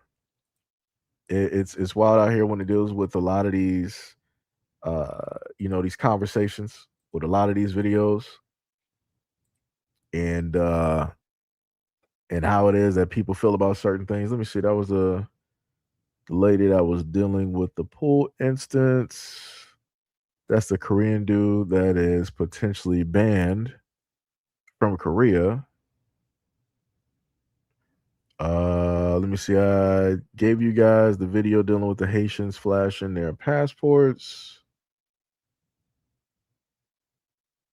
Trying to see if I could find another video that should be okay to put directly up here. I'm not even gonna do the whole Blueface video because that's just the whole whatever situation at this point. I ain't gonna worry about it. We already did the home foreclosures. Let me see what else we got. Second time Trump and Haitians. I want to put up this Pretty Ricky video because I just want to sit up there and showcase that one, but I'm not trying to have no problems because YouTube be acting funny on a lot of stuff. That was had some technical difficulties before, which worked out, but technical difficulties. Ain't this what's her friend? Yeah, we can play this clip. Why not? Why not? Let me go to this ain't Vivica A. Fox, but this is a lady from what's the name of that movie? I forgot the name. Forgot the name of that movie. Players Club. So let me play this real quick. The first love, he loved me hard, and I would see it in him because he couldn't really tell me no. And as a spoiled child, you didn't want to hear no, but as an older adult, it was almost like, he never said no to me. Therefore, I don't even like the word no. It's like no is so definite to me. When you tell me no, that means no, not never. Like I never have this, like not maybe, or that you gonna try. You saying no? I don't like that. So no to you because I got my own. I built my own. I am self-made. That means I can go and get it myself. I can try. And don't you try to come back around though when you see me trying to try to help me, because then I'm not going to need you. And that can be good and bad. You know what I mean? But at the same time, for me, it works for me because I want you to be self-made too. I want you to be successful too. I want you to be ambitious too. I want you to have all the twos together because I do too. You went so we can be that together. You went viral. You've been viral a whole lot. In the last 10 years, I'm just like, you're on my feet a lot. But especially last year in your interview, you talked about with Carlos King. Shout out to Carlos King. Love him, by the way. You said, I don't want to stress you out trying to keep up with my lifestyle. Right. I meant that. I believe it. I mean, why do you think some people that rubs some people the wrong way? Because they broke. And so what am I going to do with you? Nothing. So that'll be a part of the people that I don't even fuck with, because why would I? I'm not trying to take care of you. I don't want you to have to take care of me either. Don't get it twisted. I don't mind us coming together. I want us to be evenly yoked so we can build together. I'm not afraid of that. When I was first lady of Turks and Caicos Islands, I brought to the table what I knew how to do, which was I raised tourism 51%. I built a theater there. I did a health initiative. I did the music festival. I started the film festival. Yes. I did my thing. Yes, I did. And when I think about how much more money that I allowed him to make and I didn't make, or either I didn't even do for my own city, that's why I'm here now. Mm-hmm. Because now I know that I can, because I have. So it makes me more stronger to say, you know what, I don't feel bad about that. I'm very glad that I've done that. I'm very glad about my entire life, you know. But again, I want someone that understands business. I want someone that can teach me too. It's not fair for me to be a teacher because I'm not trying to be your mother or your teacher. No more than what we would normally do in life when we're teaching each other how to deal with each other. So this is the main thing I always hear in a lot of these conversations where a lot of women say, I'm not trying to be your mother. But I'm like, the craziest part is you never hear dudes in response. They be like, yo, I ain't trying to basically raise you as a woman. I'm not trying to be your father. You never hear guys say this in reverse. Because men normally don't have a problem trying to sit up there and teach somebody something. Because usually men come with like a certain knowledge base. Let's say if it's like building a house or something like that, men are going to sit up there and teach you. You're in a sense, you're going to be in a role of a student. You're going to be taught how to do specific things because you don't know, right? So he's going to sit up there and teach you. But you're not hearing men talking about like, I ain't trying to sit up there and be your father and did it and all so. But you always hear this in a conversation when it deals with women basically trying to give forth some type of information. I ain't trying to be your mother. And what? Like, what are we talking about? Like, why does it always come back to that whole thing? And it's like you never hear men sit up there and say, like, why do I got to sit up there and just pay all the bills and take care of you? I'm not your father. You don't hear men saying that. But is that not what fathers basically do for their daughters? Don't fathers sit up there and pay all the bills? They buy their daughters houses. They send them to college. They buy them car. Anything a daughter wants, no matter how old she is, a father will afford that directly. He will afford and sacrifice that, no matter the age, directly to the daughter. But then women will go directly out here and they automatically have the expectation that the exact same thing that their father did, that a man is supposed to do for them. But do you sit up there and hear men out here complaining about that? Nope. Just saying. Yes. Just saying. That I'm okay with. But I don't want to stress you out. And I don't want you stressing me out either. Because if I'm in Europe and I want to stay, I want to stay. It's not only about the money. That's what people hear. They get the sound bite. She just wants a rich man, and that's it. That's not it. A rich man can still be a fool with his money. That's not it. I've said before, a businessman moves strategically.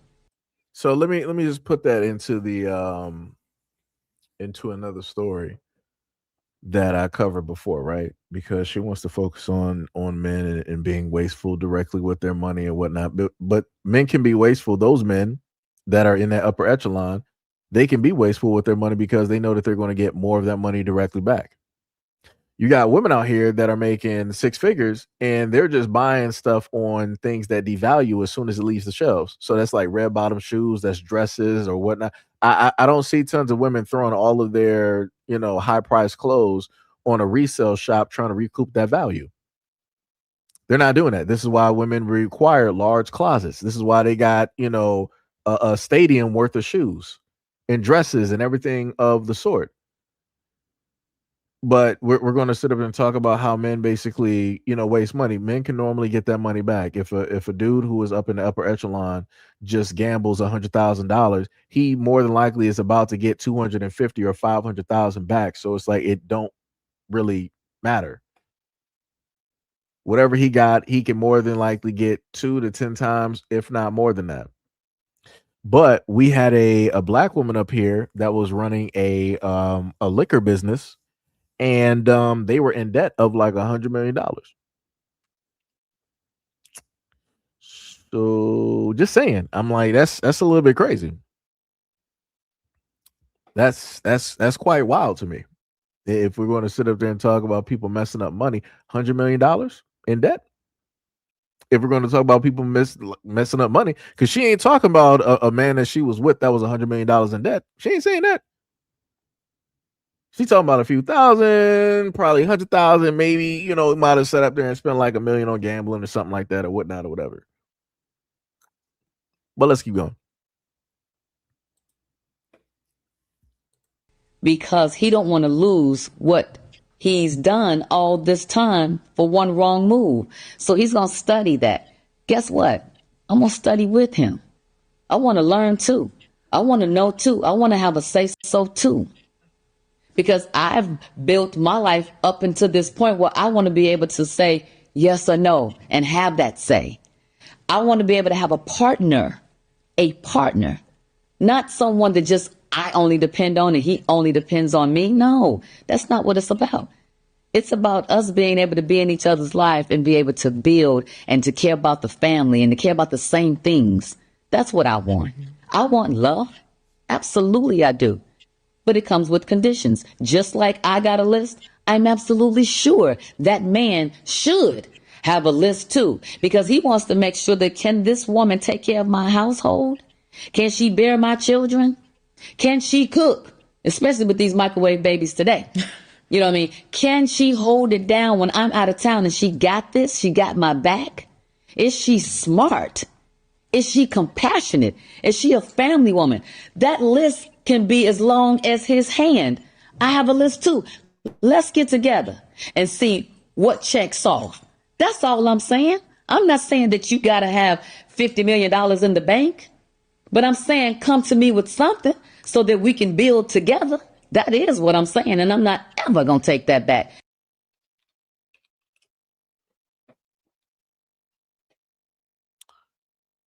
Yeah, that's what it was. It was let me see if I can get y'all the image of this. It was Uncle Nearest.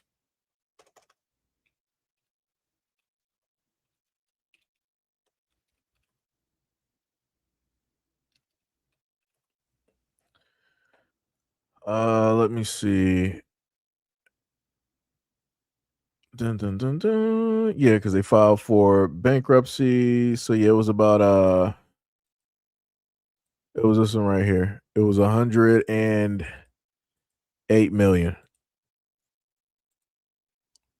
Let me see if I can get that image to put this directly because somebody was like 100 or something million. Yes, indeed. It was looking bad. Like I said before, she wants to talk about men, messing up money or the men that she knew, a fool with his money. But I'm like, you got women out here that got money and they messing it up. That's a huge mess up. I don't know how you do that. I don't know how you do that. And now, not only is the business going to be going into the hands of other folks out there, but you also got the vineyards that are I think one that's here in California, I think, and then the other one that's overseas. Right? They're trying to figure out where those are going to, specifically go. They made sure to both get the husband and the wife up out of the situation. No stone unturned. It ain't gonna be no family members a part of this situation at all. Like I said, how you get yourself into 100 and over 100 million in debt? That's wild. That's wild. That's 1,000% wild. That is wild, wild, wild. But like I said, going back to the lady here, I forgot her First name. love. But she's right up there with like Vivica A. Fox, where you have women like this who had the opportunities to be directly with like certain guys and magically just didn't work out. I'm like, how does that just happen? I'm like, how do you mess that up? Vivica A. Fox said that she regret her main regret is how she was moving when she was with 50 Cent earlier on, and how quickly they came out about the relationship, and how it is that she would not back down and allow him to be a man and to treat her like a princess or a queen. She had this whole mindset of like, I'm independent. I'm Vivica A. Fox. I could do whatever it is that I want to do. I can, can't nobody tell me what to do. I can buy everything myself. I'm a self-made woman and all this other type of stuff. I don't need a man to do nothing. She had that whole mentality, and that jacked up the relationship. And she admitted that. You're not going to hear a lot of women sit up there and admit fault on the reason why it is that their relationships with men basically faltered or didn't work right. 9 times out of 10, women are going to be like, I was the man's fault. I was the perfect housewife and doing everything right. I was marriageable and pure wife material. It was the guy. It was the guy. Every single time, all 10 times, it was a guy. Like I said, that's crazy. Every single one of these instances is always the guy doing something wrong. And it's never like the thought process or the outlook or the actions of women. Crazy.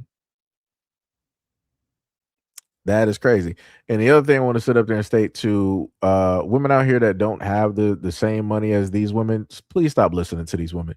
They're talking about men of whole different brackets that 9 times out of 10 you would never sit up there and see. Money that you would more than likely never see in your lifetime, unless you're just like lucky. just severely lucky and just one of those dudes was just out there and he just like saw you. Other than that, like I said, you got to stop listening to these rich women up out here because they're dealing with men of a whole different bracket. Like I said, she can sit up there and talk this way because she's a millionaire. She's a multi-millionaire. Like I said, 9 times out of 10, the women, other rich women are not listening to her. It's women that are middle class and lower that are listening to stuff like this and thinking that this is the right way to sit up there and move and everything. It's, man, come on, dog.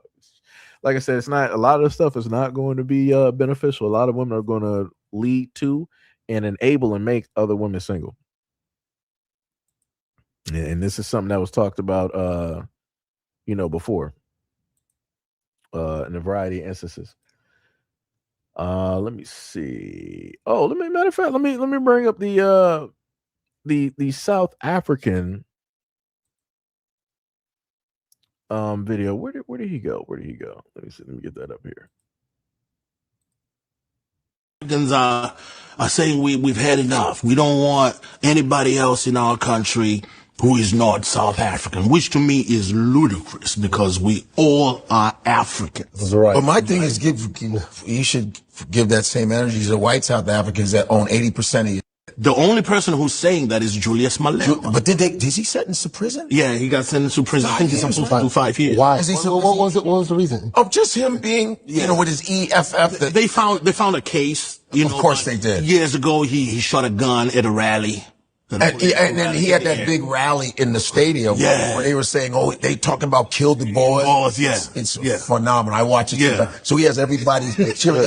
He goes, no, every time South African says something, you think that we are trying to kill you. But all the years you have killed my people. That's right. We don't have the same mentality. That's right. You're trying to trick me. That's right. He's dope. I like him. I like the guy. Yeah. And a lot of people, when I mentioned him one time on an episode, they went in on me. Really? Like, what are they saying? You know nothing about it. I go, listen. What were they saying? They were saying you. Wait, let me pause it real quick. To Bree, what is up? You said which caption are you talking about? You said what type of caption is that? Are you talking about for the video, or are you talking about the title of the live stream? Which one are you talking about? Let me know what you're talking about, because I wasn't sure what you might have been referring to. Because the caption on the video, I didn't make that. I didn't make the caption on that on the video that we were able to see. Is Bree still here? A little bit. Oh, now I can actually highlight. I tried to click it before so I could just have it up there.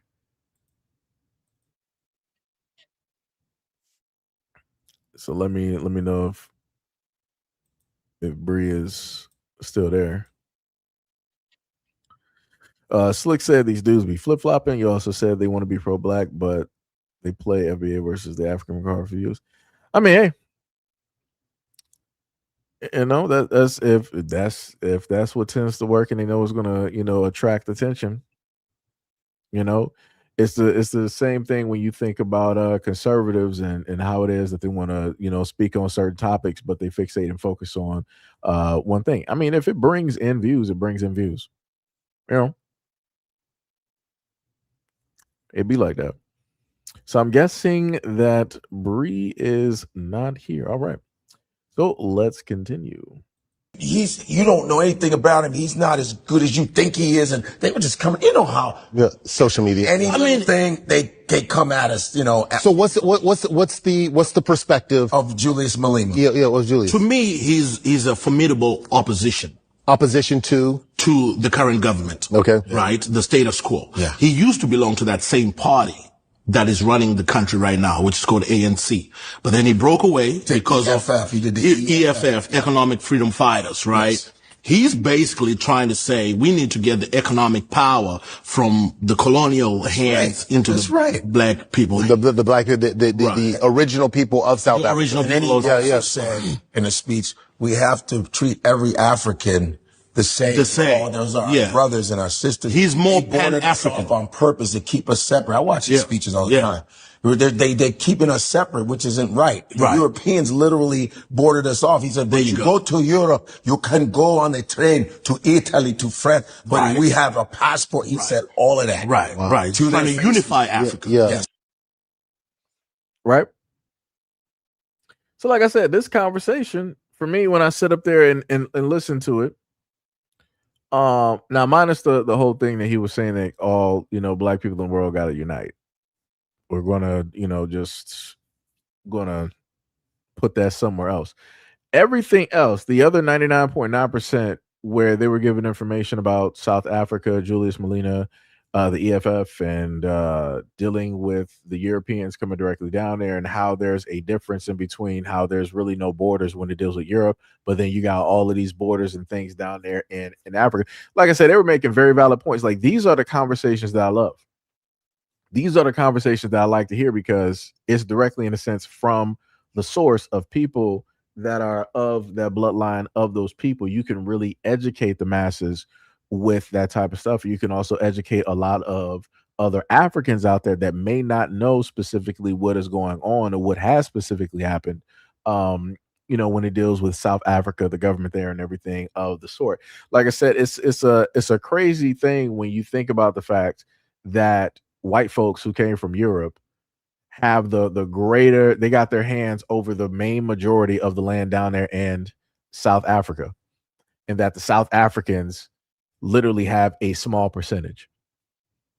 But the numbers of the white folks down there is minuscule in compared to the South Africans that live there, that exist. Like I said, that's crazy. And then, not to mention, you also got there's a white South African town that is specifically for white South Africans. It is a town specifically for white South Africans in Africa, out of all places. That is why, like, that's like, think that's like in America. Think about the blackest city in America, and think about like 1,000 or maybe like 100,000 white people carving out a place in the deepest part of that black city, and it's whites only. That don't even make no sense. That don't make no type of sense. And again, remember, these are people that don't even like the Africans there. So I'm like, if you don't even like the people there and everything, so you should be elsewhere.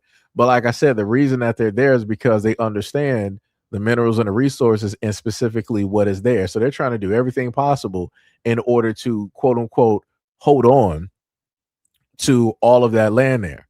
And this is more than likely the only place where they can actually have space, where they can have their own land, where they can have their own rules and regulation that is separate from Europe, separate from the UK and everything. They don't got to listen to nobody else. They can just make up their own laws and rules and just live by that and be fine and dandy. Like I said, it's the exact same thing. They couldn't cut it up there in Europe, so they decided to flee and run, and they went to Africa, and they did what it is that they did. Like I said, I showcased pictures or a video, whatever, of Europeans coming over there with bulldozers, and they gave the South Africans this decision. It was like, hey, you can either take what you can take willingly, or we're just going to bulldoze it and force you to move. And that's what the white South Africans did. They set up there and got those giant bulldozers, and they just started cleaning off the land of whatever those people had. I also brought together another video where it was part of a documentary where they were speaking on the apartheid, and they were speaking on how the black, quote unquote, black South Africaners are treated when it deals with money, when it deals with land, when it deals with job opportunities and everything of the sort. And then on top of that, I also brought you guys pictures dealing with the apartheid, even so early as the 80s, where you had a white family, a white African family that had a South African woman as their maid. Like I said, the apartheid, it didn't end up until like the 90s, if not a little bit later. That's how crazy it is. And I did a video like a year or so ago about that as well too. Like I said, some crazy work. Slick said a few African countries unified a few years ago. I think I think they got about what, like three, four, maybe like five out of the whole continent. Like I said, it's not enough. They need a lot. If they could get about a good 35 to 45%, now you're talking. But like I said, the powers that be are making sure that that is not capable, that it's just not going to happen. They're going to throw a wrench directly in that to make sure, stuff ain't happen. Yo, Bungani, what is up? What is up? What is up? You said, I would say I appreciate you, brother Seji. I know these topics aren't easy to discuss, but you handle yourself well. Hey, much love, respect, and appreciation. What was it? Slick said Gaddafi really wanted to unify Africa. Yeah, and you was going to have the gold dinar, you was going to have a currency and everything of the sort, which I respected. I had no problem. Like I said, if people have, they can create a currency from what it is that is coming directly from the earth, and people got to match that in order to make trades. So be it. They have every right to sit up there and do it. But the powers that be, European powers, they'll be like, yeah, we're not doing that. We're going to sit up there and do, like I said, you had Gaddafi, you had Saddam, and a few others that wanted to do the exact same thing. And hey, history is the one able to tell the stories, right? The winners are the ones that can write their version of history and truth, right? So it's crazy work. You also said Godfrey has proven himself to be a tool several times. You also said that shows us how easily Africans are colonized, and there shouldn't even be any Europeans in Africa, period. It's crazy work. I'll put it to you like this. For the person down there writing that all people must unify against oppression around the world. That's a great sentiment in a perfect world, right? But that's not clearly where we are. Everybody has to pretty much fight for what it is that they got to fight for on the lands of which that they are currently on. Aboriginal Australians are going against the Europeans when it deals with Australia. You have a lot of white Australians who want to come through and they want to speak for the Aboriginals as if they don't exist. and they are clearly there. They're in the spaces and they're able to speak directly for themselves. So, like I said before, everybody has to, wherever, no matter where they are, those people have to fight. I can't expect, somebody from a whole nother country. I can't expect somebody from like Scotland, Ireland, or Greenland to come directly in the United States and fight directly for Black Americans. That don't make any sense. They don't have the history. They don't got the mileage. They don't got the walk of life.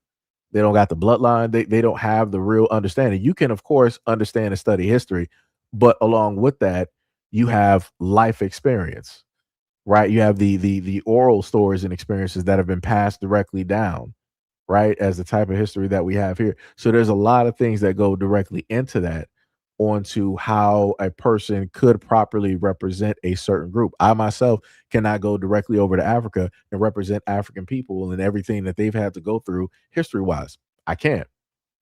It's impossible for me to. Could I potentially speak on some things? Yeah, I could, but that's only knowledge that I've read. I'm not of the land. I'm not from the land. Those are not my people, my cultures, traditions. So yeah, that's the best way I could put it on that one. Everybody got to fight, for their own thing.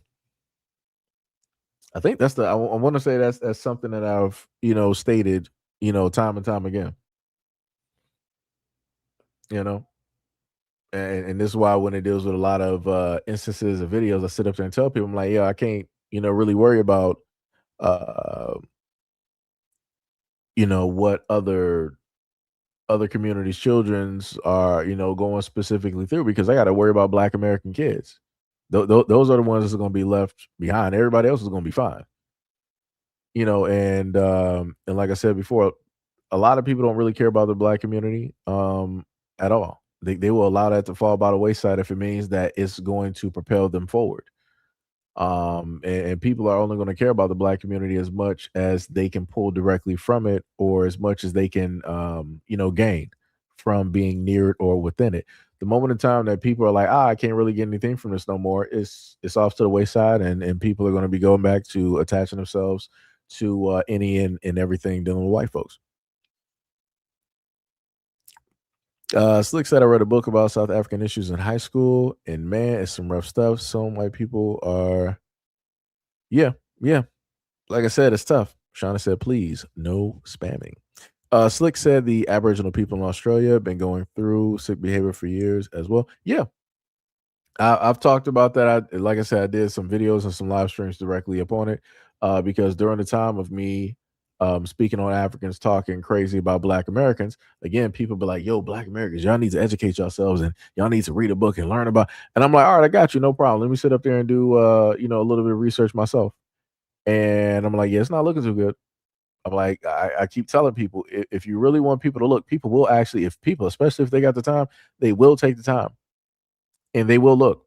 And then they're going to put together the information and it's not going to look so well. The same exact thing when I said about the Haitians, because I had a Haitian that wanted to come directly up and he wanted to try to correct me and all this other type of stuff. I'm like, I got you, brother.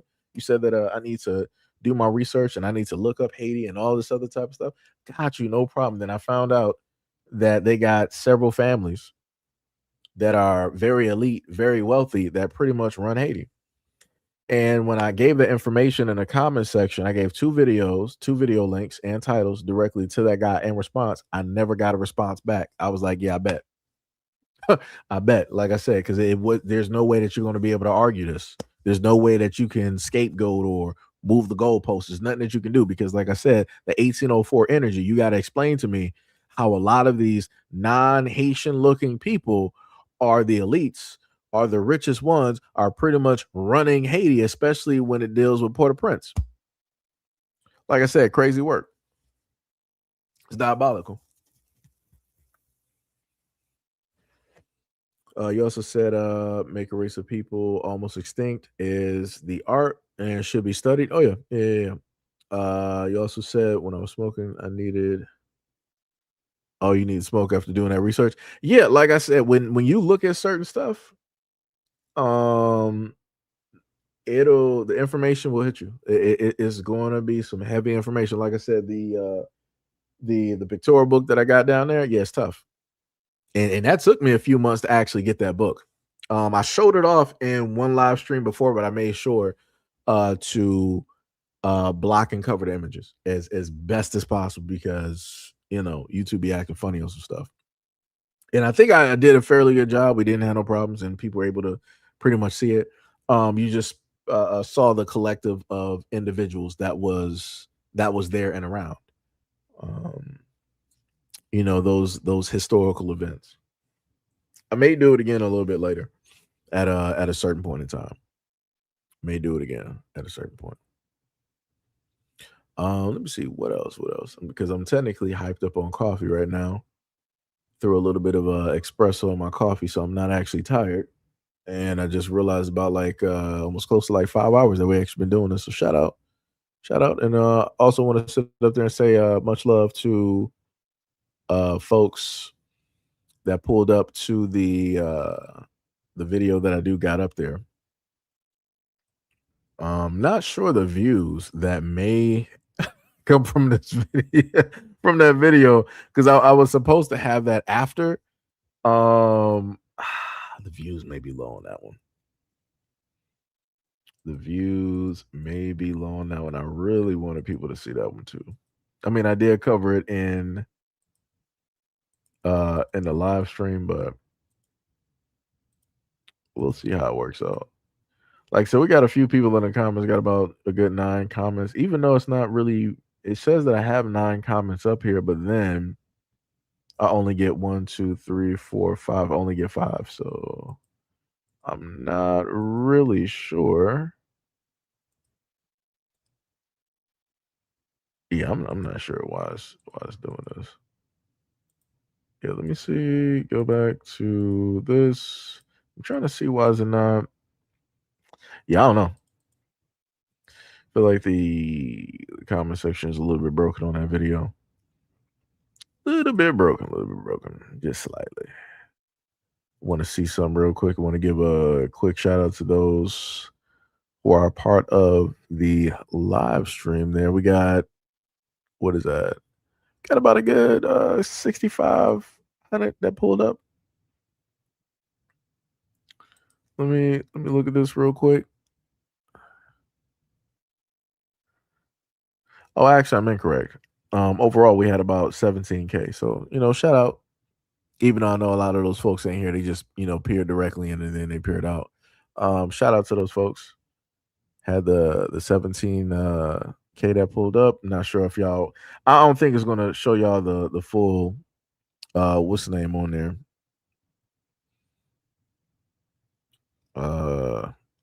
That's weird. Like I said, on the other side, they are showing a whole different what's the name, which is I've never seen that before. On the other side is not really a lot actually. It's not really a lot. Let me look at this. I think we probably got like a few hundred, I want to say. Yeah, on the other end we got about like 870. So like I said, shout out to the overall amount that have pulled up on both channels. Much love, respect, and appreciation. Much love, much love, much love. I'm going to actually press this button because I want to see what they were talking about here. Wait, did that just disappear on me? Let me see. What is this?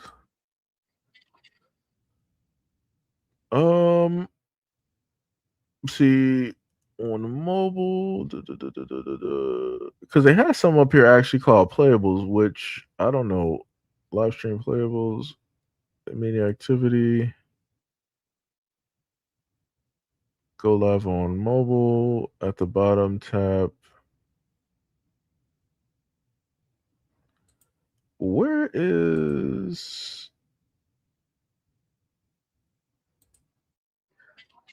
Like I said, they got some back here I've never seen before. I'm just trying to.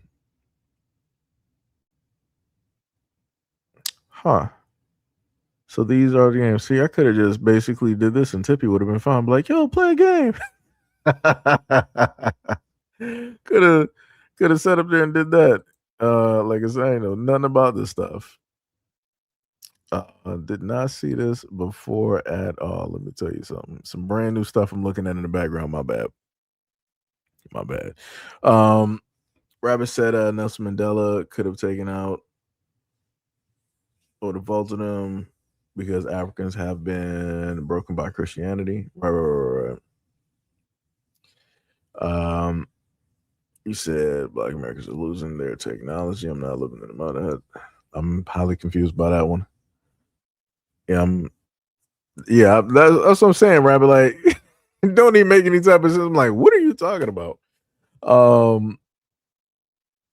Like, what was it?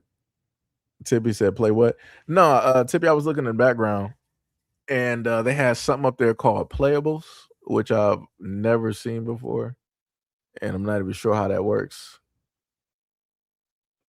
I think you would probably have to look at it on the other channel, I think it is. Let me see something. Because I'm trying to click it.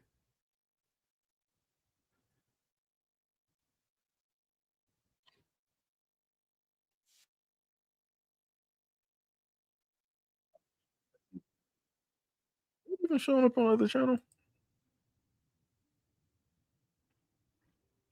Yeah, I don't know. Wait, Tippy, let me know. Can you see that on the other channel? You're probably gonna be like, see what?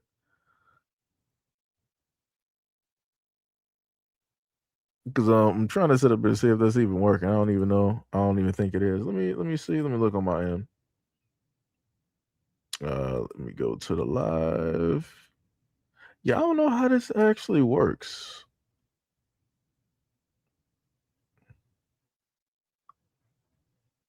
Yeah, it's not showing up there. So let me see something. You can play directly to your YouTube and on devices. You can also find to share the game from the card while playing. So you have to sit up there and share it. That's what it is. All right, Tippy. I'm just trying this out real quick. So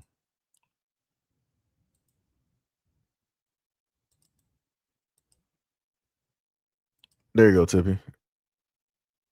Look at that. But yeah. Somebody said, Happy said, why must people unite in South Africa though? Why not in Kenya and Nigeria?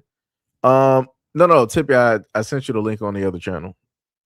So you would have to go to there and probably look through the link. I don't know. I would say that people would have to figure that one out on, how that would happen.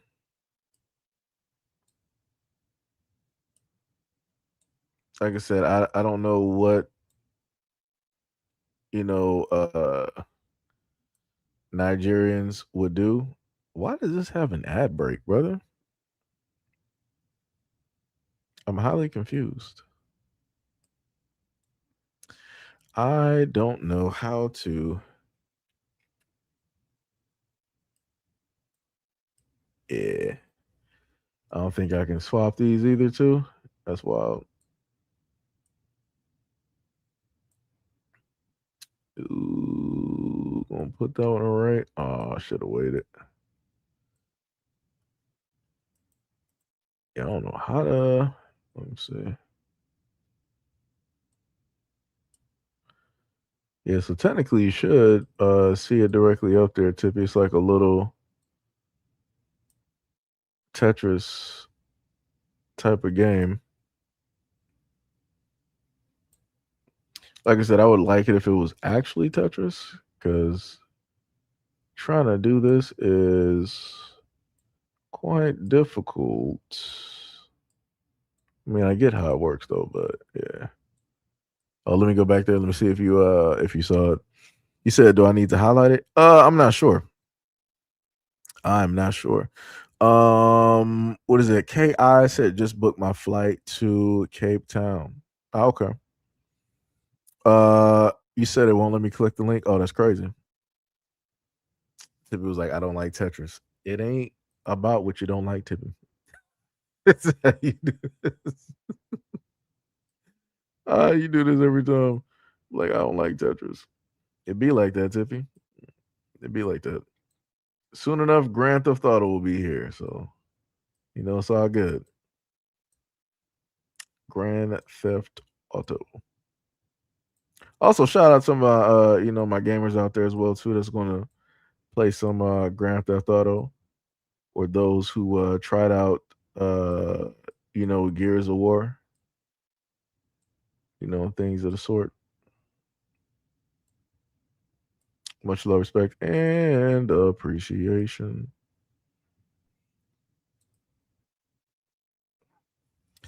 You said it won't let me click. It's just there. Oh, that's crazy. And I was sitting up there playing that game too. Let me tell you. Let me tell you. Let me tell you. All right, I think I know how to get here.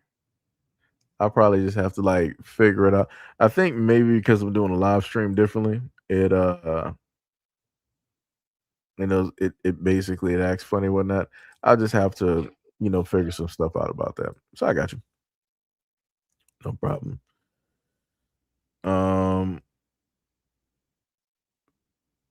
So my flight is canceled after reading the bottom part. That's crazy.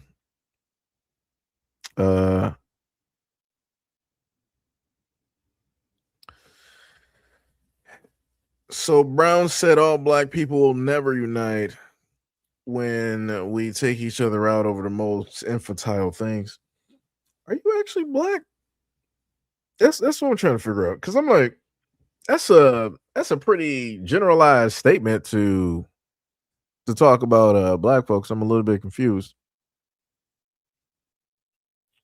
I'm a little bit confused on that. Somebody said they speak in French now. Wait, I'm confused. Who? Oh, you talking about the dude up top, the brown dude. Yeah, like I said, I don't know what I ain't never take a life in my life. So I'm like, what are you talking about? I'm like, that sounded real trollish. That sounds real AI of you. some real bot work. Like, that's crazy. That man was like, oui, mon ami. Tell that beaucoup. All that good stuff. Rabbit said, the wingers, rather all of humanity go into extinction than admit humans induce climate change is a real thing. Oh yeah, I get what you're saying.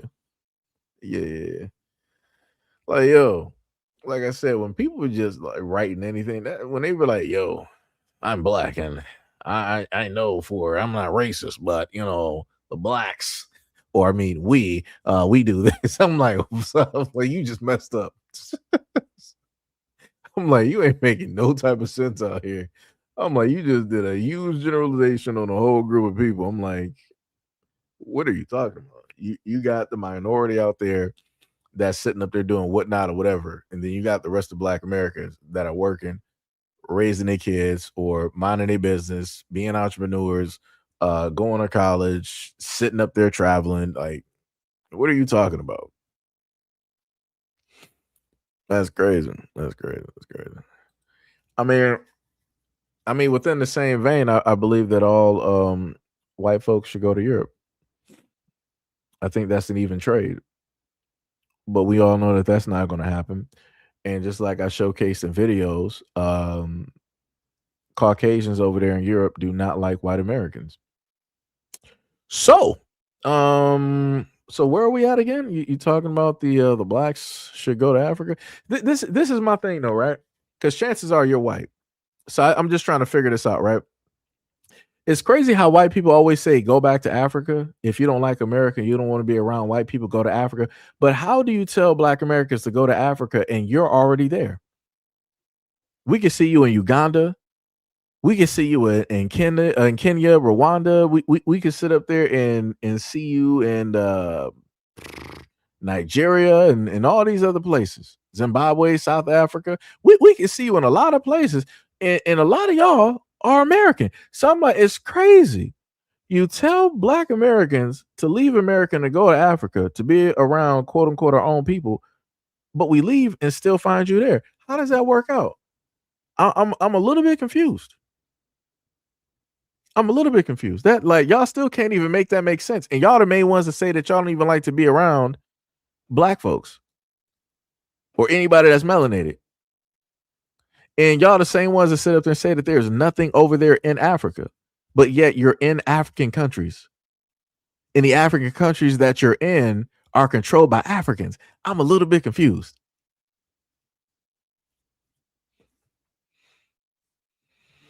I'm a little bit confused. Somebody about to be directly in the, and I love King of the Hill too, and we're going to put you directly into the shadow realm. So if anybody else would actually like to try to be stupid, if anybody else want to sit up there and try to troll real quick, and you want to be put directly in the shadow realm, we got tickets for sale. Somebody said nobody's taking African serious. I mean, if nobody's taking Africa serious, then why is China, the United States, and what is it? China, the United States, and America? Why are they all over there? If nobody's taking Africa seriously, I'm a little bit confused. That doesn't make any sense. I'm just trying to figure out if nobody is taking Africa seriously, why do you have 3 different nations over there vying for positions in power? I'm just a little bit confused. I'm highly confused. I'm like, do people not understand stuff when they write stuff? I'm highly confused on that. Just to let you know that I'm responding to you, I got you directly up there. I'm a little bit confused. Like, how does that work? So Signal Corps, you said because they're robbing them. Who specifically is robbing them? Who are these groups of people? What do they look like?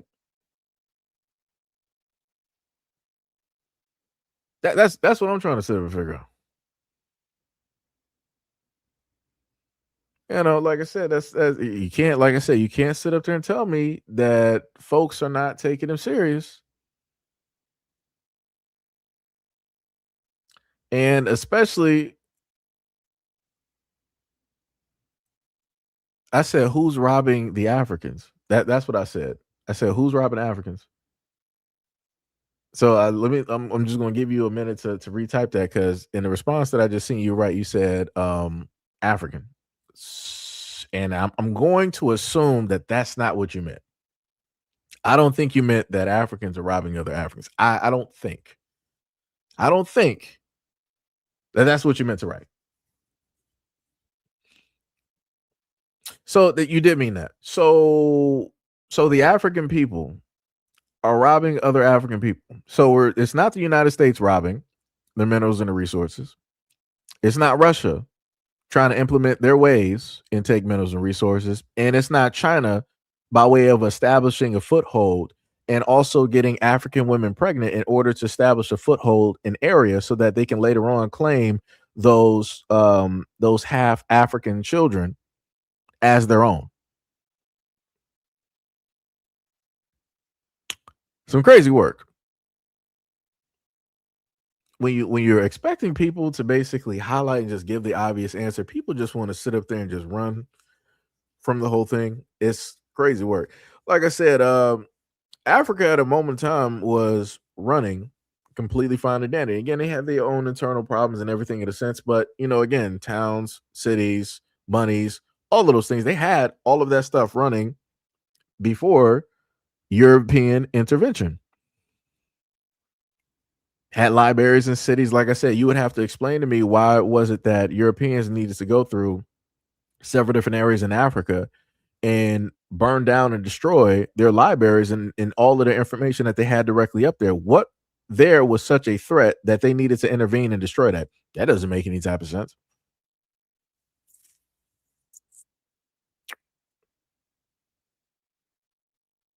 Somebody said, stop the divide. That's crazy. You said, what's wrong with mixed people? You're obviously not. I know you're a troll. You're not even serious about the conversation where I just literally explained how China is using, in a sense, having children in Africa in order to gain a foothold playing 5D chess. And you're like, what's wrong with mixed kids? Obviously, you must be mixed. So you must be getting offended. Because that was just the stupidest question. I'm not even trying to hear the whole thing of like, I just got here. I ain't even trying to hear that. You better not write that. Let me tell you something real quick. You better not write that in this comment section. I just got here. I just came in on that part of the comment. Don't do it to yourself.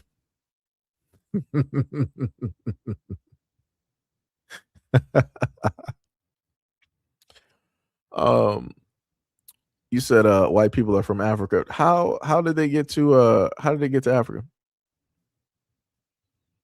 What part of Africa are you talking about? What part of Africa are white people from? Let me know. Now, if you want to deal with the out of Africa, theory, if you're going that route, please say that. Let me know. Yeah, how did those Europeans? Because when you look up their bloodlines, you can see a lot of Dutch and everything. How did those Europeans get to South Africa? They weren't naturally there, just like Europeans were not naturally in Australia. Like, it's crazy how people want to sit up there and say it's crazy how a lot of folks want to sit up there and say out of all of these areas, right, that are normally warm, right, equator-ish, type of areas are hot. Magically, people are like, yeah, Europeans were naturally there. Since when? Y'all can barely deal with 7-degree heat, 70 and 80-degree heat over there in Europe. How are you going to sit up there and say that you were naturally over there in Africa? Since when? Since when?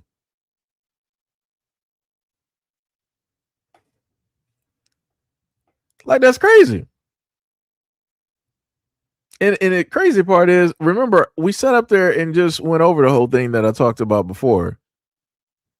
Well, yeah, like I said, exactly what Rabbi was like. White people want to be everywhere on the planet except from Europe. Yeah, which is crazy. Like, dog, y'all in Europe and y'all are fainting. Y'all are falling out over 70 to 80-degree heat. How in the conceivable world are you sitting up here saying, like, yeah, whites are Europeans? We're from Africa. We're up there. We're up there with the sun. The sun it sees us, every single time. We just, survive it. We thrive, in that type of climate. Okay.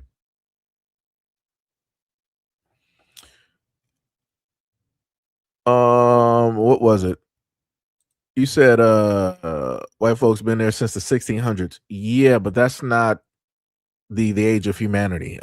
So how about you go through some, tens of thousands, hundreds of thousands of years. You ain't gonna do that, because the farther back you go, the darker it gets. So you're not going to sit up there and do that. You're not going to do it. You're not going to do it. And Hunter was like, race isn't real. I mean, that can be very much true, but it's real in the United States. I'll tell you that one. So if you want to talk about race isn't real, you might want to explain that to white folks here in the United States. How about that one? But you're not going to do that.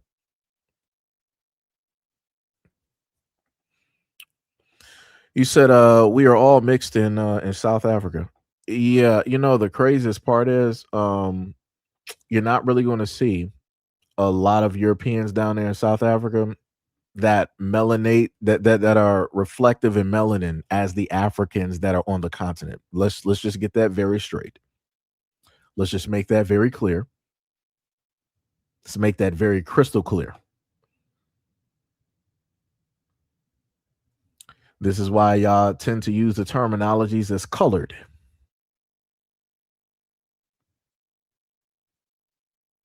Right?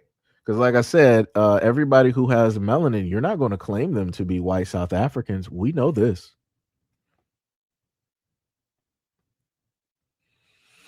Slick was like, race was created by white people personally to divide. If you did research, you would know that. Lunch is like, white people tell that they're not native there when it comes to aliens building the. Yeah, and that's the whole other thing. It's like, if white folks are native to Africa, why can't they explain how the pyramids were built? How about that one?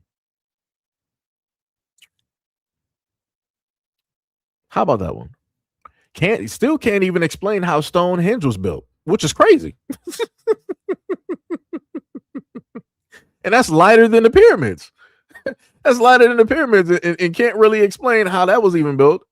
But then when it deals with the pyramids, because it's over there in Africa, it's like folks are like, yeah, no, the Africans, they didn't have the brain. They didn't have the brain to sit up there and do it, but nor can we sit up there and claim that we built it. It was the aliens. It was intervention from these other planets and whatnot over. But I'm like, but these are so now you're going to say that aliens in a sense built or gave the information to build the pyramids, but these are the same folks who said for the longest time since Roswell or whatnot or whatever that aliens never existed, who are then the exact same people who said aliens didn't exist, and now they want to start coming up in 2024, 2025, and 2026, but like, oh, we're going to release these documents to basically let you know that aliens exist and that there are 4 to 5 different species that are basically on the planet or within the planet itself. Which one is it? Which one is it? Y'all can't even make up your minds on the types of lies that y'all like to sit up there and tell. What are we doing? What are we doing?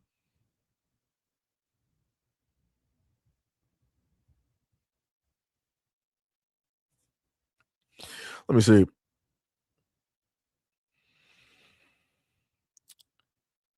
It was like, seems like you're far more interested in continuing the divide and trying to make content off of it than actually do anything. You're part of the problem. Well, firstly, I'm American. So, race is a thing here. Number two, you got a lot of folks that want to sit up there and tell Black Americans that they are African. Again, being disrespectful, even though Black Americans are saying that we're not, we're Black American, or just better yet, just Americans. And people who are African want to sit up there and tell us that we are wrong. Right? Crazy work. It's diabolical. It's great that you are over there in South Africa. Mind you, we have white South Africans here in the United States. So I guess technically because of that, because you got runners and fleers, I can happen to speak on the whole thing dealing with South Africa. I really wouldn't be able to say much if we didn't have South Africans over here, but we do. Because quote unquote, they're refugees. They're running for their lives.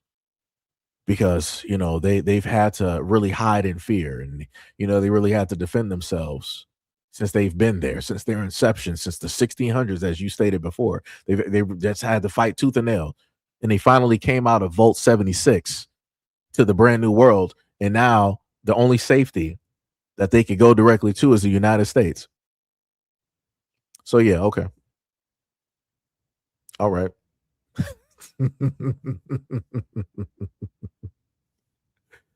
You said, have you been to South Africa? Of course not. That's like me asking, have you been to, Detroit, and have you gone to Dexter? Chances are no, you haven't. And especially if I'm talking about on a certain street. Have you gone to those basketball courts? Have you gone to those gas stations? The answer is going to be no, no, and no. So yeah, so we're balanced on that. Rabbit says, Europeans suck. So what's the way people would rather be in Africa? Yeah, that's crazy. Slick was like, but the hieroglyphics show Black people with braided hair moving tons of rocks to build the pyramids. Fortune said, so technically Elon is African American. Yes. Not Black American, African American. Lunch says, Seji just not interested in revisionist history. Nope, not at all. Slick said, there are pyramids and other places in Africa. So the aliens were just chilling in Africa? Yeah, I guess so.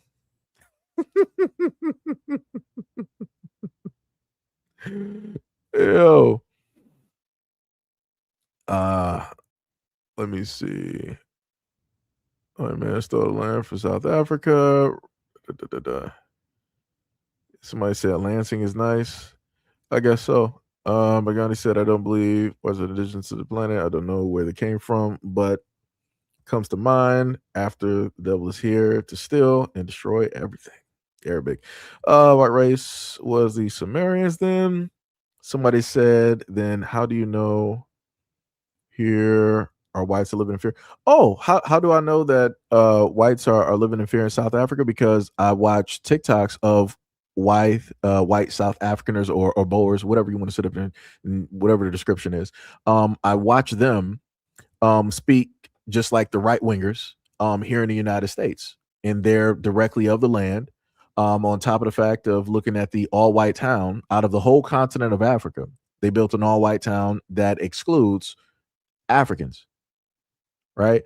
And then you got the white South Africans who have come directly over here, basically talking about like, oh, we're in fear of our lives, and this is what's happening to us. We're just farmers, and this, that, and the third, and all these. Yeah. So I can speak directly on this due to the fact of the information that I was able to gather directly from the source. And I not only the source, but I also showcase those videos on this platform. So I'm a little bit, on this channel. So I'm a little bit confused. We are DOC, also a South African. My verdict is nah. We good, fam. Somebody said race is a construct. You keep repeating the same thing. Richard said there's pyramids all over the world. That is correct. Andrew said the unskilled white men didn't build anything in Africa. Let me see. Ford said, you know how to use Google to search. Did you not hear what I just said up there and said about the South Africans and the reply to the white South Africans in the reply to what it is that you stated? It's crazy work. Somebody said, The source, trust me, bro. Nah, go directly to TikTok and listen to the white South Africaners speak on what they say is their plight, the loss of life, and what it is that they specifically have to deal with. Let me see. Somebody said I watched TikTok and makes a whole statement about whites being in fear. Da, da, da, da. So why don't you ask me who lives here? Why am I going to ask you? You could have just wrote it off directly in the comment section. Excluding Africans in Africa just shows the psyche of some white people. Let's say that sounds white to me. Take over land and claim that you're the victim afterwards. Hunter said the Boer are Africans. Farmers are being murdered by people, so they made a white town, and that's exactly what I just stated. I swear to goodness, I just stated that. Another person said, "Bro, America has enough problems of their own. I would like to believe." He said, "Live in Cape Town." I didn't even ask where you live. You might be replying to somebody else. Jeremiah said, "I have some questions about the title of this page." And somebody is writing in. He said, "Nigerians must go to Nigeria." I'm taking this must be a South African that might be talking about that, because I also covered the fact that you have South Africans that were pushing people from Ghana and Nigeria out, all for them to turn around and be like, "No, we want the foreigners, back. It was a misunderstanding." I'm like, "Nah, it ain't no misunderstanding. You said that you view the other Africans that came directly to South Africa as foreigners, and that area belongs to the South Africans, and that those other people need to go directly back to Ghana and back to Nigeria, and you did that. And now you want them to sit up there and come back after everything was said and done. It's like, nah, you got South Africans sitting up there ransacking those businesses and stealing. No, no, no, no, no, no. Y'all got that.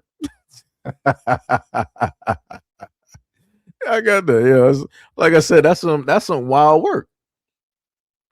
That is some crazy work to sit up there and chase people out and to be like, nah, we're gonna run that back. We made a mistake. My bad. No, you got to deal with that. Oh, that's crazy. Let me see. What was it?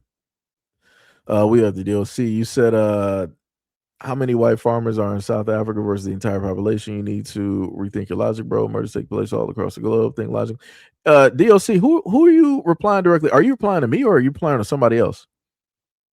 Let me know who you're talking about, because I'm not sure if you're replying to me or somebody else. Little Lou, what is up? You said I'm flabbergasted. Nigerian Americans. TF. Oh, you said Gordon, you said, so you're on your PC watching the world. Yeah, sure. Yes. Yep. The same way that everybody else watches, the same way that Africans learn and talk about Black Americans and want to have all these types of different words or slurs and whatnot. Yeah. Yeah. Just like how a lot of those Africans never had an instance of coming into contact with a Black American ever in life. Yes. Yes. I'm like the rest of the world. I'm peering directly in through from the point of view of the people that are the narrators and the directors of that video. Yes, you are correct. Somebody said you're an idiot. Well, I guess we're both idiots because, you decided to come here. So who's really dumber? You or me? I'm just trying to figure out. I'm like, how do y'all think that this really works? And like I said, insults are, it's whatever. Because the craziest part is I'm not even throwing insults at this moment in time. Let me see. We are the DLC. Said TikTok cannot be your only source on the matter. South Africa has 9% white South Africans. Trust me, more blacks and colored South Africans die daily than white farmers. So I don't know why you have the point of view that I'm defending white farmers. I'm like, something is lost in translation. I'm not sure if you're translating this video or how that works. I'm gathering that it seems to me that English is not your first language. Because nowhere in any of this am I defending the white African farmers. That's that's why I'm a little bit confused in your response, because you're going to bat for the South Africans, which is completely fine. But you're making it seem like I'm defending the Europeans. I'm not. So I'm just highly confused. I'm highly confused directly on that. Yeah, Slick Tom. Yeah, they said blacks and colors. Yeah, it's crazy work. That's not even terminology that we even use. It's like, how far y'all back in like the 1950s? Colors. Like, that's wild. That is wild to me. That is wild. Yo, University, what is up? You was like, no, thank you. I do not want to unite. Bars. Nate said the kingdoms, empires, and wealthy elites located in region and modern day Nigeria profit immensely from selling slaves. Of course, of course. DOC. So, what's your stance then? I is the stance not clear directly enough? Did we not just sit up here? If I'm obviously not for the white African farmers, what does that then tell you that my stance is? Because, like I said, I don't really feel like rehashing it or trying to pull back up the videos that I've already done covering this whole topic. Like I said, this is how I know that people don't listen and pay attention. Like, that is wild. That is wild. Little said, why would a black man bring America to South Africa? 100%. DOC said, colored is a race, mate. See, you don't know South. No. Let me correct you. I do know South African history because I did videos, live streams, and research going directly over all the different terminologies that y'all got going on over there. Also did videos talking about the poverty rates directly over there, how land was stolen, how the small percentage of the white African farmers own the greater majority of the lands, and how there's all of these little groups directly over there that are against the quote unquote black South Africans.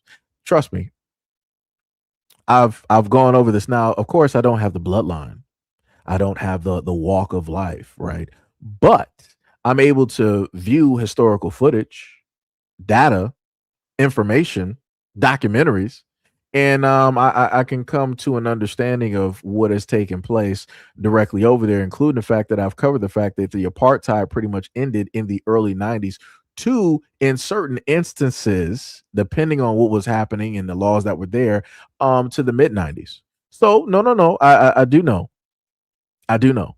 But this is again why we had to correct one of your fellow South Africans by the name of what's her name? Tyler, where she came up with the song Water.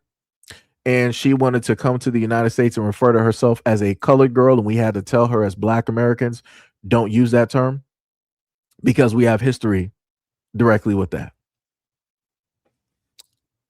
Right? Somebody said, idiots, you need to safe up your food stamps, but a ticket. Oh, that's crazy. You're guessing that I'm on government assistance? What would give that away? What would give that away that I'm on a government assistance, right? That's crazy. Government is actually I don't even have I don't have any of that actually. I'm not on government assistance. But you do have Africans here that are on government assistance. You do have that, champ. You have a lot of Africans that ran directly from Africa by way of the United Kingdom, and they had to make two choices: either come to the United States, or go directly to Canada. Or in some instances, maybe they might go to the UK or Europe. But some people are like, I want to go to America. I want to go to Canada. Right? Crazy work. University that stop asking us to unite with those savages who sold some of our ancestors. Little said, what is wrong with people in the year of 2026? WTF did those farmers put in the food? Wayne Clark said, Africans are still slave minded when they come to America and are backwards. I see them get disrespected in America and they just smile. Yeah, they do. Like I said, they don't care. They were like, well, I'm not a black American, so it doesn't apply to me. That's why the African woman who went over to Japan, when she got called out of her name, she was like, I'm Nigerian. I'm like, what is that supposed to do? That the Asian woman clearly called you out of your name. What is you being Nigerian? Basically, it's oh, that's right. You're trying to tell her you're not Black American, that you're African. So it's it's crazy work. H Buster said, can't unite for Ish. And you said Gaddafi tried, right? Slick says, same thing. Ibrahim Tori is trying. Yeah. They called Afrikaners, white Africans. Slick Tom said, I feel like they will try. Yeah. I see what you're saying. James said, Black people in Africa lack the ability to unite. All they know is how to fight each other. Cater said, why you want them to return to Africa and try to countless Christians, Nigeria, and the Congo. You worried about them return to. I guess I get what you're saying. They said we have history too. Somebody said education. Koi is the correct term. She should have used the Koi people. I heard that before. Somebody said whites need to unite, stop the white genocide. I mean, maybe you should speak on that familicide that be taking place in white communities. Maybe you should start there. So yeah. Idi Amin, University, Black Africans unite with those white Africans and stop letting those Asians beat them. Yeah, that's crazy work. Fortin said we South Africans, no one tells us what to do. Yeah, no one tells you what to do except for the whites that are down there. So yeah, so much for that. Like I said, didn't y'all had the apartheid down there? I did quite a bit of research over there, and I went through the various years of. I think I went back to what it was almost like Winston Churchill. Like I went back so far when it dealt with the amount of laws that they enacted there on your people. And you talking about don't nobody tell you what to do? Y'all just got out of the apartheid. I got pictures of y'all in the 80s still living in like shanties. Do you understand what I'm sitting up here saying? I got pictures from y'all back in the 80s where African women are still like being servants. Like, what are we talking? Like, calm down. I need you to relax. It wasn't that far ago. I need you to calm down. You really need to sit up there and relax. You need to really relax. Like I said, Black Americans can sit up there and speak because we were dealing with stuff like that was like back, some 1960s type stuff, right? During that time, y'all were still going through the apartheid. Do you understand the difference? Do you understand the difference? And you sitting up there, ain't nobody sitting up there telling the South Africans what to do. Y'all just got out of the apartheid. We can throw 2 stones and sit up there and look at you right back there. What are you talking about?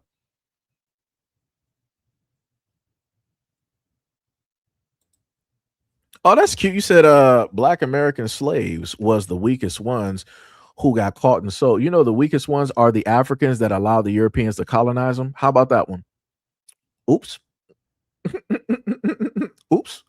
How about the Africans? The weak ones are the Africans that are allowing Neo Africa, the new version of Africa, to happen by way of China, allowing Chinese men, Asian men coming directly over there to Africa, and to create bastard families, getting African women pregnant and then dipping. Diabolical. The weak ones are the South Africans that allowed the Europeans to come over there and create the apartheid and take up all the land. But y'all still over there praising Jesus. Oh, thank you, Jesus. Y'all still over there be like, Jesus is white. That's crazy. Ain't the oldest Bible that's supposed to be in existence is like the Ethiopian Bible? So if that is the oldest Bible, wouldn't that then mean that the people in that Bible should, in a sense, be reflective of the people of that continent, which means they should be highly melanated and they shouldn't be anything else but? But yet you got South Africaners and everybody else sitting up there believing that Jesus is white. That's crazy. That's diabolical.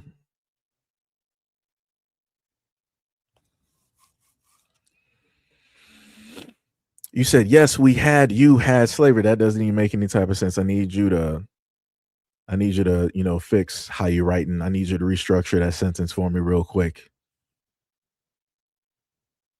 Need you to restructure that.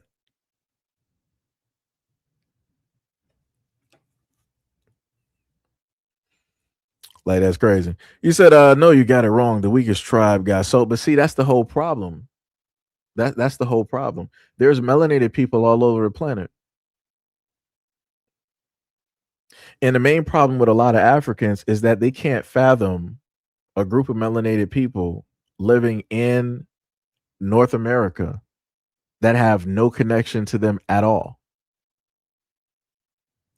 And then you guys decided to take on the exact same wording and talking points from white Americans, not even Europeans. You're taking these talking points directly from white Americans who fled Europe and came over here. That's the craziest part. And then y'all want to run on and try to call black Americans pretendians, but yet the quote unquote Native Americans that's here have DNA and links back to Siberia over there in Russia. And then the craziest part is I also placed within a live stream, there was an old clip where some folks was talking about how those over there in Russia, they would take boats and whatnot or whatever and come over to Alaska. And, those people, they would come together and they would, visit and, they would have fun and tell stories and all this other. I'm like, I'm like, why would people over there from yonder over in Russia come over to Alaska and some way they have this type of bond? But I'm like, when you look at quote unquote the Native Americans here in the United States, and when you look at the Siberians, I'm like, the way that they have their culture looks very similar, if not the same. The way that they look, very similar, if not the same. The traditions look very similar, if not the same. Like I said, it's crazy. Oh yeah, you botting it up today. You sitting up here just repeating the same thing. That's wild. You said, why hasn't the black Americans moved to Africa? Why haven't white Americans moved back to Europe after running? You said hating on Tyler because she's killing it in the USA. No, she's not. The moment in time that black Americans were like, okay, you don't want to listen, we're just going to drop your music. You didn't hear nothing from her ever since. The first time that Tyler has now just come back into the light was by way of Kai Cenat. What you playing now? You don't even know what you're talking about. I've been sitting up there paying attention to this for the longest time possible. She had her height and then it just collapsed after she went on a Breakfast Club and she didn't want to listen to black Americans. But you're trying to sit up there and tell me that, oh no, black Americans are just jealous because she's killing it. Who is she bigger than in the United States? Who? What is she really moving here in the United States? She's not moving anything musically. She's not causing any trends. She don't got no waves out here. And then y'all were the South Africans. Y'all were the main ones that sat up there and said that Tyler don't need American fans in order to be big. She was already big by way of South Africans. It was like, okay, bet. And black Americans dropped her, and we expected y'all to keep lifting her up, to keep, pushing her to stardom and all this other type of stuff. This is the first real time that she done came back, and she's coming back by way of Kai Cenat, who is Haitian, not even a black American. So what are you talking about? What are you talking about? Like, that's crazy to me.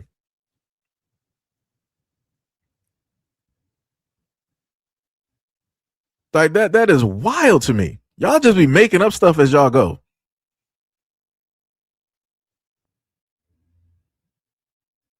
Like, what are we doing? Like, I'm just waiting for him to try to sit up there and come back up here, because I'm like, you just talking. You don't even know what you're saying. You try to say to me that I don't even know what I'm talking about when it deals with South Africa. You don't even know what you're talking about when it deals with one of your own, one of your colored girls, right? You don't even know what you're even talking about. You just spouting off at the mouth.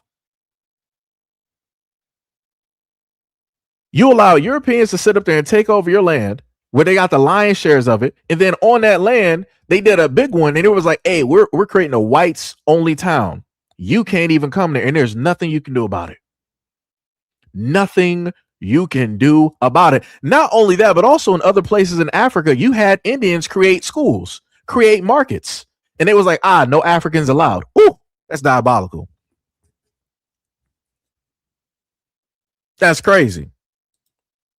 Dude, you talking about check her her Spotify and YouTube views. What does that mean? What does that mean? You do know there's a such thing as that you can pay for views. You can pay for bots. What are you talking about? Record companies already got called out for doing that. What are you talking about?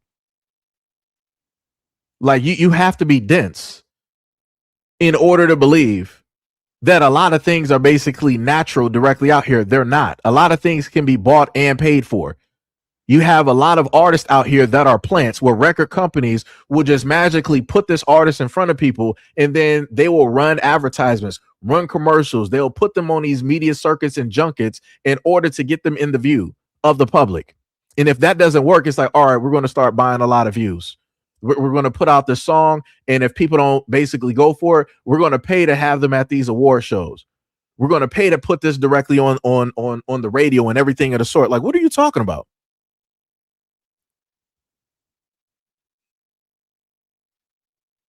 Like, what are you talking about?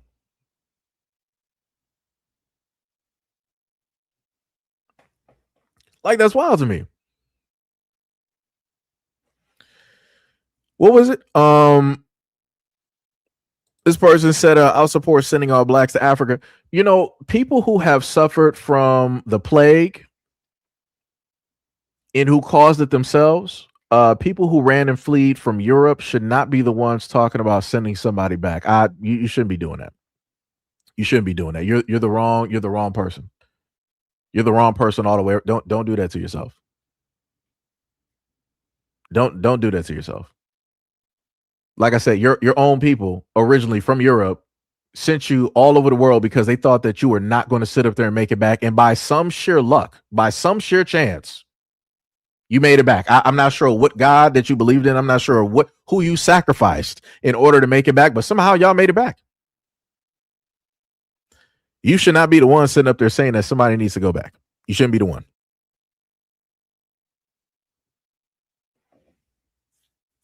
Just saying. Whoa. Somebody said, I'm pretty sure that pilgrims were brave. You talking about the people that Europe and the UK emptied out their prisons and jails and sent directly over, the worst of the worst? Word? They were brave? Whoa. You mean the same people that could not even live in North America and survive when they crashed on these shores if it wasn't for the native people here? You talking about those people? Yo, that's some crazy work. It's crazy how y'all just be rewriting the history. Y'all be trying to make yourselves like seem like the bravest people on a voyage. Word? Didn't Christopher Columbus mess up on finding North America? He was originally looking for India. Like, how?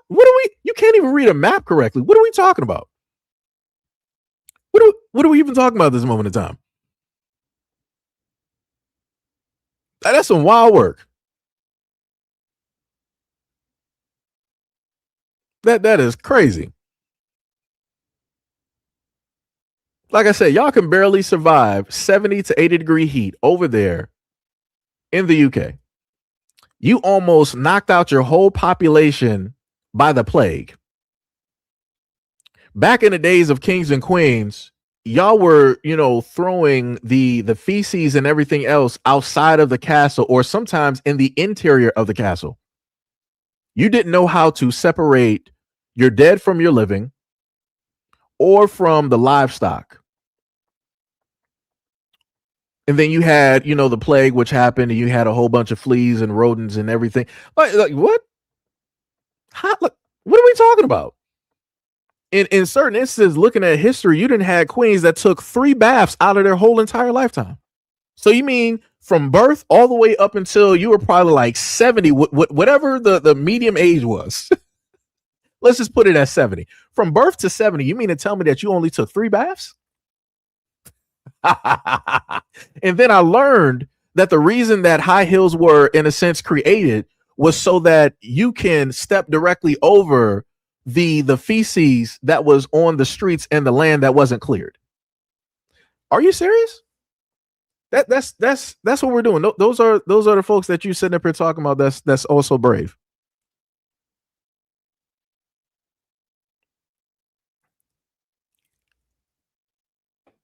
I'm a little bit confused.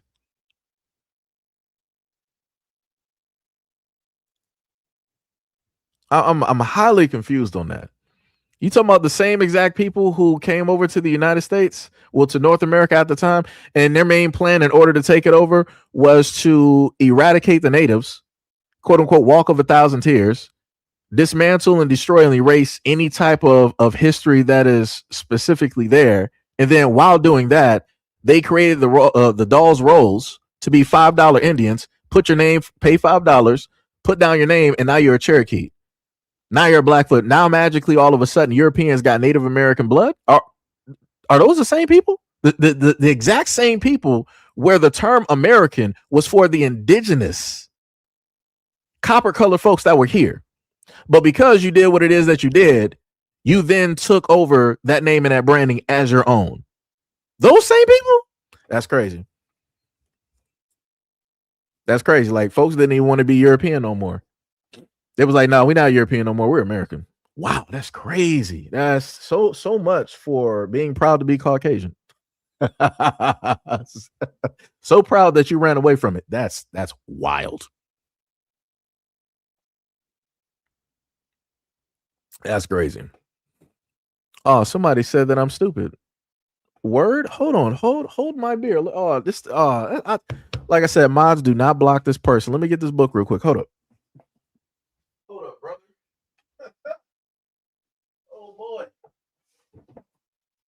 Oh boy.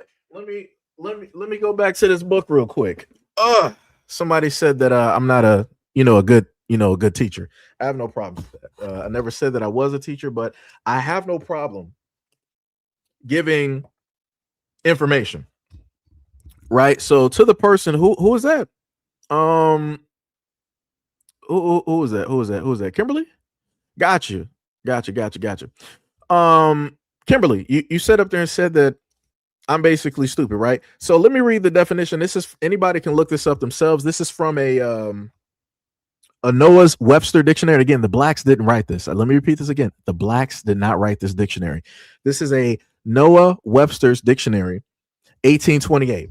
So let's look up the definition of what American is. I got you real quick. It says American, number one, pertaining to America. Number two, it says a native of America. Originally, let me repeat that again, a native of America, originally applied to Aboriginals or copper colored races found here by the Europeans. Now, what did we just sit up here and say? That means that originally Europeans weren't here, and that automatically melanated people existed on this continent of which white people said that they found. You can't find something where people are already at, where they're already located. It's already established and it's already found by those Aboriginal people, which are not white Europeans. But in order for white Europeans to get that name, what did they say later? They said that, going back, originally applied to the Aboriginals or the copper colored races found here by the Europeans, but now applied to the descendants of Europeans born in America. Color me surprised on that. Color me surprised. Color me surprised on that. So I was actually correct. So, well, looky here. It seems as though that Europeans are not native to America. They're not Aboriginals. They're not copper colored. But yet this person wants to sit up there and say that I'm stupid, ignorant.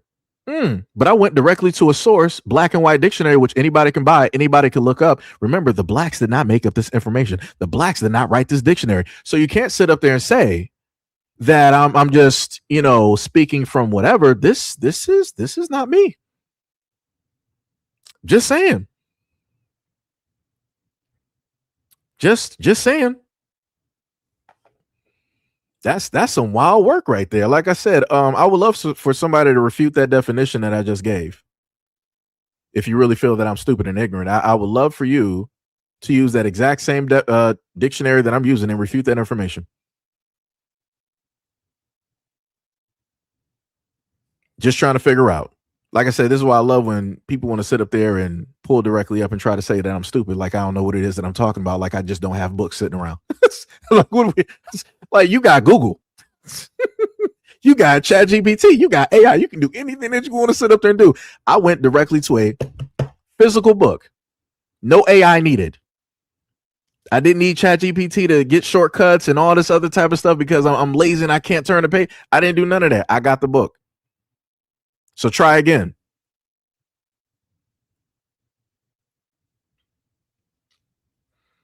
Like, that's crazy. Like that's some wild work. Somebody said Southern Europeans have a lot of Arab DNA from the UK. Northern Europe is very different to the South.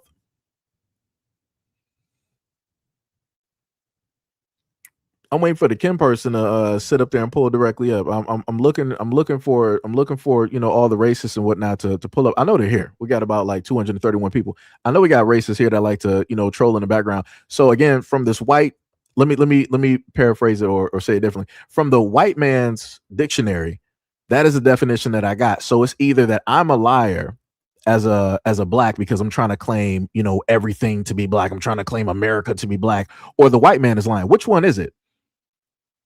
It's either your bloodline is a whole complete lie, or we're both liars. Like I said, I don't know. I don't know how you want to slice it. I don't know how you want to sit up there and take it. I'm just trying to figure out how we're going to sit up there and slice this one here, because people normally like to sit up there and call out black people whenever it is that they're talking and give out certain type of information. So I'm just trying to figure out how we're going to slice that there. Or are we just going to go to the stereotypical, the stereotypes and the racism? You're this and you're that, and you blacks need to go to Africa. I mean, well, you're not even from America from the get-go because you're not Aboriginal or you're not copper colored. We all know this. So yeah, who's really going back first?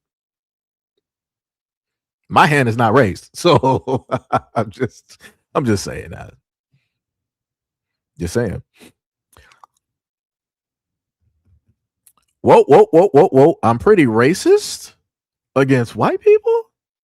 Really there, brother? How would that be? How would that be feasible? How would that be? Let me read this definition again.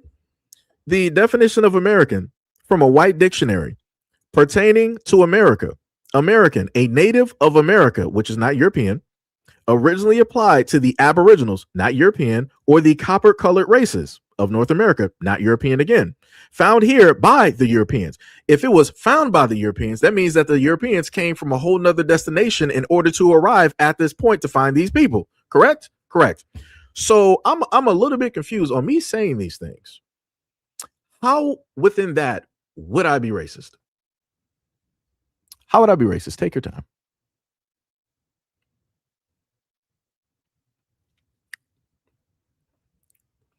How would I be racist? Let me know.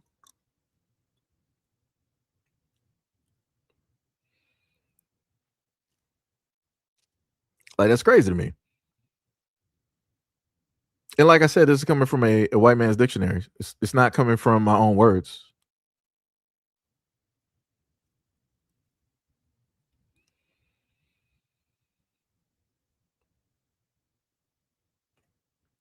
You said, yes, you are racist. Read from a black dictionary. Confusion is who you are. I mean, I guess. Somebody say you're still living in the past. What?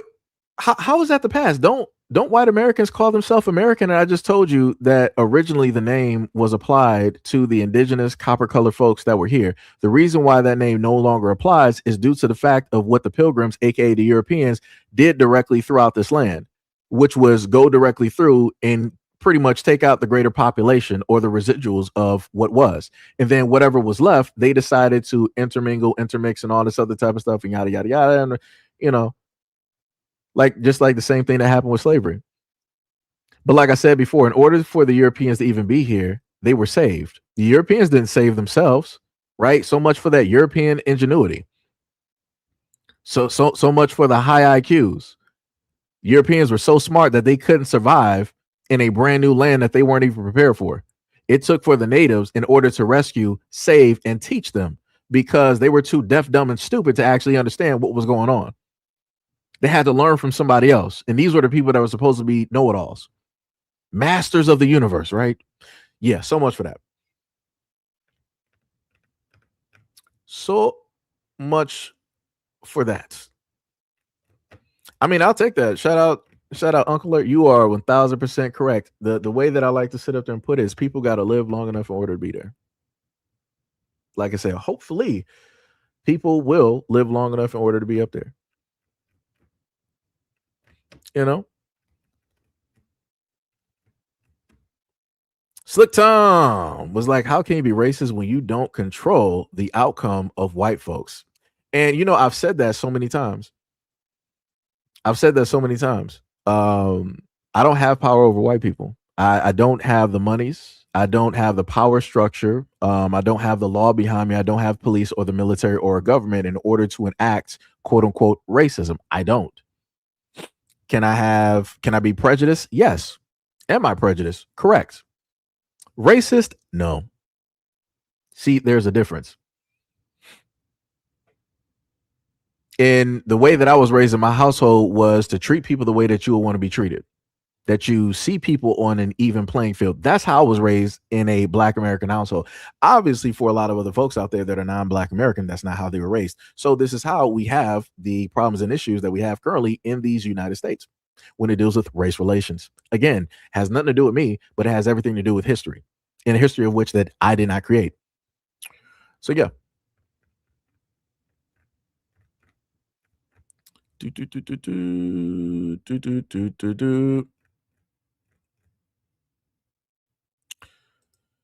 mean also thank God for the Black Americans that were here during slavery that created a lot of inventions, including after slavery as well as today, too, so that you can clearly enjoy a lot of the things and the amenities that you currently have at this moment in time. It's crazy how that works.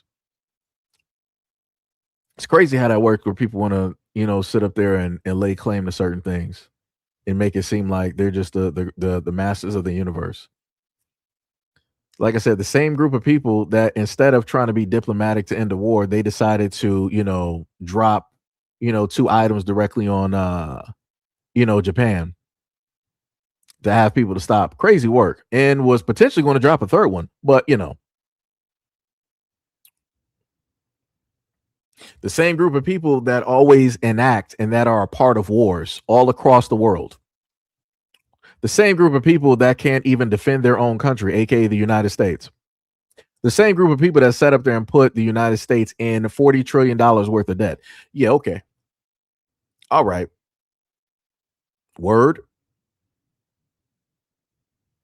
That's some wild work. That's 1,000% wild work. That's wild. Somebody said, you love talking about nonsense history. I mean, I guess it's nonsense if it doesn't, put you in a great light. I guess it is. Question. Would it be Black Americans or white Americans who started the war on terror?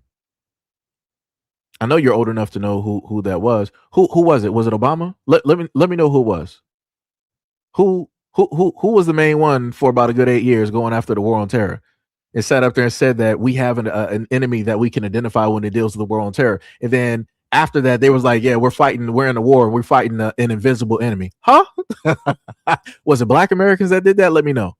That wasn't that long ago. 9/11 wasn't that long ago. So you can't sit up there and say like, this is just far going history.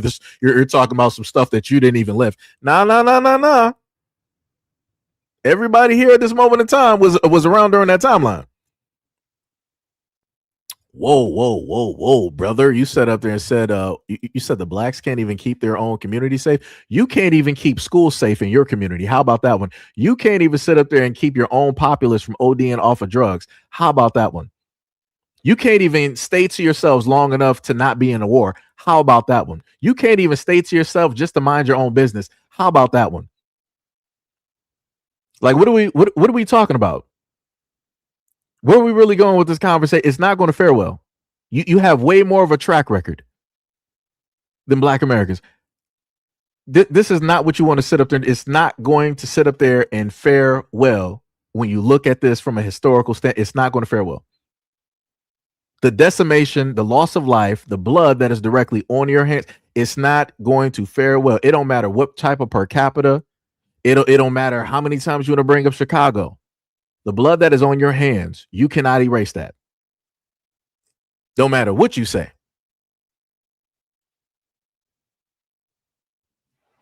That's crazy. You know the craziest part is? Somebody's like, the hate has darkened your heart. I mean, I'm Black American and melanated, so I guess my heart, in a sense, would be black. I guess I don't know. But hate, no. That's you trying to project what it is that you are, either openly or secretly. I don't hate anybody. I have a strong dislike when it deals with racist and many other things, right? I have a strong dislike. Well, I will sit up there and say a hatred that I would have is when you have those who commit crimes against the family. Those are the people I strongly hate. And I can say that. If you commit crimes against the family, that's where all of that emotion would basically go. But other than that, I got a dislike. Got a dislike. Just, like I said before, just trying to sit up there and just try to figure out, because people want to move, all over the place. You said blacks fight with whites, but what I'm saying is, who started the war on terror? Who was in office for 8 years? Who was also the main one that had their last dinner at the White House laughing about the weapons of mass destruction? Matter of fact, let me break it down to you. It was white people. Black people didn't sit up there and tell y'all that somebody over yonder had weapons of mass destruction. Still to this day, I'm still waiting. This is what I want, right? For the white people that disagree with me right now, let me know at this moment in time, all white people, tell me, where are the weapons of mass destruction?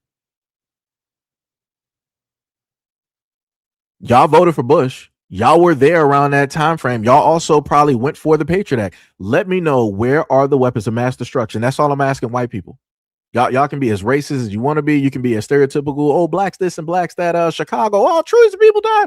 Cool. All right, cool. We got that.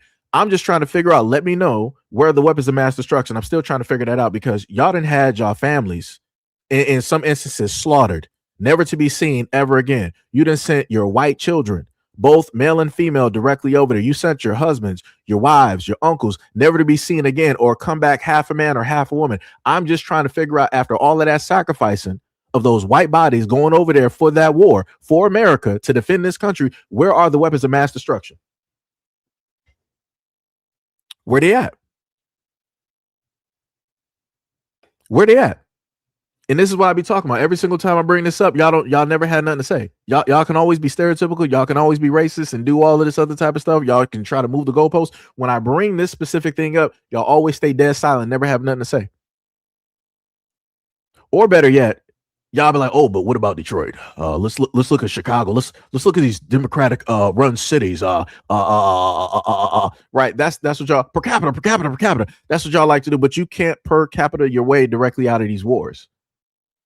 You can't per capita your way directly out of this deficit that America is, in a sense, facing, in the economic collapse that is basically looming, along with the amount of inflation that is dealing with the American dollar. You can't per capita your way out of that. You can't per capita your way out of all of the money that the United States has sent over to other countries when we need that directly here. You can't per capita your way out of the fact that you've allowed the United States, voted for the United States to send jobs directly from here overseas. Like, what are we talking about?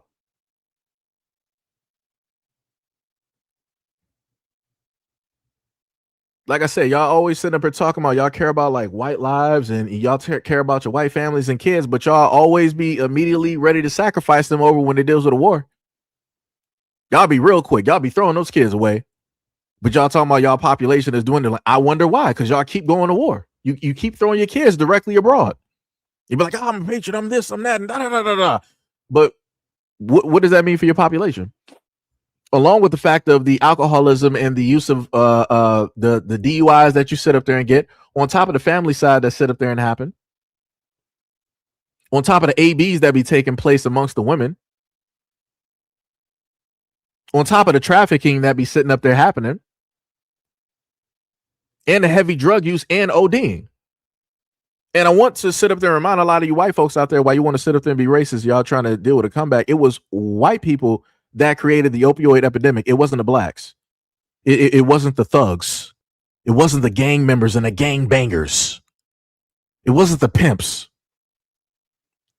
It wasn't the Al Sharptons, the Jesse Jacksons, the Barack Obamas. It wasn't none of that like y'all like to sit up there and keep parroting and keep going directly on and on and on about. It was your own people. I've covered your own college kids going directly to these prestigious Ivy League colleges and getting your kids hooked on these drugs.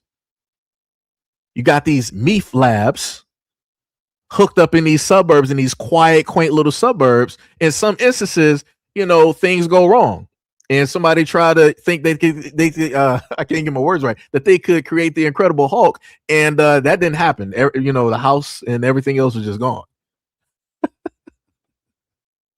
Couldn't even get my words out on that. We're like, that's how crazy this is. That's how crazy it is. Like I said, for white Americans, y'all never want to specifically speak on the ills on what you basically have to sit up there and face. You would rather sit up there and be like, the blacks. Go back to Africa. Y'all don't love America. You're not patriot enough. No matter what it is that black Americans have had to go through and suffer through in these United States, we've always been here. We haven't set up there and swapped allegiances or alliances. We ain't set up there and do that. You got black people out here still flying an American flag, whether other black people disagree with it or not. And I've set up and said a multitude of times, no matter what the history is, I'm still American at the end of the day. Y'all can't sit up there and change that. Matter of fact, I put it to you like this: for any of those black folks that sit up there and feel like that black people should go back to Africa, how about you send me back? How about that one? I dare you to send me back. I bet you won't. How about that one? Because y'all always love sitting up there running your mouth. Go back to Africa, boy. We're going to sit up there and send you back. Yeah, okay. Sure you will. We're all of black America has been waiting for that moment for the longest time possible. We've yet to sit up there and see that happen. Color me surprised. But then you tell us, again, like I said earlier, you tell us to go back to Africa, but yet if black people do go back there, we still find you there. How does that work? That doesn't make any type of sense. That's crazy. Somebody said, we could have a white only country and y'all would trip. You'd follow us to the North Pole. No, that's not how that worked. Black people didn't decide like, oh yeah, we're just going to invade Europe. No, y'all are the main ones that are the invaders, the conquerors, and all this other. People happen to do things in response. But now, what you inevitably did, like if you want to look at Europe, at the face of Europe at this moment in time, and why the demographics and why the color is changing, all of that, conquistadoring, all of that conquering that y'all were doing, now you got to sit up there and face the consequences of that. All of that conquest that you've done over time, all of the effects directly of you all over the world. Now you got to sit up there and deal with folks coming or flooding directly into European countries. And now they have different types of religions. They got different types of beliefs. The demographics is changing. Other people from different countries are coming directly into your parliament or your government, what have you. Yeah, it ain't looking so good. It'd be like that, though. It'd be like that, but you're saying that if y'all had an all-white space that we would trip, we really would not sit up there and care. A lot of places in Europe are all white. Do you think I actually care about that? No. Do you think I want to visit them? No, I'm completely cool and fine. They're over where they are, and I'm where I'm at. Next, what are we talking about? What are we talking about? That's crazy. That is diabolical.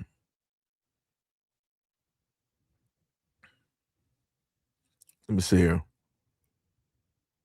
What else we got? Black Americans. Black America is white America. You talk silly. How is Black America white America? That doesn't make any type of sense.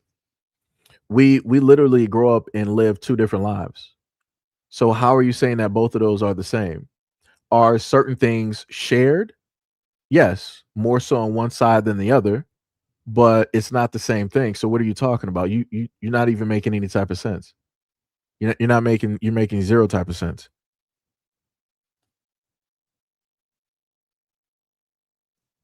Let me see. Somebody said, of course we didn't. You said, what was that?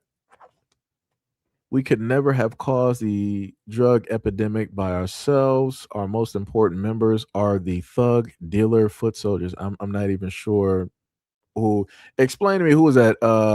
Logan, explain to me who it is that you're talking about there. The thug part. Explain to me, because that's not a terminology, specifically used to describe white folks, or at least the drug dealers or the criminals.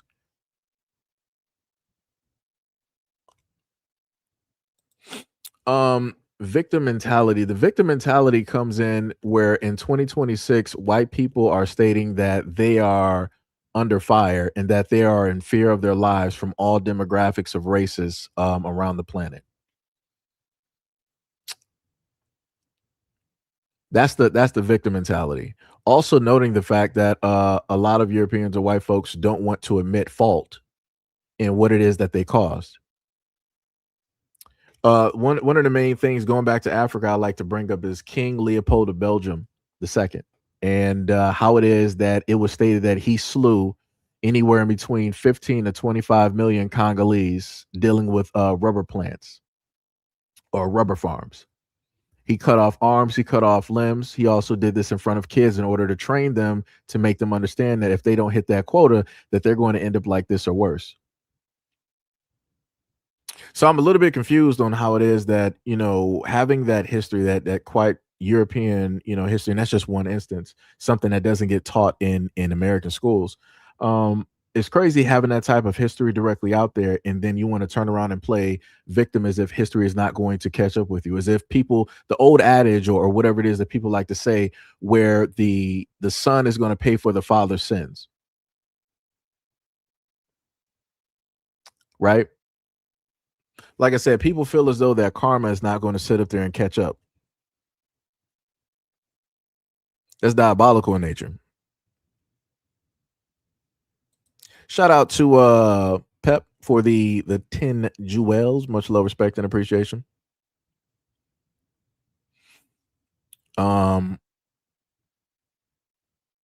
I'm not even sure what that one is supposed to be. Somebody said all races are in the drug game worldwide. I don't care about all races. I'm talking about the United States of America. I do not care about all races and what it is that they're doing. Those races need to sit up there and specifically deal with their people and call that stuff directly out. I'm talking about Black Americans here. I'm talking about white Americans here. Again, miss me with the whole all lives matter when it deals with these situations. I'm not even trying to hear it.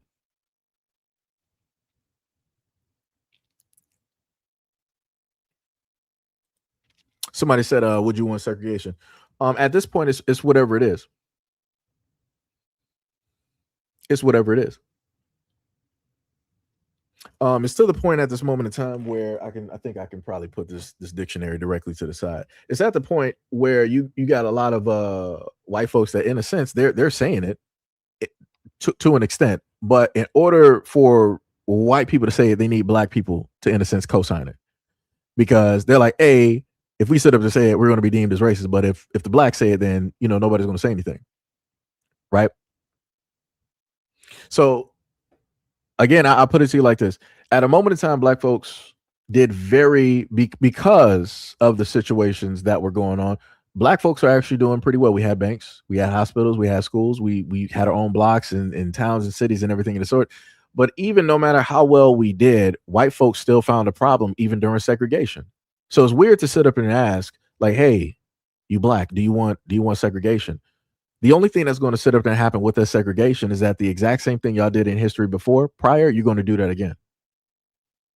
But the only difference is y'all got a whole bunch of armaments that y'all can attach directly to vehicles. Like one dude attached a machine gun directly to a Cybertruck, and then Elon just cut off the ability for that Cybertruck to run. So, like I said before, it's crazy to ask me if that's exactly what I want when we already know what's going to happen once it happens. History is going to repeat itself. It's going to be the exact same thing again. Like I said, that's some crazy work. That is some diabolical work. Mo says share, like, and dislike, comment, and subscribe. Bars.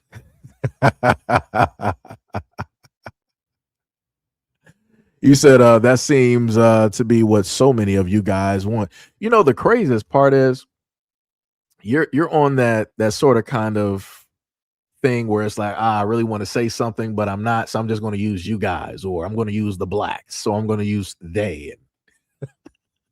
and all this other type of stuff. And I'm like, this is what I be talking about. I'm like, y'all don't even really come out and say what it is that you want to say. Like I said, I can read it and I can see what it is that you want to say. And again, missing with the whole thing that white people normally like to say is like, oh well, I got mixed grandbabies. I got black people in my family. I dated blacks. I ain't trying to hear that, because that don't mean that you're any less. That just further proves the point that it's just worse. Like I said, that's not really what Black Americans wanted. We're able to actually live amongst anybody and to get along.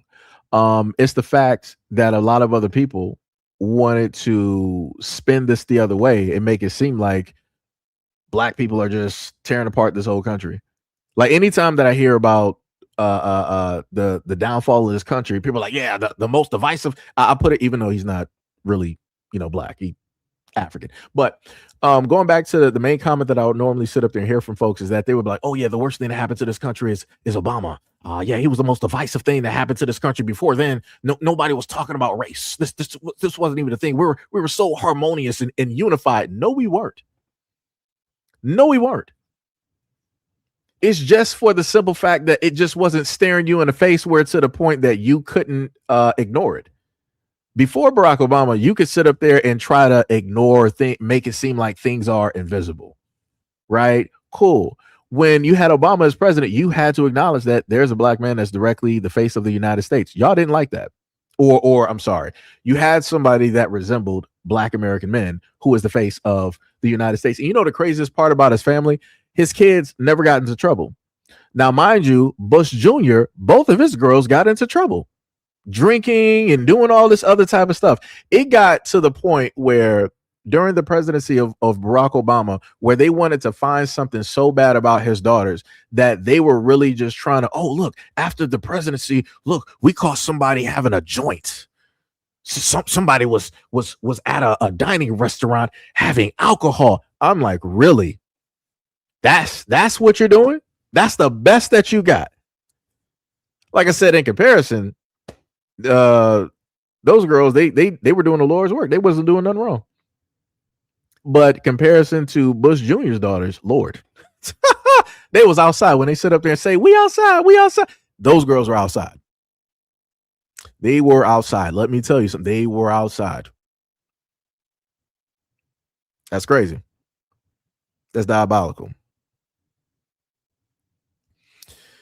Let me see. Filling America with drugs tons. When will the Blacks be leaving? I mean, the exact same time as the Europeans. When is that going to sit up there and take place and happen? It's not going to sit up there and happen. Oh, look at that. We got our first racist directly in here. Shout out to you. Somebody had to try to do their big one. Let me sit up there and spell out the N-word because you Blacks can't spell. That's crazy. That's diabolical. But it'd be like that though. That's that smooth brain technology right there. Very smooth brained of you. Shout out to you. Very smooth brained. You said there's racism between light skinned Blacks and dark skinned ones, and African Blacks look down on U.S. Blacks. That's called colorism. What you're trying to describe in the comment section, where we're like, there's this issue in between Black Americans that are light and dark. That's colorism. That also stems directly from slavery and the things that was passed down directly from that. There's a specific type of history with that because of the type of treatment. One was preferred while the other one was not. One was in the house and then the other one was working the field. Like I said, there's a whole history and the thing directly with that links into today. So I'm not sure what's the use of bringing it up here and what you're specifically trying to state directly with that. But, I'll put it to you like this. You have originally originally white Americans did not take too kindly to Scots and to the Irish being over in the United States. They technically viewed them the exact same as Blacks. They viewed them the exact same as the Asians, right? But they were on a higher priority list because they can, in a sense, quote unquote, take the jobs and everything in a sense directly from the white Americans that were here. But once white Americans basically realized, like, hey, we can actually buffer our numbers if we pull the Irish and the Scottish directly in, so that we got more of the numbers, and then we can, mix, some money and figure out how that's going to work, and we can have these groups together and have them go against the blacks and everybody, and that's what y'all did. But then, in order to further buffer y'all numbers, y'all started to add the Chinese directly into the quote unquote, white side of things, along with the white passing Spanish or Latins, Hispanics, whatever you want to sit up there and call it. Like I said, y'all did it was a lot of stuff happening. Like I said, everybody against the blacks. That became the blacks were the number one enemy. The number one enemy. Like I said, case in point, to the white folks that are still here that want to sit up there and clown in the comment section, this is for you right here. Lyndon B. Johnson, if you can convince the lowest white man he's better than the best colored man, he won't notice you're picking his pockets. Hell, give him somebody to look down on and he'll empty his pockets for you. So again, to the white Americans out there that want to sit up there and run your mouths, I need you to explain this. Because like I said, the numbers were a little bit lower earlier on when I gave this picture directly up there. We got about 269 people sitting directly here. And I know a lot of y'all are white and y'all sitting back in the background quietly, or y'all want to sit up there and be racist or write some type of stereotype. I need you to answer this. And again, the blacks didn't make this quote. The blacks didn't make this up. So explain that, how you got one of your white men that stated this about you. Just trying to figure that out. Like I said before, for the white folks here, y'all originally didn't like the Irish and the Scottish. And again, the Irish and the Scottish, when they came over here, they were indentured servants. They weren't into chattel slavery. So again, for anybody who's Irish and Scottish, miss me with that whole thing of like, oh, we all went through slavery. No, we didn't. No, we didn't. After you went through your indentured servitude, which you willingly did, you got directly Ellis Island. You got shipped over here, Ellis Island, got off the boat, found you some type of white man or whoever to be directly up under. You sat up there and worked for such and such amount of years, and then they freed you, gave you a little bit of money and a little bit of land to sit up there and work, and for you to sit up there and figure it out. That's how that worked. When it happened with black Americans and we were in chattel slavery, going through all of these brutalities and everything that came directly with it, sometimes bloodlines basically getting exterminated and lost after quote unquote the war, and we were freed and all this other type of stuff. We weren't given 40 acres and a mule. We weren't given, land as, a parting gift. Oh, thank you, blacks, for sitting up here, building America by way of picking our cotton because we were too lazy to sit up there and do it. And we were going to pretty much just fry up in the sun. Y'all didn't sit up there and do that. Like I said, it's two different types of things, two different types of Americans. Right. But like I said, I need for white people, since y'all sitting here giving me attention, I need y'all to run your mouth about this comment here. Let me know how that works. Let me know. Somebody said this is a low IQ black channel, so I guess a lot of the whites that sat up there and followed Lyndon B. Johnson was very smooth brained, huh? Like I said, that's crazy to sit up there and have somebody in office that said that about you and your group and your population. That's wild. Somebody sat up there said I'm projecting. Was Lyndon B. Johnson projecting? I'm just a little bit confused. I'm just trying to figure out. Just trying to figure out. Let me know. We got to scroll through these comments. Black communities problems haven't been white people's fault. Being generous here for at least 80 years. It's long past time. You picked up the weight and got busy yourselves. I mean, isn't it long time for y'all to sit up there and start fixing America since y'all founded it and built it? Y'all modernized it. Y'all took it away from, I'm sorry, y'all didn't take it from nobody. The history books that y'all trying to sell to kids now is that the blacks and the Mexicans or whoever, or the indigenous came together in a partnership in order to make America, right? Slavery wasn't really a thing, right? Because y'all trying to get rid of that. And I'm talking about the history books dealing with Texas and dealing with Florida. And I'm pretty sure a lot of other places in the United States, y'all trying to get rid of the history that puts you directly in a bad light. So yeah, revisionist history at this moment in time. So I'm just trying to figure out when our white America is going to fix that trillions of dollars, trillions of dollars worth of debt that we currently have at this moment in time. When y'all going to fix that inflation? When are y'all going to stop going into other countries and causing wars and coups and disabling their government and getting out of their political affairs? So I'm just trying to figure out. Like I said, we can sit up there. We can do this all day. I'm just trying to figure out.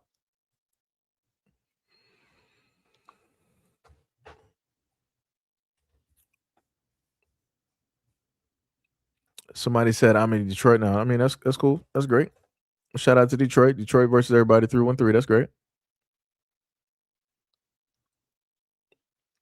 Somebody say you're too stupid to have a debate with. There's no fixing this. I mean, I guess there's no fixing the violence that comes directly from white Americans when it deals with wars and other people's money and gold and oil and resources, because that's really what the war on terror was directly about, was it not?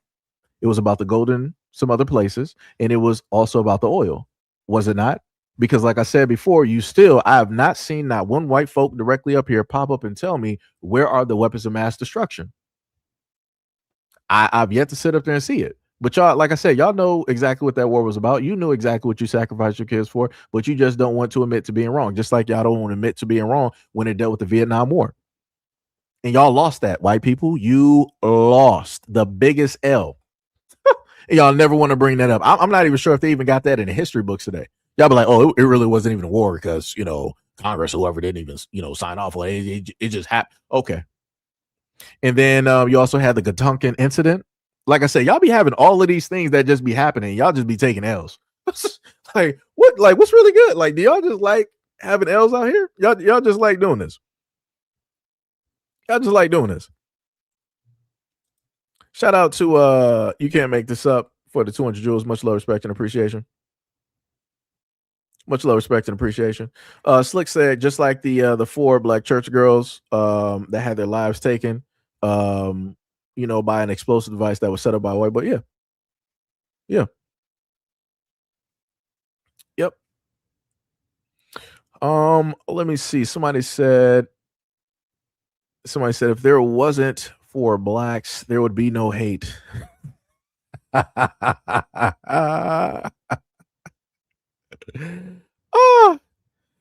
That's wild. That's wild. Somebody was like, explain why in countries without blacks are more evolved and way less crime. Oh no, there's still crime there. The other reason why the crime has not excelled is also because they have gun laws. But you don't talk about the DV, and you don't talk about the knife crimes that happen. Like I said, look at the UK. Look at the amount of knife crimes that go on directly out there. Look at the young women out there, or better yet, the young teenage girls who are white, who are selling themselves directly out on the streets to get their next fix. Like I said, there was a video I seen on X directly about that. And I'm like, that's crazy. I'm like, there's tons of videos dealing with these young girls out there in the UK who are, in a sense, selling themselves because they're hooked on drugs. But like I said, y'all don't want to talk about that. Y'all want to make it seem like wherever it's just a pure white population, it's just a utopia. Nothing's happening. Nothing's going down. It can seem like that because nobody's going to report on the bad deeds or the behaviors of their own people like that.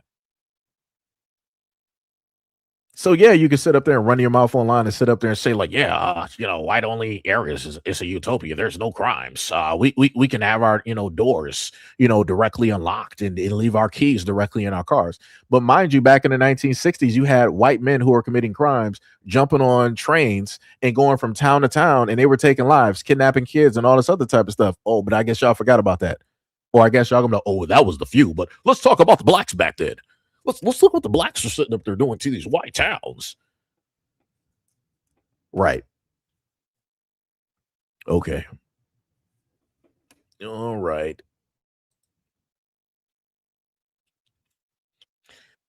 Let's see.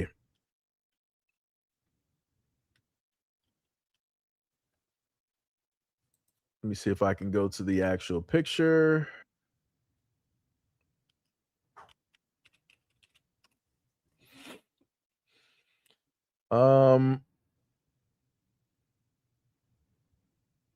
Okay, so I'm not even gonna go directly for that one, but yeah, we'll stay directly on track, when we deal with this. Somebody said this is what keeps racism alive. I mean, I guess so. I guess so. Say countries with black people have been exploited and the resources stolen by those of white countries. Bars. What else? Just so everyone knows, Nigerians are threatening against South Africans. I mean, it'd be like that. Nigerians and South Africans, they will figure it out. They will figure it out.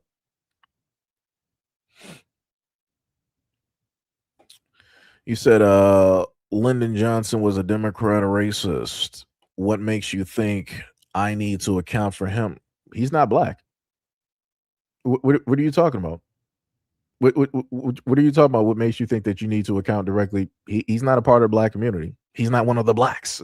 So who else is he going to account for it? So now he's just now he doesn't matter. Now he's just an individual. Now he's separate. That's wild. It's crazy. Like whenever people start getting close to pointing stuff out, it's crazy how y'all just want to evac anything that's close to that. You'll be like, we're getting rid of that real quick. We're not doing that. We're not going to sit up there and do that.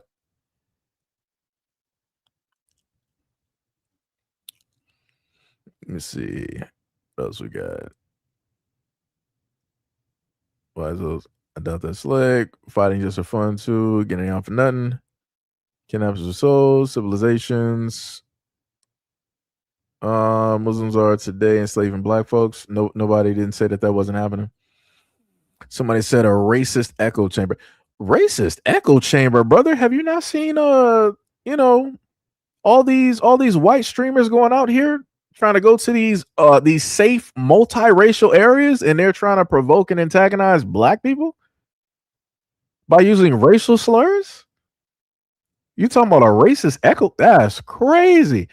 Wasn't it white folks that sat up there and raised money for, I think she was like a Canadian, she was like some type of European woman with her child, and she decided to be just like yelling the N-word, and I think she was yelling at like some Somalis or something like that. And then y'all raised like almost like $500,000 for that woman, and y'all were making her in the memes, and y'all were loving like that's wild. It's funny, but Petra's Farm remembers.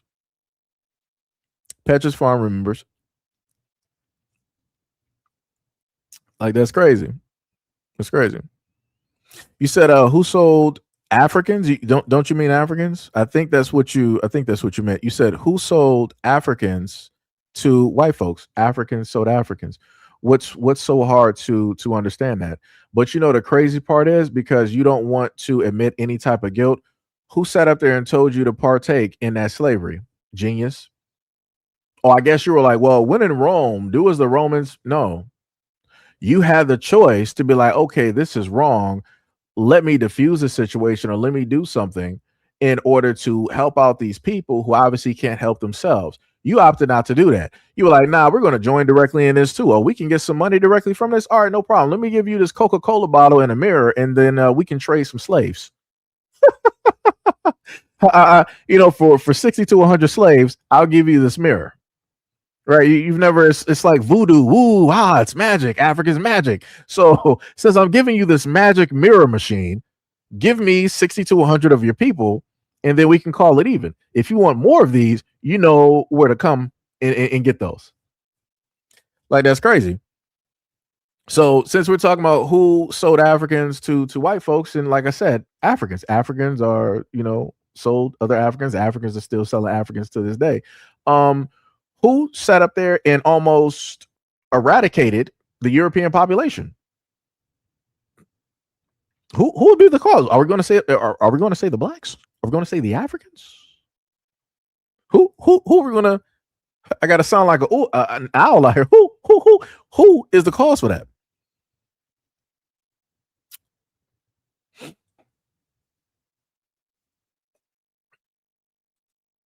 You said, yawn. We truly are tired of you all. Black fatigue is going. And what have blacks done to improve the world? This is the thing. Why would you think that? You can look at the inventions, but what I'm saying is, when it deals with Black Americans, why would the weight be on Black Americans to improve the world? shouldn't the world around different areas, shouldn't those folks that are on those areas, shouldn't they be the ones to improve the world over there themselves? And Black Americans just solely worry about America and American things. Shouldn't that be how it should go? But yet it's not, right? That's not how people want it. Like you stated, you were like, what have the Black Americans basically done for the world? Even though you're trying to place Africans directly within that, it's the difference between Black Americans and Africans. Not sure if you know that. There's 400 to 500 plus years, things of that nature that went on and took place, ethnogenesis and things of that nature. But like I said before, it's like I said, in your mind, all blacks look the same. Just saying. What else we got here? 25% is a made up number for over 400 years. Okay, I get what I get what you're saying. Somebody said, of course we'll be wasting our time sitting up here debating this all day. You've chosen the race hustle as your thing. You have no intentions on fixing anything yourself. Far easier to spit hatred. I'm guessing that you got to be white American. So this is my question directly to white Americans. When I've basically, and again, I know that some of you guys are brand new. Y'all have never seen the content before. So when I've specifically pointed out stories when it deals with family side, when it deals with the DV, the DUIs, when it deals with the ODing, when it points directly to the misuse of police power and government power, and the huge oversight, that is not being looked at when it deals with the government and many other things. And I pointed that out and stated how that's going to be detrimental to the white community. Why is it that y'all never pull up to say anything about it? Or if you do happen to pull up, the main thing you sit up and say, like, oh, worry about the hood. Worry about the ghettos. Worry about the blacks. So I'm like, so y'all really, as much as y'all say that y'all care about white lives, y'all really don't actually care. When I sit up there and mention about the misuse of power, and specifically pointing out how it is detrimental and affects the white community and your kids and your livelihood and your population, y'all seemingly don't care or don't even want to have a conversation about that, which is quite weird. But magically, you guys want to be fixated directly on the black community, and y'all want to spout the exact same things that y'all been stating ever since before your grandparents were here. It's a little bit weird to me. I'm a little bit confused because, like I said, I can go any and all over the place when it deals with a variety of news. And again, I've tried for a very long time to point out a lot of things, to the white community, but y'all just don't want to sit up there and listen. It's the craziest work. You said the most violent criminals are blacks. Woo, that's wild. That's a wild statement there, brother. It's the blacks. So explain to me this, right? Most violent criminals, right? And you're basically saying that we have a history. We're not the first ones to commit a drive-by. We're not the first ones to start burning down houses or churches or libraries. We're not the ones to start burning down, the first ones to start burning down people's cities in these United States. One of the most bloodiest massacres, which was the St. Valentine's Day massacre, that wasn't because of the blacks. So I'm a little bit confused on when you want to sit up there and say that who is the most violent. Like I said, I'm not anywhere close to a Chris Wyatt. That's your boy. And there's a lot of other men directly in your community that do things just like that to their families every single day. There's actually quite several stories that I've seen this week. And every single time, oddly enough, white people, which y'all don't really want to face and talk about, is every single time they talk about a white man doing something directly to his family, y'all make sure, oh, we were skiing. We were swimming with the dolphins. We were, on a space flight in X, and we were just floating in outer space about to, go directly to the moon on our way to Mars to colonize. Y'all show the most fantastical type of pictures when it deals with a white male taking out the whole family in order to, in a sense, try to give a grace or romanticize or a type of forgiveness, or you want to try to give him some type of grace, which is wild. But when it deals with anybody black doing something, the main thing that y'all do, oh, let me do me look up his Facebook. Let me get some his report card from like the 6th grade and show where he failed in these 2 classes. And that was pretty much a an insight on what he was going to do in the future. Matter of fact, let me sit up there and go to this video where he was acting foolish and throwing up, all types of like hand signs to basically prove that he was automatically a criminal in what he did at this moment in time. Let me sit up there and go to like this Facebook post when he was 15 years old, and he basically said this about America or about whatnot or whatever. And this further proves the person that he was going to be. That's the stuff that y'all like to sit up there and do.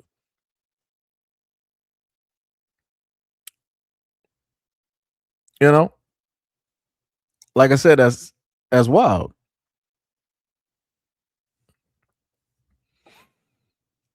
You said I can't explain what I said 10 minutes ago. I say a lot of stuff at this moment in time, and a lot of stuff is cross-referenced. A lot of stuff is directly from over the years. It's a combination of a lot of things that you just so happen to get within a live stream like this, especially when I'm going directly off.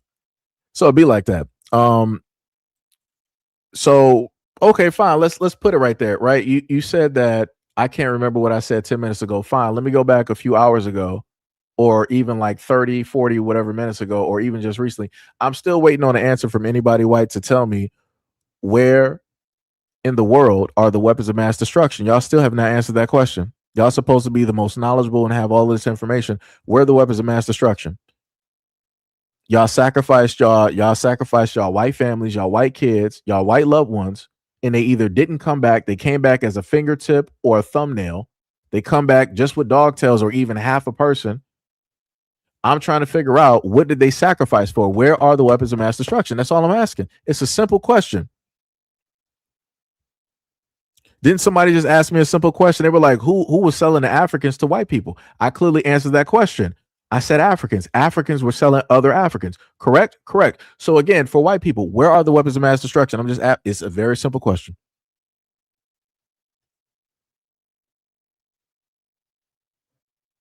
I'm just saying.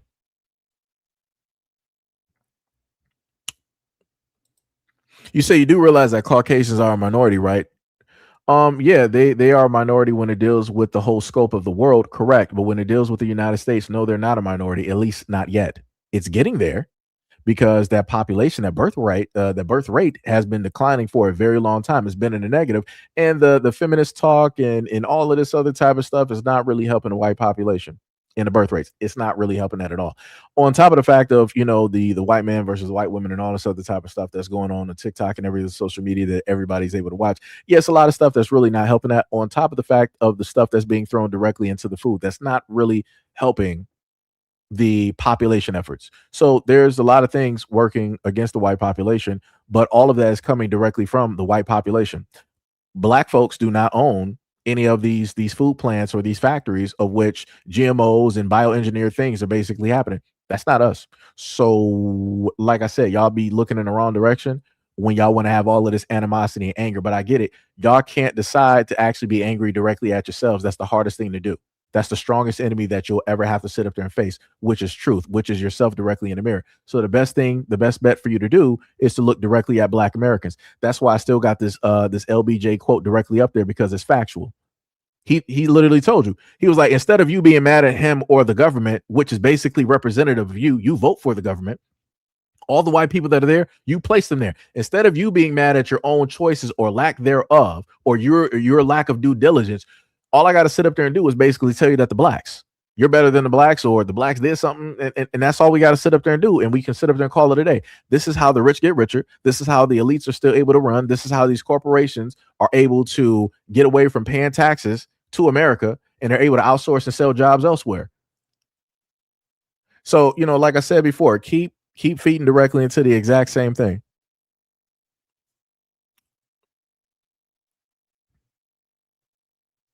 Like I said, and people was talking about, was I the CIA? Maybe the CIA was directly amongst your own people, and they gave you exactly what it is that you wanted.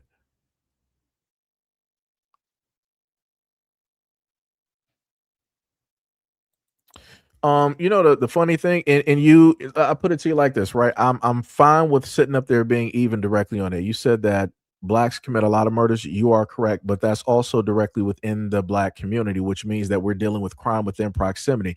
Now, when it deals with these same murder rates dealing with white people, like let's say if you got a population of 1% black and then the rest is like 98 or 99% white, are you going to sit up there and say that the murder rate is still the same there? No, it's not. So obviously we're talking about in these larger cities where you normally have proximity, you normally have black folks amongst other black folks. That's the exact same thing I can sit up there and say with white folks.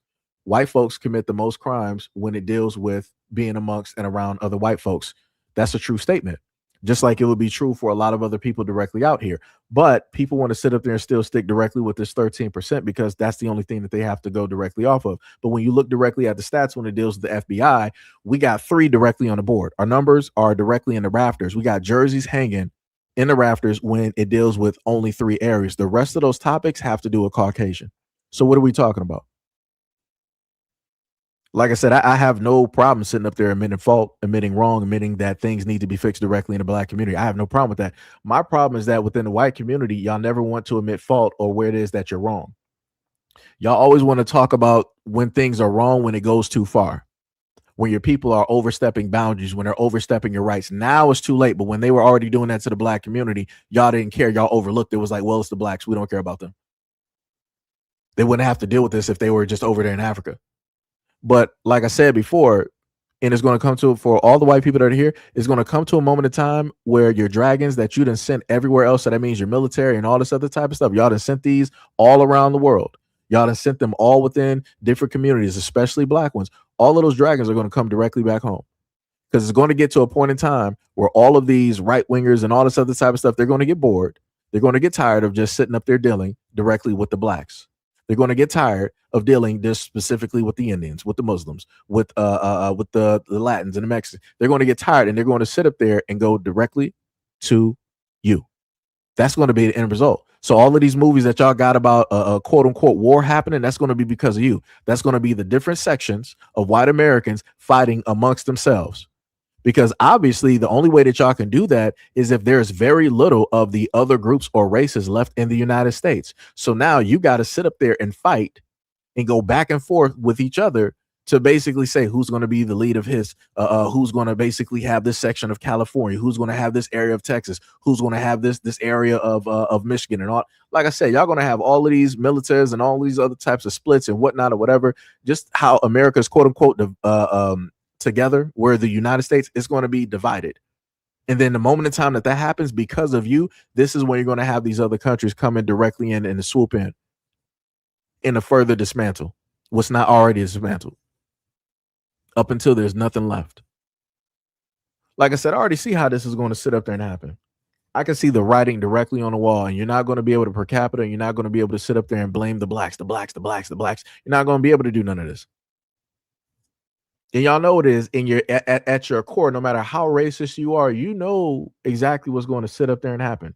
Y'all want to sit up there and be like, oh yeah, we got all of these weapons because you know it's the blacks. My great granddaddy sat up there and told me it's a race war coming. Yeah, if a race war was going to happen, it would have been happened. It wouldn't have waited to this point. I don't know why y'all keep sitting up there making it seem like it's pop off directly at this point. No, it would have been happen.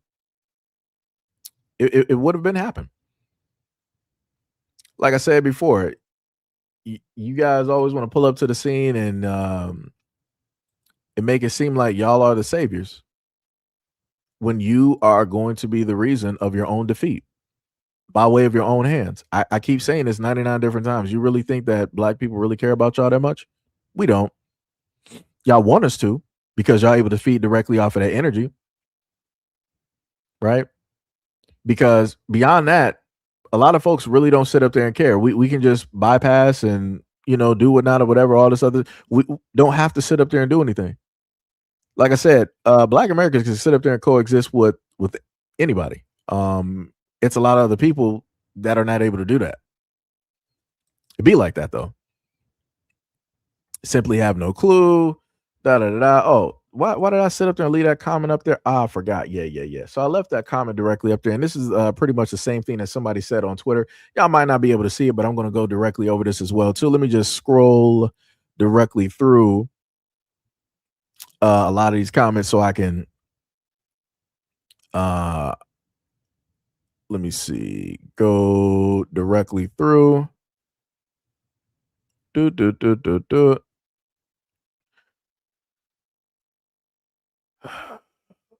Let me see. You know what's sad? I'm 35. I don't care about race until 8 years ago. You dumb idiots keep, the white man bad, and it makes those of us who don't care suddenly care. Oh, okay. Whatever you have, whatever makes you feel great. It's because of the blacks that you guys care about. I want you to understand when it came with the terminology of race, Black Americans didn't come up with that. Y'all did. Black Americans did not make laws in the United States specifically because of the race of somebody. Black Americans didn't make up color codes. Black Americans did not start up the Tuskegee syphilis institute. Like we didn't do all of this experimentating. Matter of fact, Black Americans did not sit up there and create human zoos. How about that one? That was y'all. Or do I have to bring up the pictures of who was in the human zoos and who was outside of the human zoos? Do I have to do that? Or are y'all going to sit up there? Oh, that was too long ago. Nobody was even around during that time. And no, you weren't even alive during that. Why does it matter? You keep going back to the past. Well, 9/11 is in the past, but y'all sit up there and talk about never forget. Pearl Harbor was in the past, but y'all keep sitting up there talking about never forget.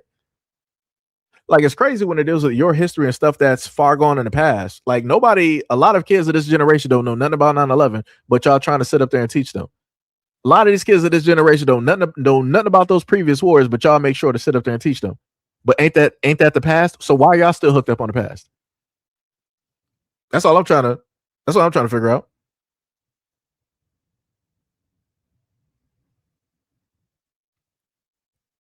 I'm just trying to figure out. But again, to the previous comment that we had directly up here, let me just go through these stats real quick. FBI stats from the last time I ended up getting murder. So going directly to the guy, he was like, you guys, you blacks do the murders, right? So I got you, no problem. 44.7% Caucasian, Black or African American, 52.6%. He is correct. You got one, buddy. You are correct. Now let's say when it goes into offenses such as rape. Caucasian, 67.6%. That's pretty high. Black and African American, 29.1%. And the craziest part is, right, everybody want to bring up this per capita, but when I give the first stat where it proves them right, where they're like, yo, you blacks sit up there and create, you guys do these murders. And I'm like, you're correct. You got that one, right? Black Americans, 52.6%. White Americans, 44.7. You got that one, right? Nobody's talking about per capita on that. But when I start going through these other stats, this is, but per capita, do the per capita version. But you're not talking about the per capita version when it deals with the murders, though. Anything where it proves you right when it deals with Black Americans, you're completely fine with that. And you're not trying to find some other information. You're not trying to look for any other numbers, anything of the sort. But when I start going through these other numbers, per capita, right? So grape, Caucasian, 67.6%, Black and African American, 29.1%. Robbery, right? Caucasian, 43.4%, Black or African American, 54.5%.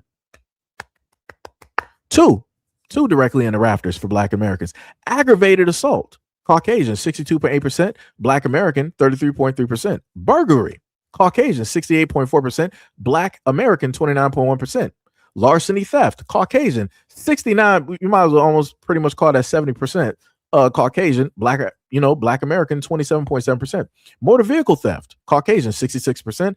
Black American, 30.7%. Arson, Caucasian, 72%. Black American, I keep saying the African American part. Black American, 23.3%. Violent crime. So again, we got two different areas. We got murder rate, and then we got violent crime, right? So the murder rate, Black Americans got it, right? I am a Black American male, right? So I gotta hold that L. Now we're going to the what was it? Aggravated assault, burglary, thefts, larceny. Yeah, violent crimes, right? Caucasian, 59%, Black American, 37.5%. So we got the murder, and then y'all got violent crime. Cool. Property crime, Caucasian, 68.7% Caucasian. Black American, 28.1%. Other assaults, Caucasian, 65.2%. Black American, 31.4%. Forgery and counterfeiting. I don't know nothing about that, but I do know that they have a federal jail, and you have a lot of white folks directly in there, right? Shout out to Enron. Caucasian, 65.5%. Black American, 31.9%. Fraud, don't know anything about that either. Caucasian, 67%. Black American, 30.5. Embezzlement, don't know anything about that either. Caucasian, 61.4%. Black American, 35.4. Stolen property, buying and receiving possession. Caucasian, 64.2%. Black American, 33.4. Vandalism, don't know anything about that either. Caucasian, 68.4%. Black American, 28.1. Weapon, carrying, possessing, and etc. I expect this from the main majority because I don't got any of those weapons, right? Caucasian, 55.9%. Black American, 41.8. Prostitution and commercialized vices. Caucasian, 55.5%. Black American, 37.9. Sex offenses. Caucasian, 71.6%. Black American, 24.7. Drug abuse violations. Again, I told y'all about that ODing. Caucasian, 71.6%. Black American, 26.7. Gambling. We got another one directly on the board, guys. Caucasian, 45%. Black or African American, 48.4. So, like I said, we got that. We gotta sit up there and hold that. So we got murder, we got robbery, and gambling. But the rest of everything that you were able to hear was not us at all. Even though people are per capita, you're doing it wrong. You don't understand numbers. You don't understand right? Offenses against the family and children. I told y'all about that too. Caucasian, 67.1%. Black American, 29.1. Driving under the influence. Told y'all about that again. Caucasian, 82.2%. Woo! That's ridiculous. That's redonkulous. Black American, 13.6, right? That's almost like the population, right? Aren't we like 13% of the population? We make up 13% of the driving while under the influence, right? It's crazy how they don't say that. That's why I work. Liquor laws, of course. Caucasian, pretty much 80% is 79.2%. Black American, 14.5. Drunkenness, color me surprised. Caucasian, 76.5%. Black American, 14.7. Wow, people said that we're 14% of the population as well too. Disorderly conduct, Caucasian, 63.3%. Black American, 32.2. Vagrancy, Caucasian, 66%. Black American, 30.7. All other offenses, Caucasian, 69.2%. Black American, 27.4. Suspicion, that's a crazy one right there. Caucasian, 35%. Black American, 30.7. Right? Curfew and loitering law violations. Caucasian, 56.3%. Black American, 40.7. So yeah. Yep. Yep.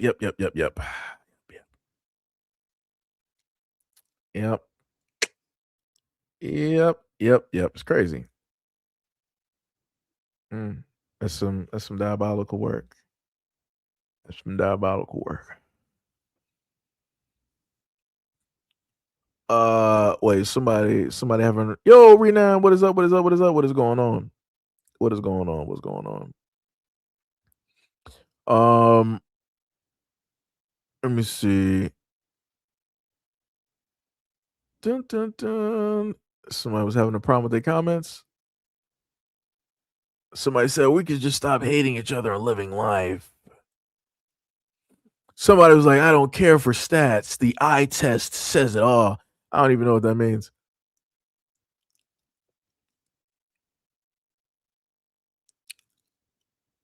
Let me see. What else we got directly up here?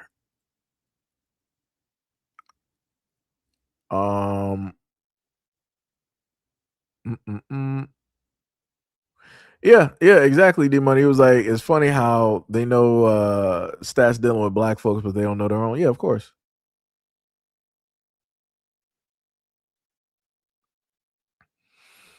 This is my thing. You was like, you're 13% of the population, and you commit more than that for everything.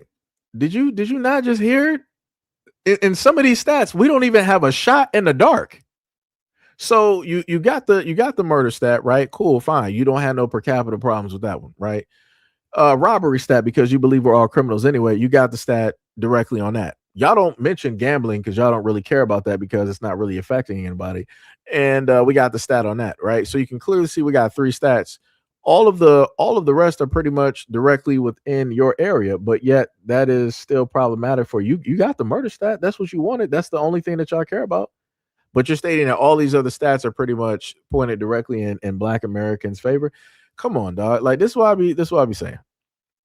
This is yo, this is what I be talking about. Like, that is wild. That is wild. That's wild.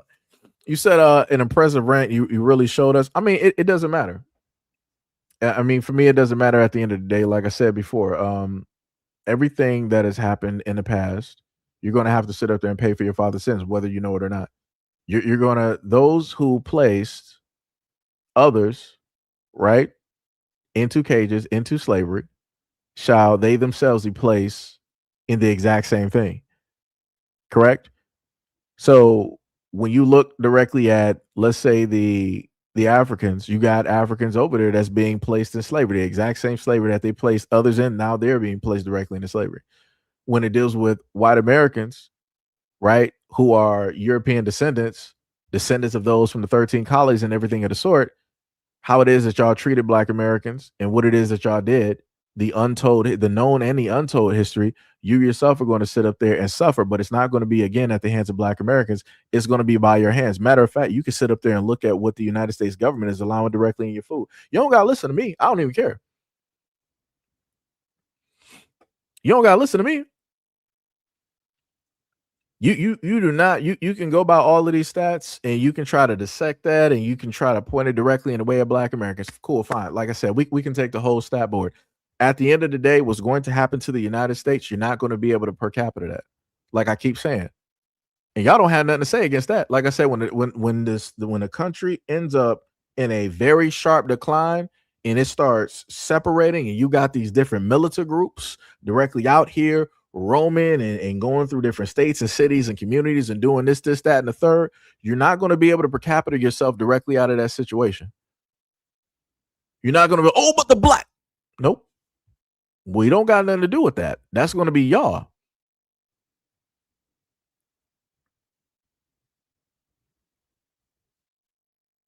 Like I said, I just sit up there and do this as the back and forth thing. Cause like I said, a lot of them already believe that Black Americans do all the crimes. White Americans don't do anything.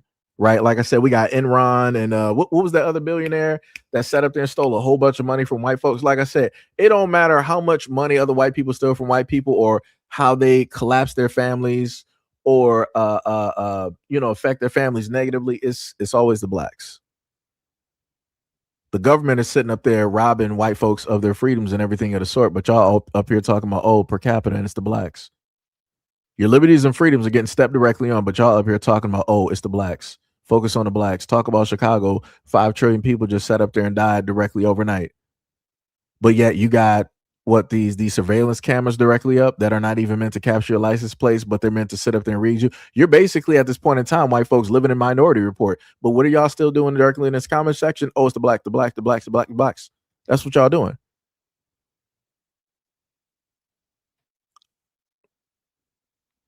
That's crazy. That's diabolical. Like I said, white people, your congressmen, your folks in Senate, your representatives are literally betting against you. They're making sure your kids are not going to be able to afford a home. They're transitioning older vehicles that are 12 to 15 years. They're getting them out of here because they don't have chips, and the chips allow them to basically shut off and cut off all of the cars like Elon was able to sit up there and do. They're moving it directly into a digital society, an electric society, which means all one person has to sit up there and do is hit a button. Everything is done and it's over. You can't make no transactions. You can't get no food. You can't get no water. You can't drive your cars. You can't be off grid. You can't sit up there and do nothing. And all y'all sit up there and do is come directly up here every single time and talking about, oh, but the Blacks. Look at what you guys are doing to the community. Look at what you guys are doing to white people. Look at what the white government is doing directly to the white population. And I'm not talking about to the rich white population. I'm talking about to the poor and the middle class white population. Y'all don't want to talk about that though, right? Y'all don't want to talk about how some of the genius white boys of this hyper rich white society that y'all keep protecting and idolizing, how they're hiding their privacy. They got different license plates so the license readers can't track them, so you can't track them. So they're making sure to keep their privacy, but your privacy is supposed to be out there and open, and everybody's supposed to know what it is that you're doing. Ah, that's crazy. Oh, somebody said speculation, brother. How for Russ Day 81, right? You're old enough, right? How old are you? How old are you, good sir? Let me know. You can write that in the comment section. I'm pretty sure that you're up to date and moving, directly along with this chat. Let me know. You're 45, right? Okay, so you were around during the Bush administration, I can assume. If you're a white American and you've just, been here. I'm going to assume that you're around during the Bush administration, which means that you saw the Patriot Act and everything that came along with that and the after effects of the Patriot Act. So to sit up there and say that everything that I'm saying is like some type of an illusion or it doesn't even exist, that's straight ignorance. You watch the government and many others during that time of the Patriot Act admit by way of lawsuits or openly that they were spying directly on the American people. They were reading your emails, reading your text messages, listening to your phone calls, and everything of the sort. You have Facebook and many other sites selling your data and your information. So now you want to sit up here and say that everything that I'm saying about these cameras and everything that's going on in the United States is speculation? What world are you living in at this moment in time? Your phone is always on. The police have what do they call that? Stingrays, or they have these type of receivers on vans of which that they can sit directly on. They have unmarked vans or vehicles that they can sit directly on a block, and they can be a middleman and intercept everybody's data from their cell phones, record all of that, and then send the information where it's supposed to be to the network without breaking the signal, and you don't even know it. But you're sitting up here trying to tell me that what I'm talking about is speculation. You're one of the people that believe that the government has the best interest of the people at heart, and you're not sitting up there looking at all of the mass corruption that is directly there. And this is why I be sitting up there saying to a lot of white folks right now. And again, if you sit up there and look at the numbers, on my end, we got like 110 people. We were close to like 300. We were going, back and forth and all this other type of stuff. But when you start talking about this stuff and getting directly here, this is when people want to start falling off and disappearing. Because like I said before, out of all of the comments that they were able to go back and forth on, oh, per capita, you don't know how to read this, you don't know the stats. And I asked one simple question for a multitude of times for about a good 2 hours. Where are the weapons of mass destruction? Where are the weapons of mass destruction? Still got nothing. Oh, you said not all, but pushing a button to shut everything down is what I commented on. Do you remember OnStar? I'm pretty sure you're old enough to understand what OnStar is. If you're old enough to understand what OnStar is, I did a story before where OnStar the police were able to get in contact with OnStar and they were able to shut off somebody's car. So now we moved from OnStar. We moved from all of these companies being able to have that ability to now the car companies. Better yet, now it's going to be a prerequisite for a lot of these future technological cars to automatically have computing devices directly in them that are able to read your biometrics.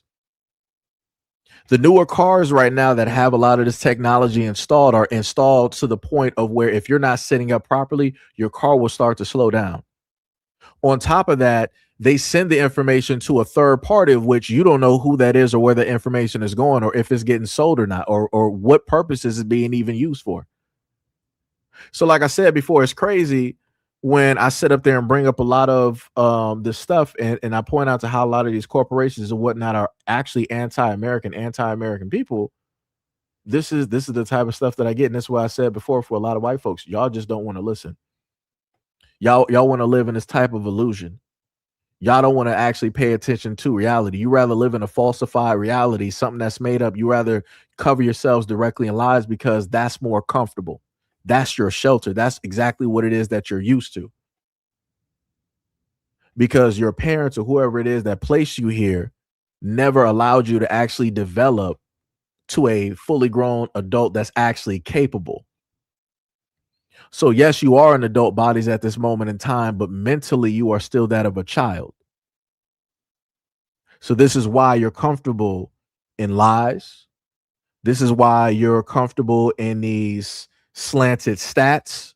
This is why you're comfortable in these stereotypes and in this racism. That is your comfortability. That is your shelter. That is your blanket.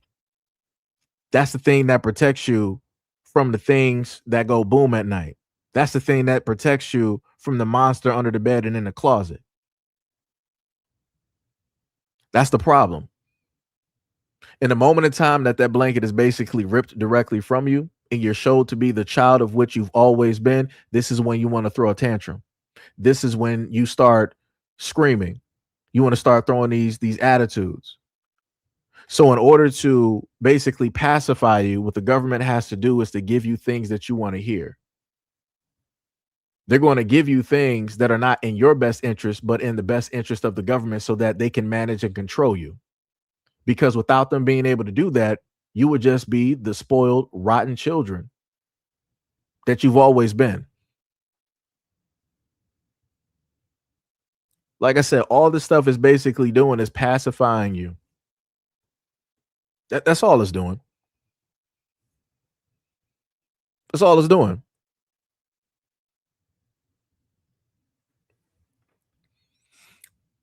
You said an individual target. I would agree. It would be easy. Society as a whole, I would say, speculation. You do realize that all it takes is for a match to get thrown into this electrical grid and everything is shut down. Like how advanced do you really think America is? What are you even talking about at this moment in time? When you look at other places around the world technologically, they're actually more advanced. Like I said before, when you look at China, when you look at South Korea, they're doing things that America is not even doing. Y'all can barely, because of the airplane companies and that monopoly that they basically have. You can't even sit up there and really get other high speed rail systems going across the country. Do you understand how America would benefit from high speed rail systems? We still got the standard issue trains at this moment in time. Japan got trains that are sitting up there going at what feels like Mach speeds. It's it's crazy.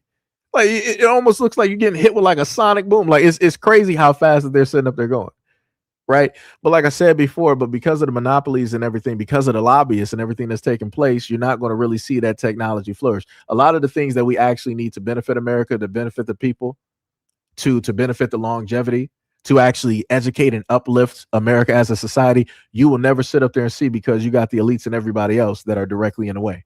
And y'all are the main ones body blocking directly for them. And it's like you either realize it or don't realize it, or both at the same time. This is how we still have these conversations.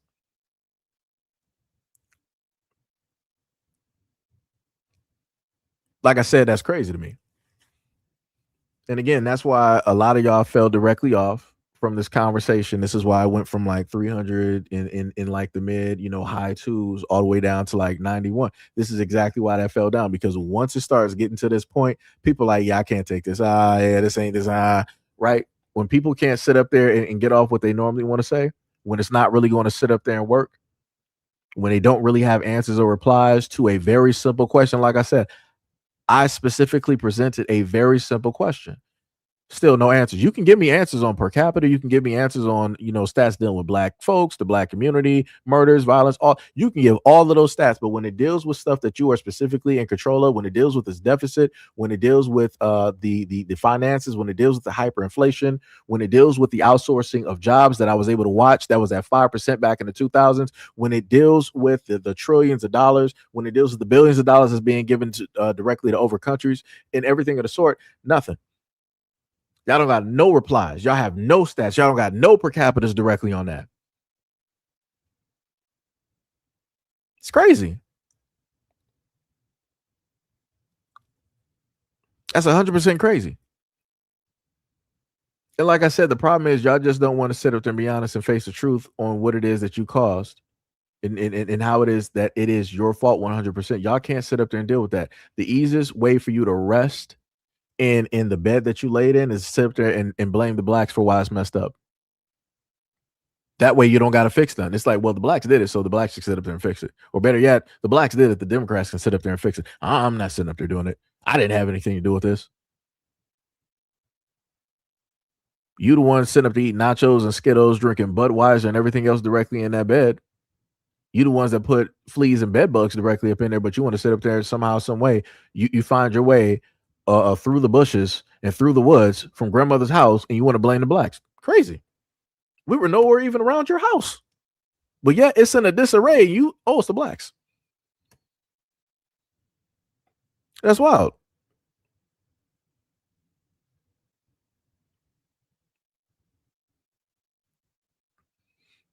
That's crazy. Like I said, a very simple question. This is a matter of fact, because I know that they don't got we got 88 people here, so I know there's some white people in the background. So away from weapons of mass destruction, for the white folks out there that had family and kids and everything of the sort back during the Bush administration when it was the war on terror, right? Fighting an invisible enemy. What did you sacrifice your family for? Specifically to the white folks, what did you sacrifice your family for? And what did America get out of it? Simple question. That's what I'm trying to figure out. What did you, during a war on terror, fighting an invisible enemy, what did you sacrifice your family for, and what did America get out of it that is beneficial to us to this day? I'm just trying to figure out. And this is a black man sitting up there asking this question. You're not going to have somebody like Brandon Tatum ask a question like this because it has nothing to do with the blacks. Like I said, when you got folks out there like Tatum, the only thing that they like to sit up there and do is regurgitate and feed white people their own messaging back, but having a black body do it. That's it. He's not going to ask difficult questions.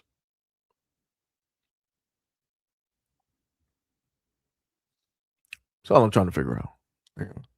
It's crazy work out here. It's diabolical. And man, I guess putting the stats directly up there, people didn't like that either. I guess that didn't really help. Rabbit, yeah, that's true. It be like I said, I got videos in the background of two different groups asking the women of their race, "Have you ever slept with a black guy?" I'm like, why is that your first question? I've never gone up to any black woman and be like, "Have you ever been with a white guy?"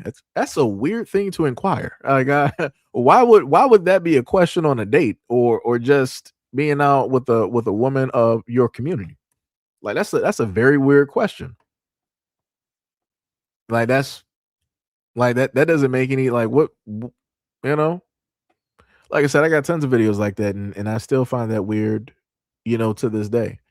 Um, but it be like that, you know. It be like that, 100%. So this is snap. We are actually at 7 hours. That is ridiculous. that's, that's crazy. Somebody said you're American, so it's not a race card. All races served equal in the military, and we better unite. You didn't answer the question. You didn't answer. I asked a very specific question for the white people, and I specifically made it for white Americans, right? And I stated, for all of those that you sacrificed and gave over to the United States for this war, what was the sacrifice for, and how did the United States benefit from it? It's a very simple question. It's almost like the critical thinking questions that kids used to get after they read a chapter or two in a book. But like I said before, critical thinking seems not to exist at this moment in time. And when critical thinking is not there, these are the types of replies that I happen to get. Instead of actually facing and answering the question, people want to sit up there and be like, everybody's American. It's not just one group. We all served and we all better sit up there and unite. No. We're not all lives mattering this situation. I was very specific. If I can be specific and ask a question directly to the black community or point out things in the black community, I can do that exact same thing when it deals with other communities, giving the exact same energy. That's equality.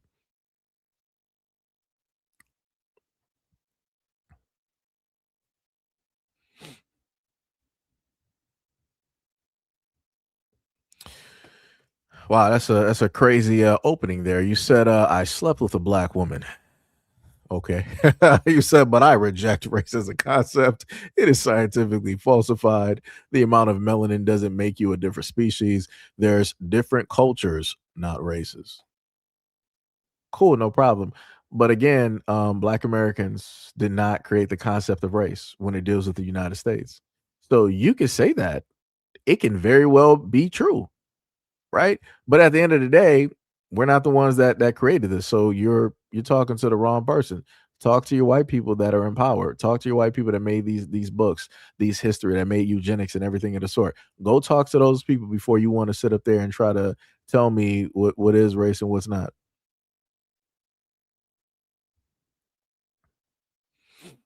You said for Logan, you said I had a few harsh truths and you got defensive. It's really too bad there isn't room or time here, but you'd be very surprised how much you and I agree 100%. Well, that's not what we're talking about. You weren't talking about what it is that you agreed on. You talked about everything that you disagreed. That ain't my fault.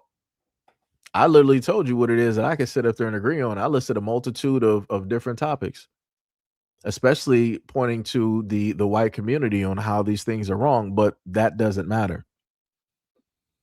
That's what I've learned when it deals with America. It doesn't matter how much as a black American you can actually see wrongdoings or things happening to other people.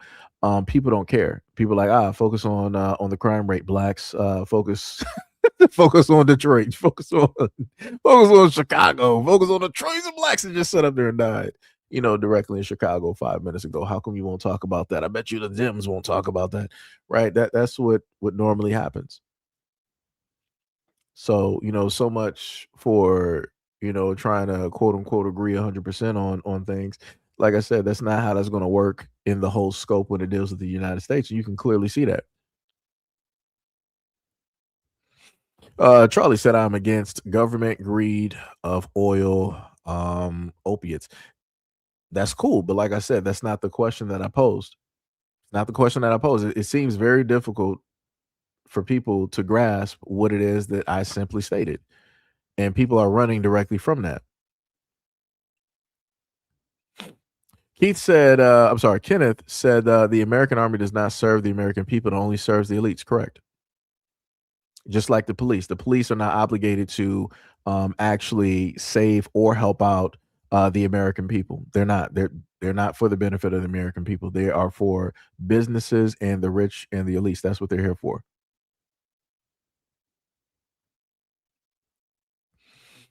Logan said, I didn't once focus on black crime. Okay. But nor did you sit up there and talk about all the things that you agree with. You talked about what it is that you disagreed with vehemently, but it'd be like that. That's cool. Ray said I wasn't trying to attack you. I know they extensive reading that this race division was doing by white Christian racist animals is shameful how much damage it has caused. I was just trying to post my own personal opinion on race, my friend. That opening right there was crazy. He was like, I slept, not married, not got engaged to, not actually love and respect and value a black woman. He was like, I slept with a black woman. Woo, that's diabolical. That matter of fact, I might have to use that in the video. I'm gonna I gotta use this in the video. That's a crazy opening. That is yo, that is wild. That is let me highlight that real quick, just so people know that I'm not making no stuff up. I just want to say to anybody out here, that's one of the craziest openings to basically prove that somebody is not racist. And whoever those black women are, shout out to those divestors. Shout out to those swirlers. He's talking about you. And I'm pretty sure I had some swirlers and divestors directly in here earlier, possibly, maybe.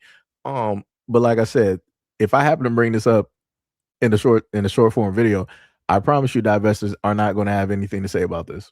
Just like they didn't have anything to say about that video where the black mother was not even defending her mixed or biracial son, whatever you want to sit up there and call it, when it dealt with the father talking about his hair is too urban. That's some crazy work. That is wild.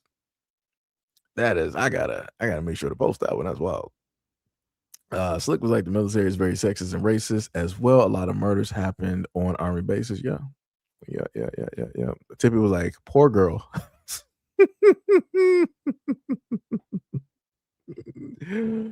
Oh, that's wild. You was like, I also slept with white women. It's not a bad statement when you reject the race concept.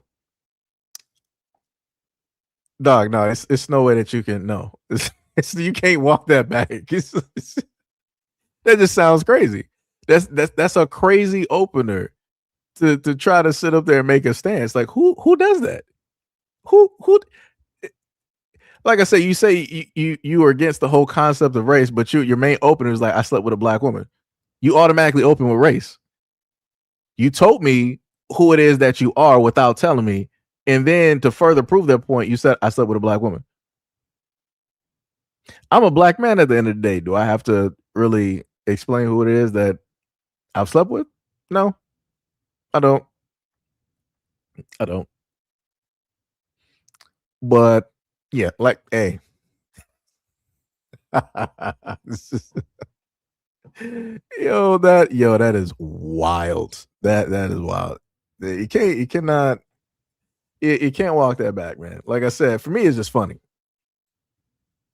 Like I said, I've talked directly this exact same thing. I've mentioned this when it dealt with white women pulling up saying the same thing, talking about like they slept with black men and they got black babies and grandbabies, so they're not racist. That's a wild thing to sit up there and say in order to prove that you're not a racist and that you're with it. You're with the blacks. That's some wild work. That is crazy. Tip was like, wow, and unfortunately, black women will smile hearing that comment from a white guy. Yeah, they will. Yeah, the investors, yeah. Denise said, black people crime within proximity as much at higher rates, but they still say Black Lives Matter. It's crazy.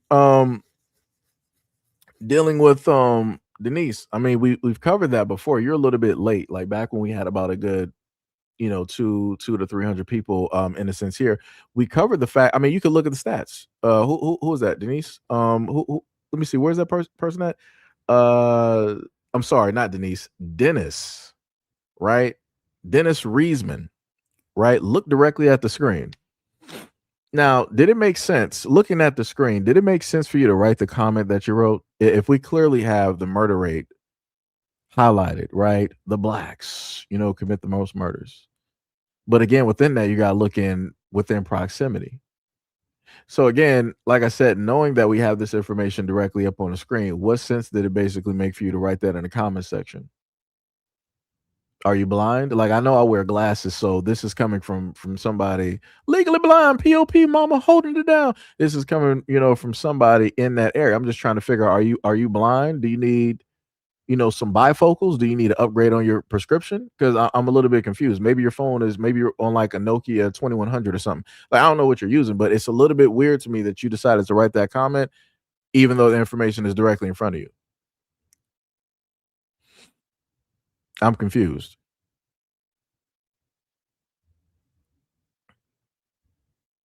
Just saying.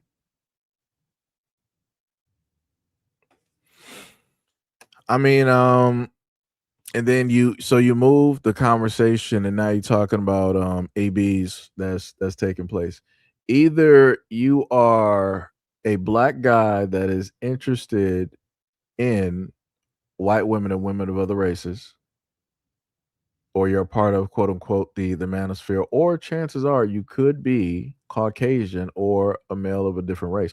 Like I said, it could be a combination of things that I'm dealing with here because you're bringing up the exact same things, but I can also point to the fact that, as you basically said with the ABs, white culture has celebrated their teenagers being pregnant and unwed.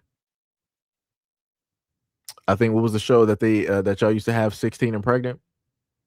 And y'all made them into celebrities and stars. But the reason that y'all did that was to try to jump up the birth rate. And the best way to sit up there and do it was to use mainstream media. And by way of that, you can, in a sense, try to fantasize these young teenagers into being parents. And that's what y'all did for about a good decade plus, and then y'all just like washed that all away, and just when the population was getting to a point, it was like, all right, we're going to cut that off, and and just do what we normally do. Let's talk about marriage again. Let's talk about this. Let's sweep this directly under. Like I said, it's right there.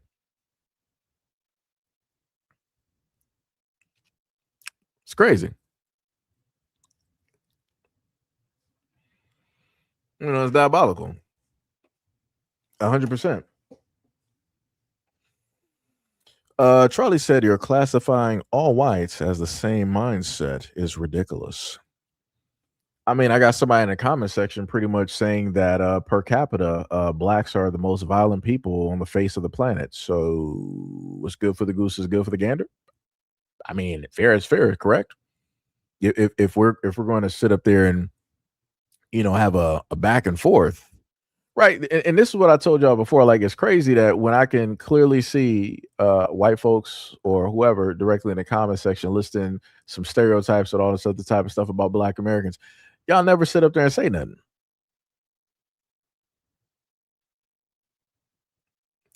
So what part are you talking about? Are you applying to the fact that I sat up there and said that somebody is in the comment section? I highlighted the comment that I read directly off, and I said it. I actually said the person's name, which is Dennis Reisman. I literally listed the person's name, so I'm a little bit confused on the part of what you're applying to, talking about that you didn't say that. I'm a little bit confused because I do have your comment directly up there where you were like, you're classifying all whites as the same mindset. Ridiculous. So I'm a little bit confused. I don't understand like where we're lost in translation. Like what's the misstep here? Where are we at? Take your time. Like I said, let me know where we're at directly in this conversation because I'm pretty lost. Like I know what it is that I'm talking about and referring to. I'm not sure if you actually know. And like I said, I've been talking for about like almost like 7 hours and 30 minutes. So if anything, I should be, the one that's actually confused dealing with this information.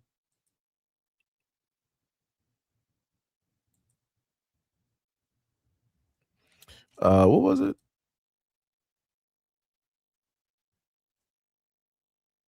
Oh yeah, Mo sat up there and got out Stewart. I didn't even see that Stewart person. Let me tell you something. I didn't even sit up there and spot them. Shout out to the subscribers directly about their much love, respect, and appreciation. Much love, respect, and appreciation. We have just now hit 52K. Much love, respect, and appreciation to any and all of those who have subscribed directly to the channel. Oh, we actually got about a good 10K sitting up there that pulled directly up. I think it has to go through the what's the names at the moment. I'm not sure if it's really keeping track of how this is basically going.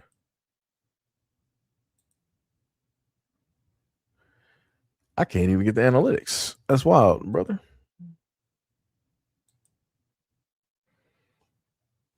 Also, shout out to those who pulled up to the scene. For whatever reason, I cannot get the analytics, which is wild. Maybe I gotta let it sit for a minute.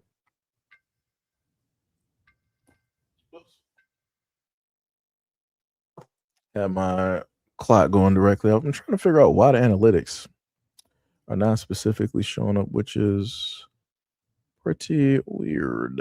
Pretty weird. We got everything else though.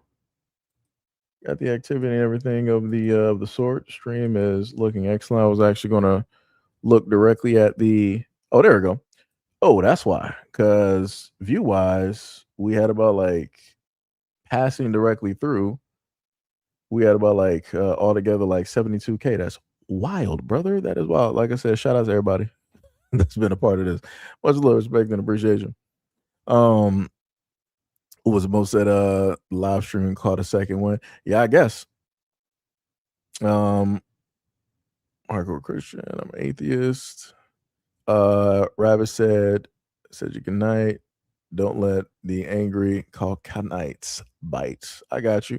But oh yeah, I forgot you over there in a different time zone. Yeah. It is. It should be like nighttime over there, or evening or what. I mean, yeah, it should be night. Yeah. Much love, respect, and appreciation. But yeah, that's wild. That's all of this is completely wild. But my bad. I had y'all here for way too long, and technically, thanks to the coffee that I had and the espresso that I poured directly in there. Yeah, I'm still up and bright-eyed and everything of the sort. so, um, so like I said, we got a video directly up there that y'all can check out. I'm not sure. I mean, I want to say it should show up. You should potentially get some notifications directly for it. It's still up right now. It's been up for about like 3 hours and 31 minutes. Got about like 778 views directly on it, and got about like 25 comments directly on the video.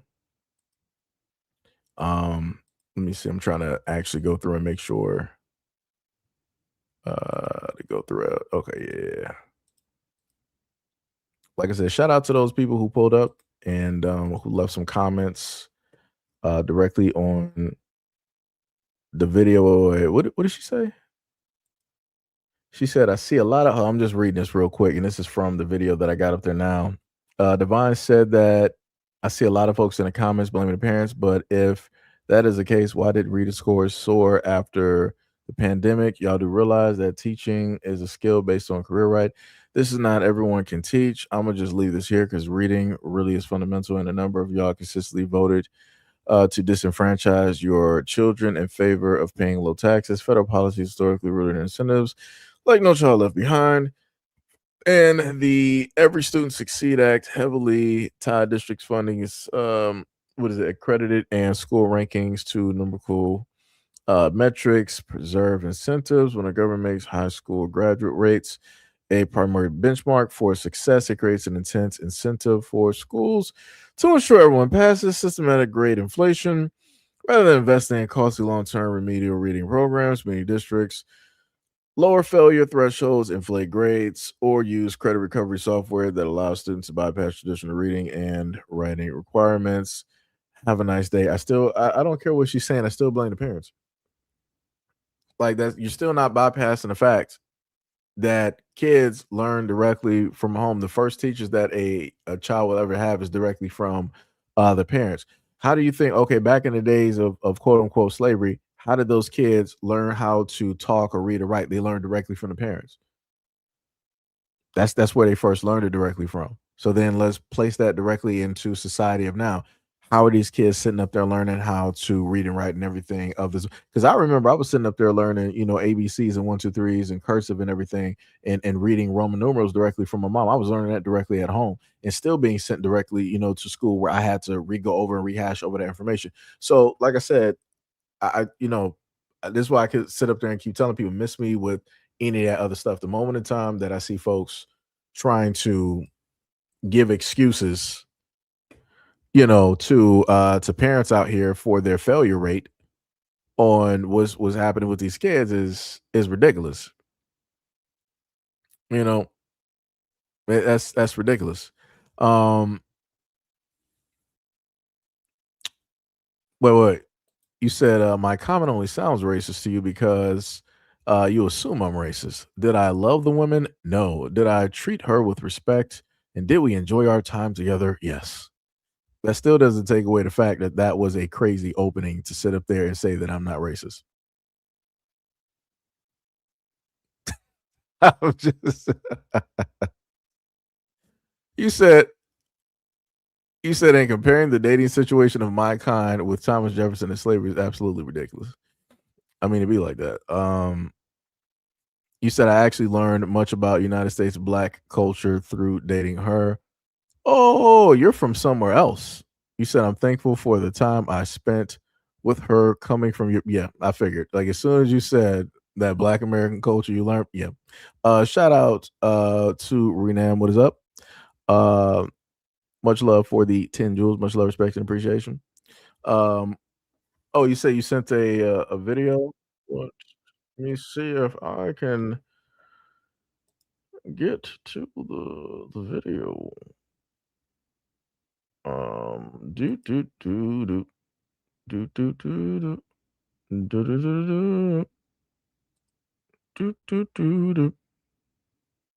Let me see. What is this? I gotta wait for this to show up.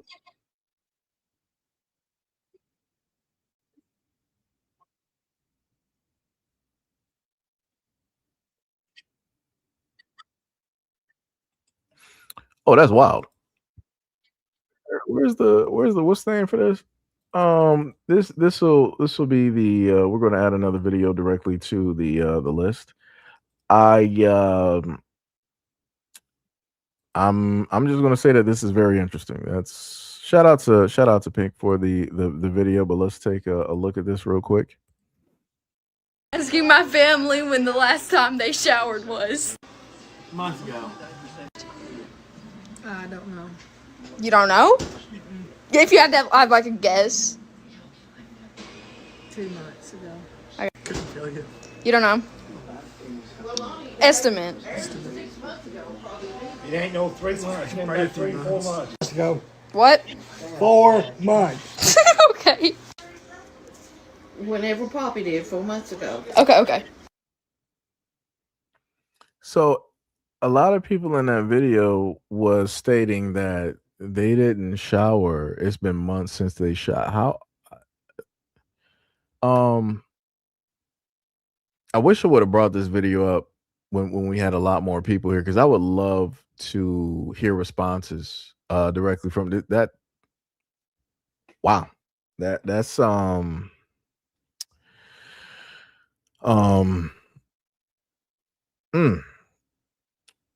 yeah, I don't know what to tell you. I got nothing.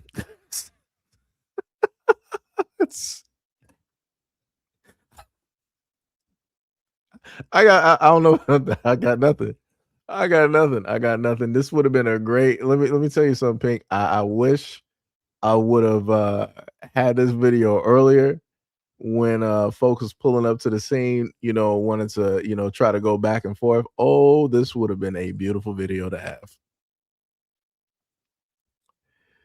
Let me tell you. Rabbit said, if you're one of those brothers playing Russian roulette, nah. Nope. Mm-mm.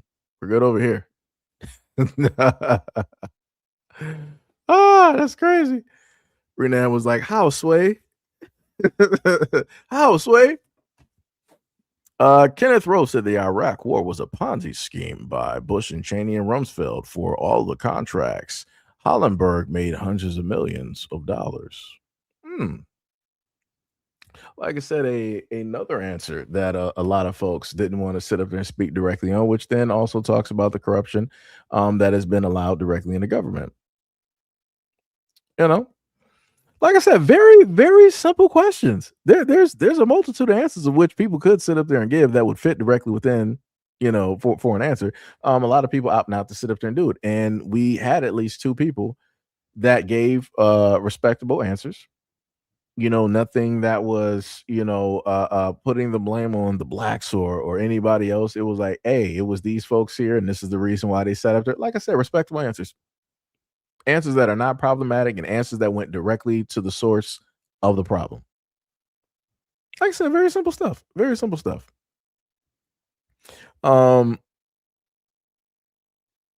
Ray said, and they're proclaiming this on video. Oh, this ain't the first. You got to go through TikTok. Go through TikTok and you'll see fields of these.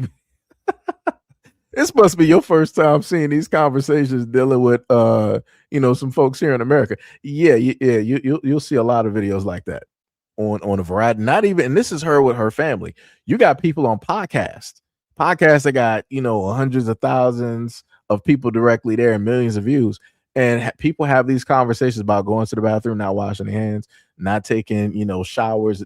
Like I said, you will be very surprised. You'll be very surprised.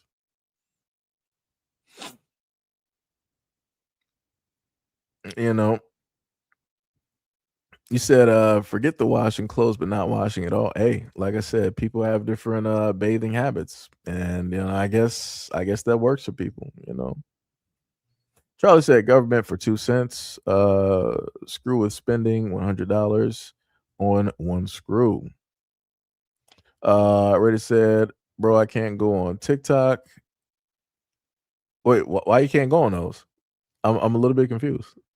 What is it? Is it illegal over there in Europe?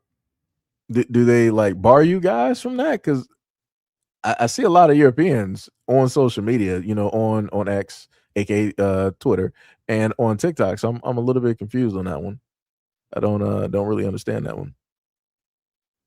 That coffee, that espresso has really helped out because normally I would feel a little hoarse right now from talking. Oh, you say you just don't like social. I mean, but you're here though. YouTube is a part of social media. I'm just just saying. Oh, you say YouTube? Okay. All right, I got you. And I mean, I get it. You know, it be like that, I guess. I don't know. I mean, even if you don't go on any of those other social medias, you can find those videos on YouTube. Like you got people who are quote unquote American. They will make videos and have streams and everything. Or some people have captured the content from other sources and they've uploaded it. I've done a few videos as well too directly on it. Renam said not washing your feet in the shower is crazy. Yeah, it's like you just you just wash up all over. You wash every part. Like I said, I was raised in a black household, and when your parents was like, you smell like the outside, it's like you smell like the outside. That's basically what that meant. It's like, all right, I got you. No problem. Because like the heat, it'll sit up there and like, bake on outside smells and everything of the sort. You know. So like I said, it's crazy. Ray said, yeah, I know, but darn, it's too much. I try to keep it simple. Trying to stay positive is hard enough. I mean, yeah, I mean, they got a lot of depending on how you train your algorithm, you can, you can just seek out, positive content. Like I said, because like I said, I've done this for years. I've trained the algorithm that I have on underneath another YouTube profile so that I pretty much have old television shows from like let's say maybe like some 90s and 2000s, and then I also have things dealing with video games and anime. That's pretty much what I have that one directly set to, so that I can just relax and just decompress. So like I said, it's not difficult to do. You just got to remind yourself that if you happen to like, or in this instance, if you happen to watch a video for too long, it's going to start to it'll swap up that whole algorithm. So let's say if you're the type of person that's into gardening and you got the whole algorithm set to nothing but gardening videos. If you do one political video or one other type of video, it's going to throw that whole thing off. And now you got to go back and watch 5, 10, 15, 20 videos in order to, get that algorithm back on track. Like I said, all it takes is one. So when people say all it takes is one person to all it takes is one bad apple to mess up the bunch, that is a true statement. All it takes is one video to mess up whatever algorithm you have set up, and now you got to redo it from the ground up. Shauna said W. D Love said 80 money. Rabbit said AI is stealing people, their voices, so be careful. I mean, I know it's it's doing quite a bit of stuff. I'm not sure exactly what they're going to sit up there and be able to do in my voice, though. Good luck with that one. Good luck with that one. Renan was like Alfred Hitchcock was my favorite. Yeah, same here. Alfred Hitchcock, The Twilight Zone, The Outer Limits. Like I said, a variety of older shows, but you got to look on Paramount and everything because they got everything split, so you got to go on different services to get certain things. So it's crazy out here. Charlie said, "Wow." Tippy said my algorithm is crazy, flooded with.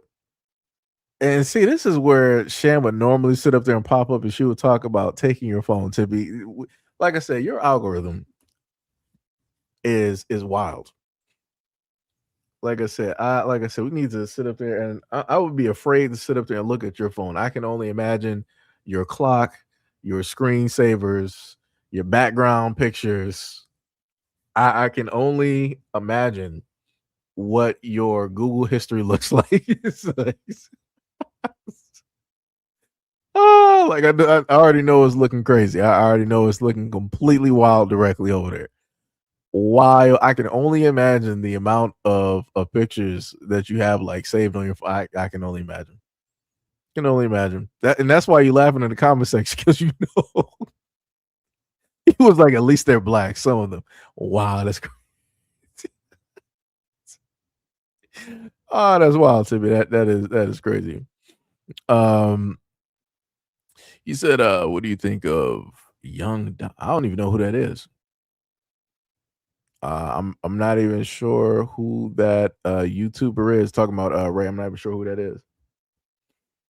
What is it? Kenneth said that but Cheney Rumsfeld running pound scheme, Iraq war, oil government contracts, mineral, which the group controls today. Trump's doing the exact same thing with his partner Elon Musk. See, like I said, very simple answers. Very, very simple answers. Stayed directly on task, stayed directly with the question, pointed from the past directly to the present, didn't scapegoat, didn't try to per capita the blacks and all that. Just looked directly at it and that's all I was saying. That's all I was saying. That's all I was looking for. That's all I was sitting up there looking for. That's how easy it is.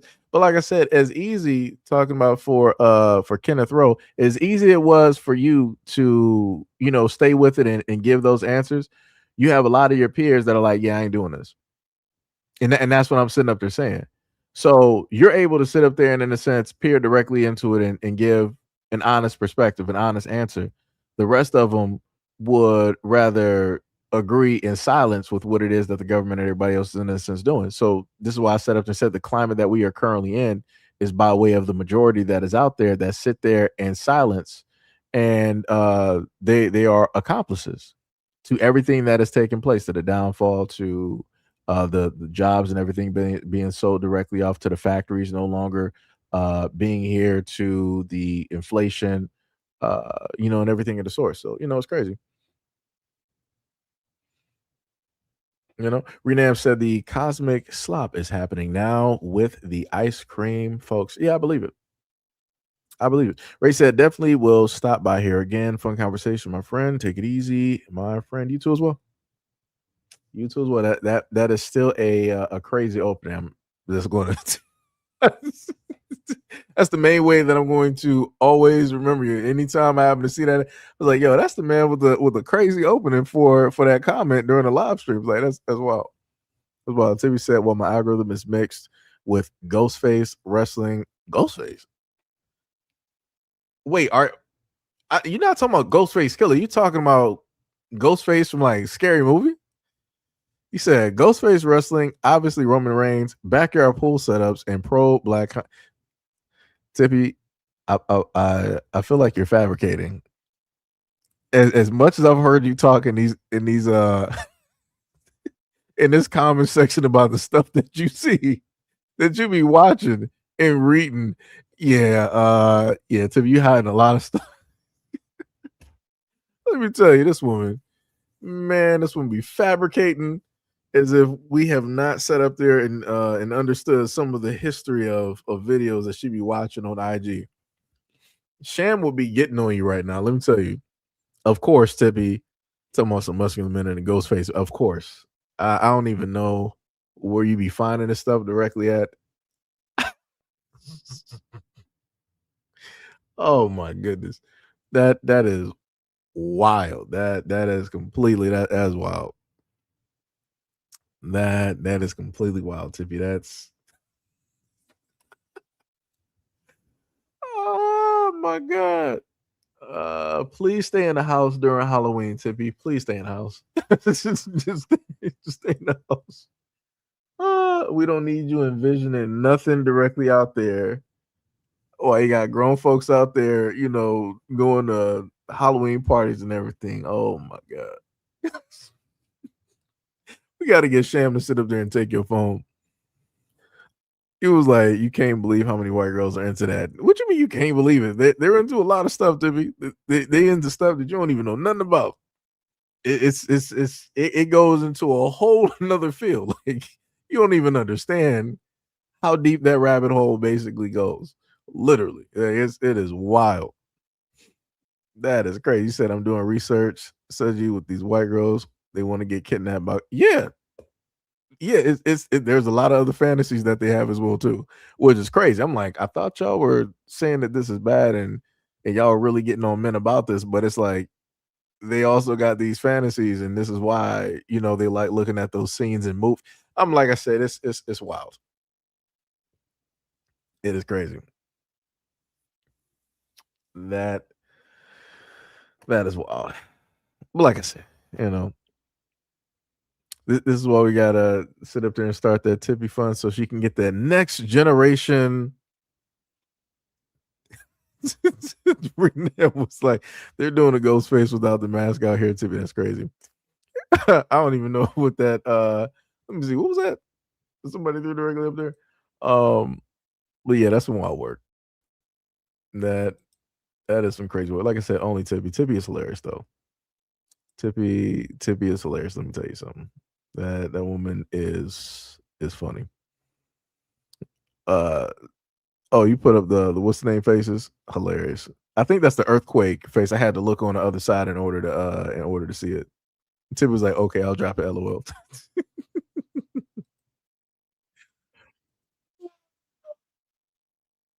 Like I said, only I was gonna say Xbox Live, only on YouTube. Let me tell you. But like I said, yeah, shout out to any and everybody that's been a part, directly to live stream. So yeah, Tip, you can't sit up there and say that I wasn't here for a while. This is close to about 8 hours. And this is the first time in a minute that we didn't have a 8 hour live stream, but that's also due to the fact of trolls and other people that came directly in, taking part directly in the conversation. So, it was a lot of stuff to go directly off of, and go directly over. Like I said, that forced me to pull out quite a few books. I didn't really, get answers, for some of those things earlier on, but we got some answers a little bit later. Renee was like, Tippy ain't told no lies. Yo, D-Lo, what is up? You said I'm coming back on the replay. So yeah, hopefully, this was, folks out there were able to enjoy, this live stream and get something, directly from it, from the variety of videos and topics and subtopics and whatnot, that were covered. And, also people could use this to get through a, close to an 8 hour work shift. You can just have this directly on audio and, listen directly to it and everything of the sort. And, hopefully time will go directly by, just listening to the video if that's the way that you happen to do it. D-Love said I've been in and out. Okay, I got you. Lunchers like they like fur. I said flurries. First, yeah. Yes, like I said, it's a lot of stuff. It's very interesting.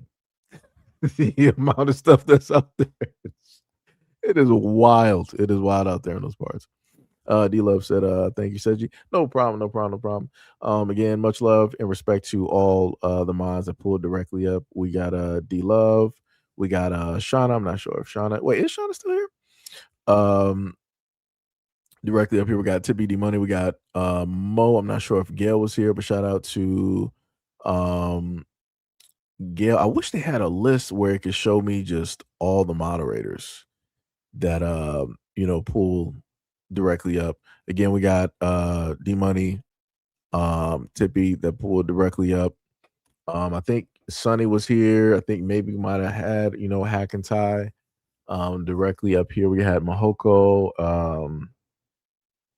and maybe a few others. Again, my apologies. Forgive me if I'm not reciting your name at this moment in time. Again, much love, respect, and appreciation to all of the moderators that were here, and also the ones that I might not be able to name at this moment in time. Like I said, love y'all. So my apologies if I can't, directly go through because we got a lot of comments up there. I want to say that I feel like I've seen we probably had over 1,000 comments or at least upwards to about at least 500 um that have happened. I want to say. Renam said people are much crazier in person sometimes. Yep. Yep. Yep. Yep. Yep. Yep. Oh, Shauna's saying, yeah, I'm here. Okay, I got you. Tippy said, oh no, I don't know. I'm not the only black person with these fantasies. Y'all stop being fake. It's vanilla fun. Nothing makes This woman, let me tell you, it's always Tippy. Tippy is hilarious. Tippy is, oh my goodness, that woman is hilarious. Let me tell you something. Tippy is hilarious every single time. I kid you not. And this is why I told Tippy before, if she were ever to do a gaming live stream just off of like random, type of like banter, it would just be hilarious.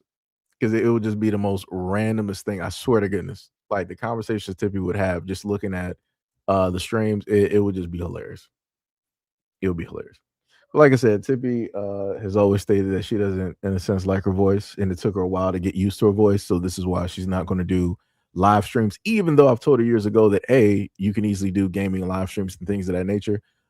She still opted not to. So, like I said, that's Tippy though. It's Randy Money crazy. Tippy said, but I'm a wait.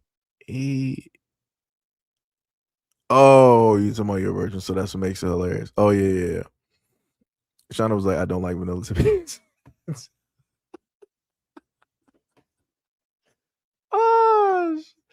Oh my goodness. Shauna's like, yo, we out here.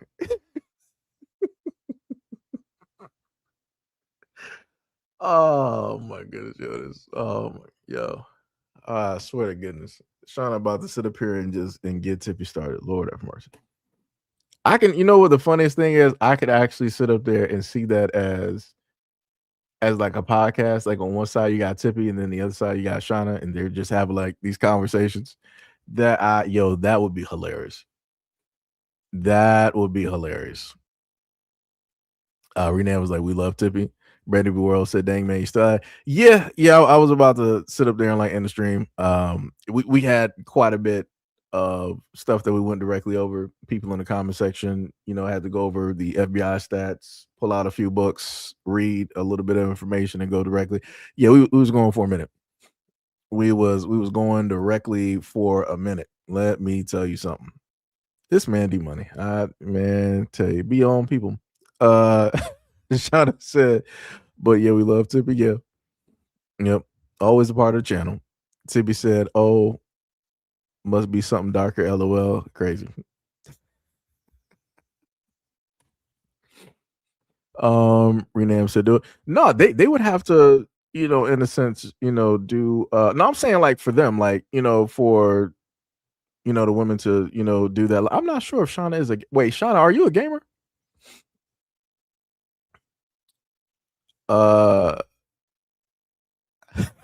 This man was like, hello, Tippy. I don't really want to say the most inappropriate things right now, but I digress.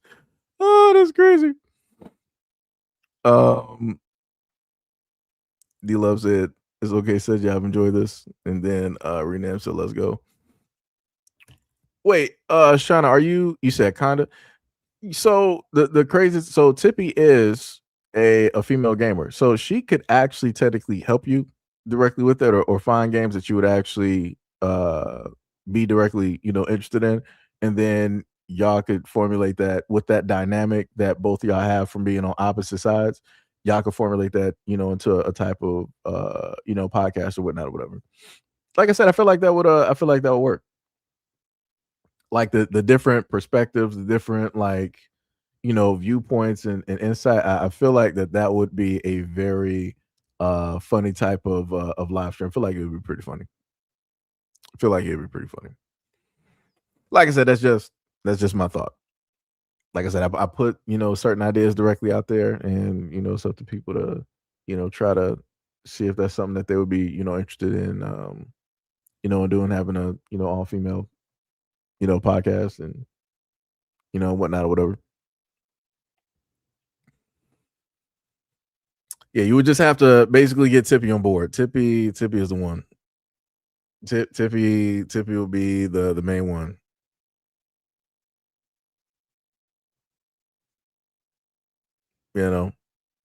Brandon World said, here's a plug. If you are looking for gaming news and tech news, I am your guy. Which he does have the website and everything, up and running as well. I think what the YouTube, TikTok, not an X account, but YouTube, TikTok, and the website. Renam said anime podcast could work too. Yeah. I'm not sure if Shauna knows anything about anime though. You said they can have AI generated profiles. Yeah, they could do that. Like I said, I understand that for safety reasons, things of that nature. A lot of women don't want to show their faces, and I completely understand that. But you can use your voice or have like avatars. Like I said, it's a multitude of ways that you could actually do it. Bernie World also said I also stream every once in a while. Yep, on Twitch. That is facts. Let me see. What about you, Tippy? Give your number. Well, okay. So the number thing I was set up. Wait, Shauna, do you got IG? Because y'all could probably do that there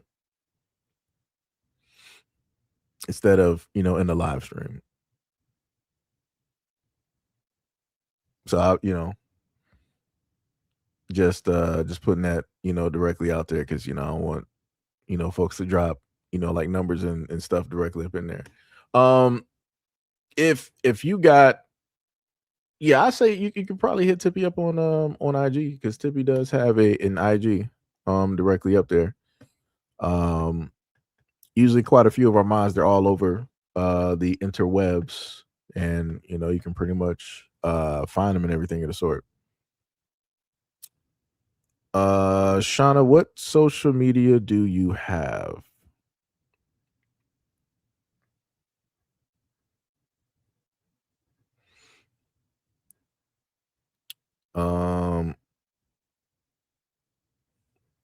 Renam said do it in a DM with a Google phone number. My people. Tippy said nothing much on my IG, barely get on it. No, I was saying so that Shauna could get into contact with you to talk about like video games and stuff like that. Renam said great, a Google phone number. Yeah, like I said, you could also have calls directly on IG. Shauna said no, I got off of social media. Shauna, so how are people supposed to get in contact with you? How are people supposed to get in? I mean, is Shauna on the Discord? I don't know. I'm not sure if she's there.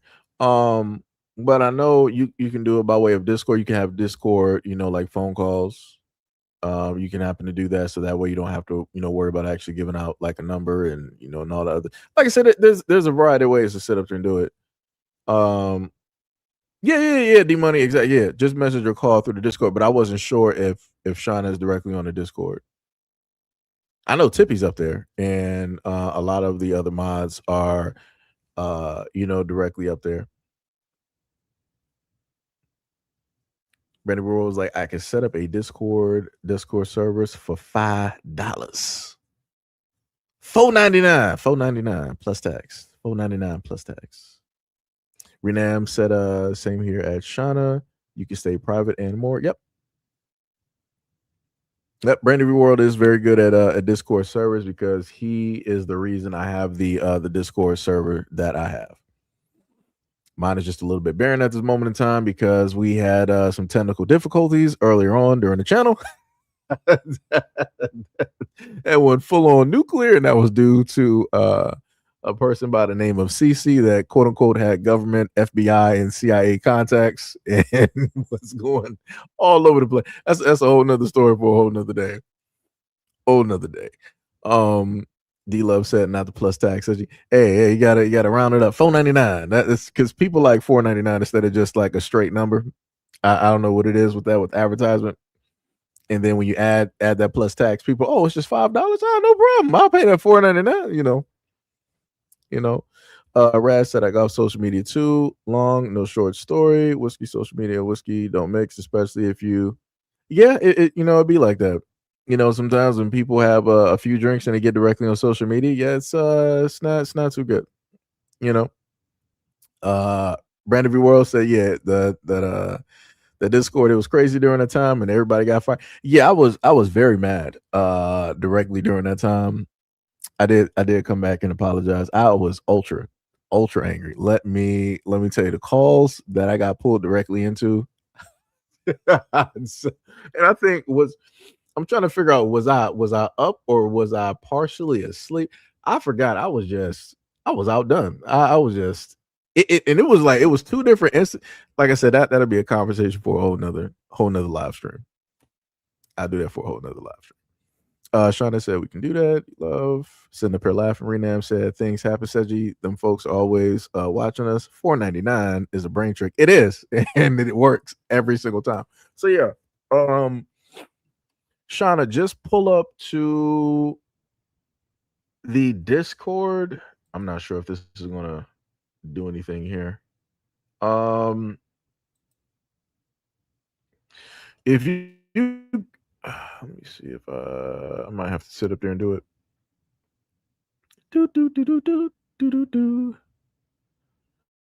Let me see if I can pull this real quick.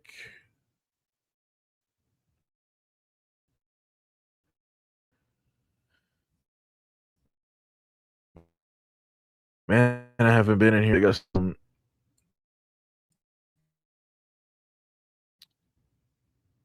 Let me see. Where is the N? Wait, why am I getting patch notes to Counter-Strike? That is wild, brother. Okay, I entered the wrong part for Discord. Where is the invite part that I'm looking for? These are not the droids that you are looking for. All right, invite to the server. All right, so Shauna, the link, that's the link directly to the Discord. I'm not sure which channel that you might be on, but if you click that link, hopefully it is clickable.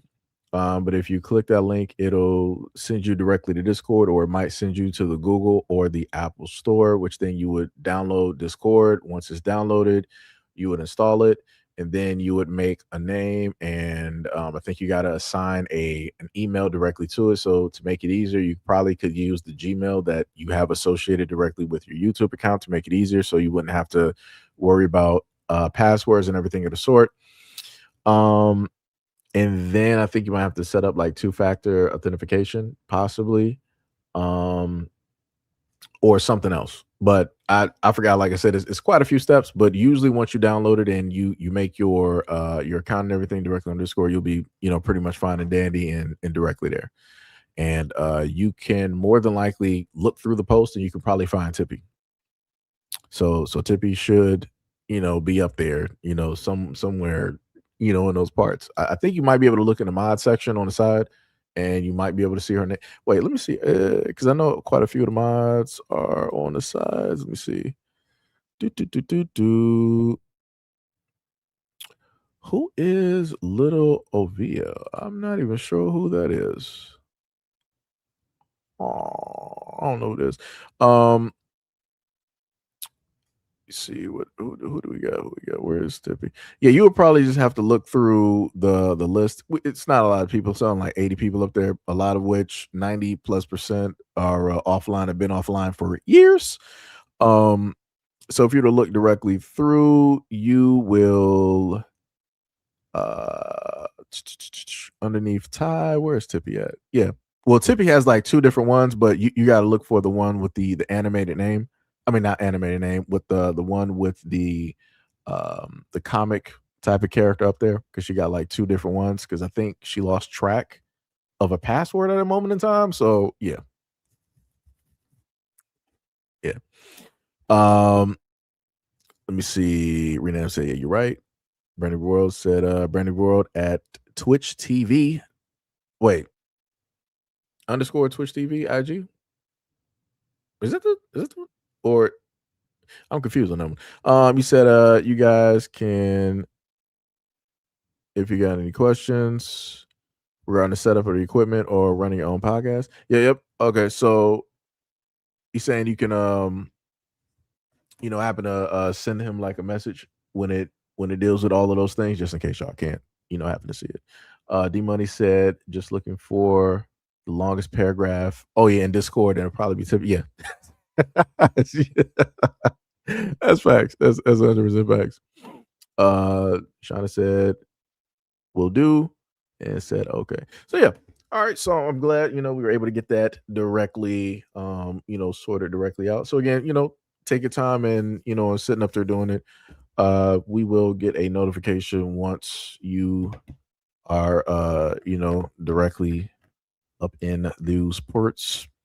And then again, I gotta also sit up there and add you to the moderation side as well too, because that's what I tried to make sure to do. Like anybody who's a mod here, make sure that they're a mod directly in the Discord and everything of sort. And that's also the same thing that I was gonna do for Twitch. I'm not Twitch. I mean Twitch as well too. I think I got like Hack or Ty directly up there, and I think Tippy and Charlize. And I think I got somebody as moderator on Kick as well too. I ain't been on Kick in a minute though. But yeah, I was gonna like the exact everybody who's a mod here, y'all would have been a mod, directly on TikTok as well too, and having panels and things of that nature. But I got the general consensus that everybody's like, yeah, I'm not really a TikTok person. I feel like so I'm all right, it's cool. No problem. But the moment of time when that happens to, be going, like I said before, I'll, if I happen to see y'all, just make y'all, mods, directly over there real quick. I'll just go through the different channels to make sure that it is y'all and it's not somebody else trying to like masquerade, as y'all. Cause, a lot of people like to be slick and whatnot. Rand said, can I get an anonymous account? Anonymous IG account. I want to give.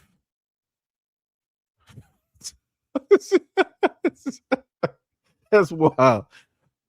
I mean, I guess you can go on IG and make an anonymous account and do that. That's completely, up for you to sit. Like I said, it's your body, your choice. That is up for you to do. Like I said, if you're going to do that and you're trying to make money, you might as well like I said, you might as well just make you an X account and everything else. if that's the route that you're trying to go, you might as well sit up there and profit directly from it. I would just say don't try to do that on TikTok because they'll get you up out of there real quick. And it's not really going to be TikTok. It'll be other women that will see you getting the attention that'll pack you up real quick. On top of the fact, then those exact same women will make another profile and then re-upload your videos as if those are their videos. Like I said, it's a whole crazy situation over there on TikTok. Whole crazy situation. Tippy said, I don't know if I'm a mod on Twitch. I haven't been on Twitch in a minute, so I couldn't even tell. I know I think Hack and Ty directly over there. You might be a mod directly over there because I think no. You were over there watching me play a game before I was dying when I was playing Remnant of the Ashes. So I think you might be a mod directly up over there, if I remember correctly. Renam said, go with your tribe, Seji. We will follow your channels. Hey, much love, respect, and appreciation. I just haven't been live on TikTok in a minute. It has been a minute. Like I said, that would be a hectic stream over there if we start talking about like a lot of the stuff that we talk about over here. Oh Lord. Like I said, I did one stream over there and had about like 1,200 people all at once. I'm like, wow. I'm like, I've never seen this before. I'm like, this is wild. Like I said, I like the real time information that you get directly over there. It's like a dopamine effect. It's like a dopamine hit. It's like, wow. It's all right. I got something. I gotta keep going. It's that whole type of thing. So, Rad said, "Give me a break, brother. I've been hanging out with my friends, Jack Daniels all day. Good decisions are not on me." It's, like I said, I'm just trying to, sit up there and put stuff directly out there. You can sit up there and make money from a lot of things. That's all I'm saying. That is directly all I'm saying. But like I said, be careful because the internet is forever. The internet is forever. So, you gotta be careful with that. You know. But yeah, that's pretty much it though. So yeah, officially we've been going for like 8 hours and 12, at this moment in time. So shout out, much love, respect, and appreciation to all of those who have been here at this moment in time. Let me just go through. Shout out to J-Lock, TDO, J-Lock again. Let me see. Shout out to J-Lock for the 10 jewels, TDO for the 2 jewels, J-Lock for the $50 dono. Right. Let me just highlight those real quick. Shout out to wait, Bell. I'm just gonna say Bell because I don't want to mess it up. Shout out to Bell for the 1,000 jewels. Shout out to Merck for the 250. Shout out to Bonds for the 250. Shout out to Cash for the 10. Excuse me. Shout out to Brandon V World for the 200 jewels. Shout out to Rhonda for the 440. Shout out to Pepper. I almost want to say Peppermint Patty. Shout out to Peppermint for the 10 jewels. Shout out, you can't make this up for the 200. Shout out to Renam for the 10 and Renam again for another 10. And as well, shout out and much love and respect and appreciation to again all of my mods. Wouldn't be able to do the things that I do without you guys, as well as the people who have donated to the channel by way of the super chats, the super comments, hyping up any videos and or live streams. Anybody who is subscribed, anybody who is a subscriber, and also people who are part of the Patreon and who have hit up the Cash App. And also, some of the few far and in between who have pulled directly up and to, buy some of the shirts or the long sleeves that we got directly up there. Much love, respect, and appreciation for all of the support that you have given directly over the years. Much love, respect, and appreciation. Renam said, people forget that the Ethernet is forever. Shauna said, much love, everyone. You. Timmy said, I made cornbread thinking about chili. Yeah, chili would actually be pretty good with it. That'd be pretty good. Shauna said, Tippy, she will catch you on the Discord. D Love said, I'm fixing fried rice. That sounds pretty good too. Rad said, hey, if you're married, wait. You said, hey, if you're married to a woman, any mistake is forever. I'm completely confused by that comment now. Now I'm just completely confused all over. All right. And D Love said, thank you, Seji. No problem. Renam said, have a wonderful day, everyone, and a great live, Seji. Hey, much love, respect, and appreciation. Like I said, now you got a full 8-hour video, and y'all can use that to go directly through an 8-hour, day or whatnot or whatever. Just put that bad boy on audio, and you are set. So again, any of the videos and some of the stuff that we've covered here, you'll more than likely see those directly in videos if I've already not done a video and cover those. Rad said you said the internet is forever. Yeah. Oh, okay. I get what you're saying. You're saying also in comparison to if people can make. I got you. All right, so much love, respect, and appreciation. Catch you guys in the next video. Go out there and get your feng shui directly in order. Spend some time directly with yourself. Catch up on some movies, order some food, or play some games, and everything of the sort. So I will catch you guys in the next video and or live stream. Peace out.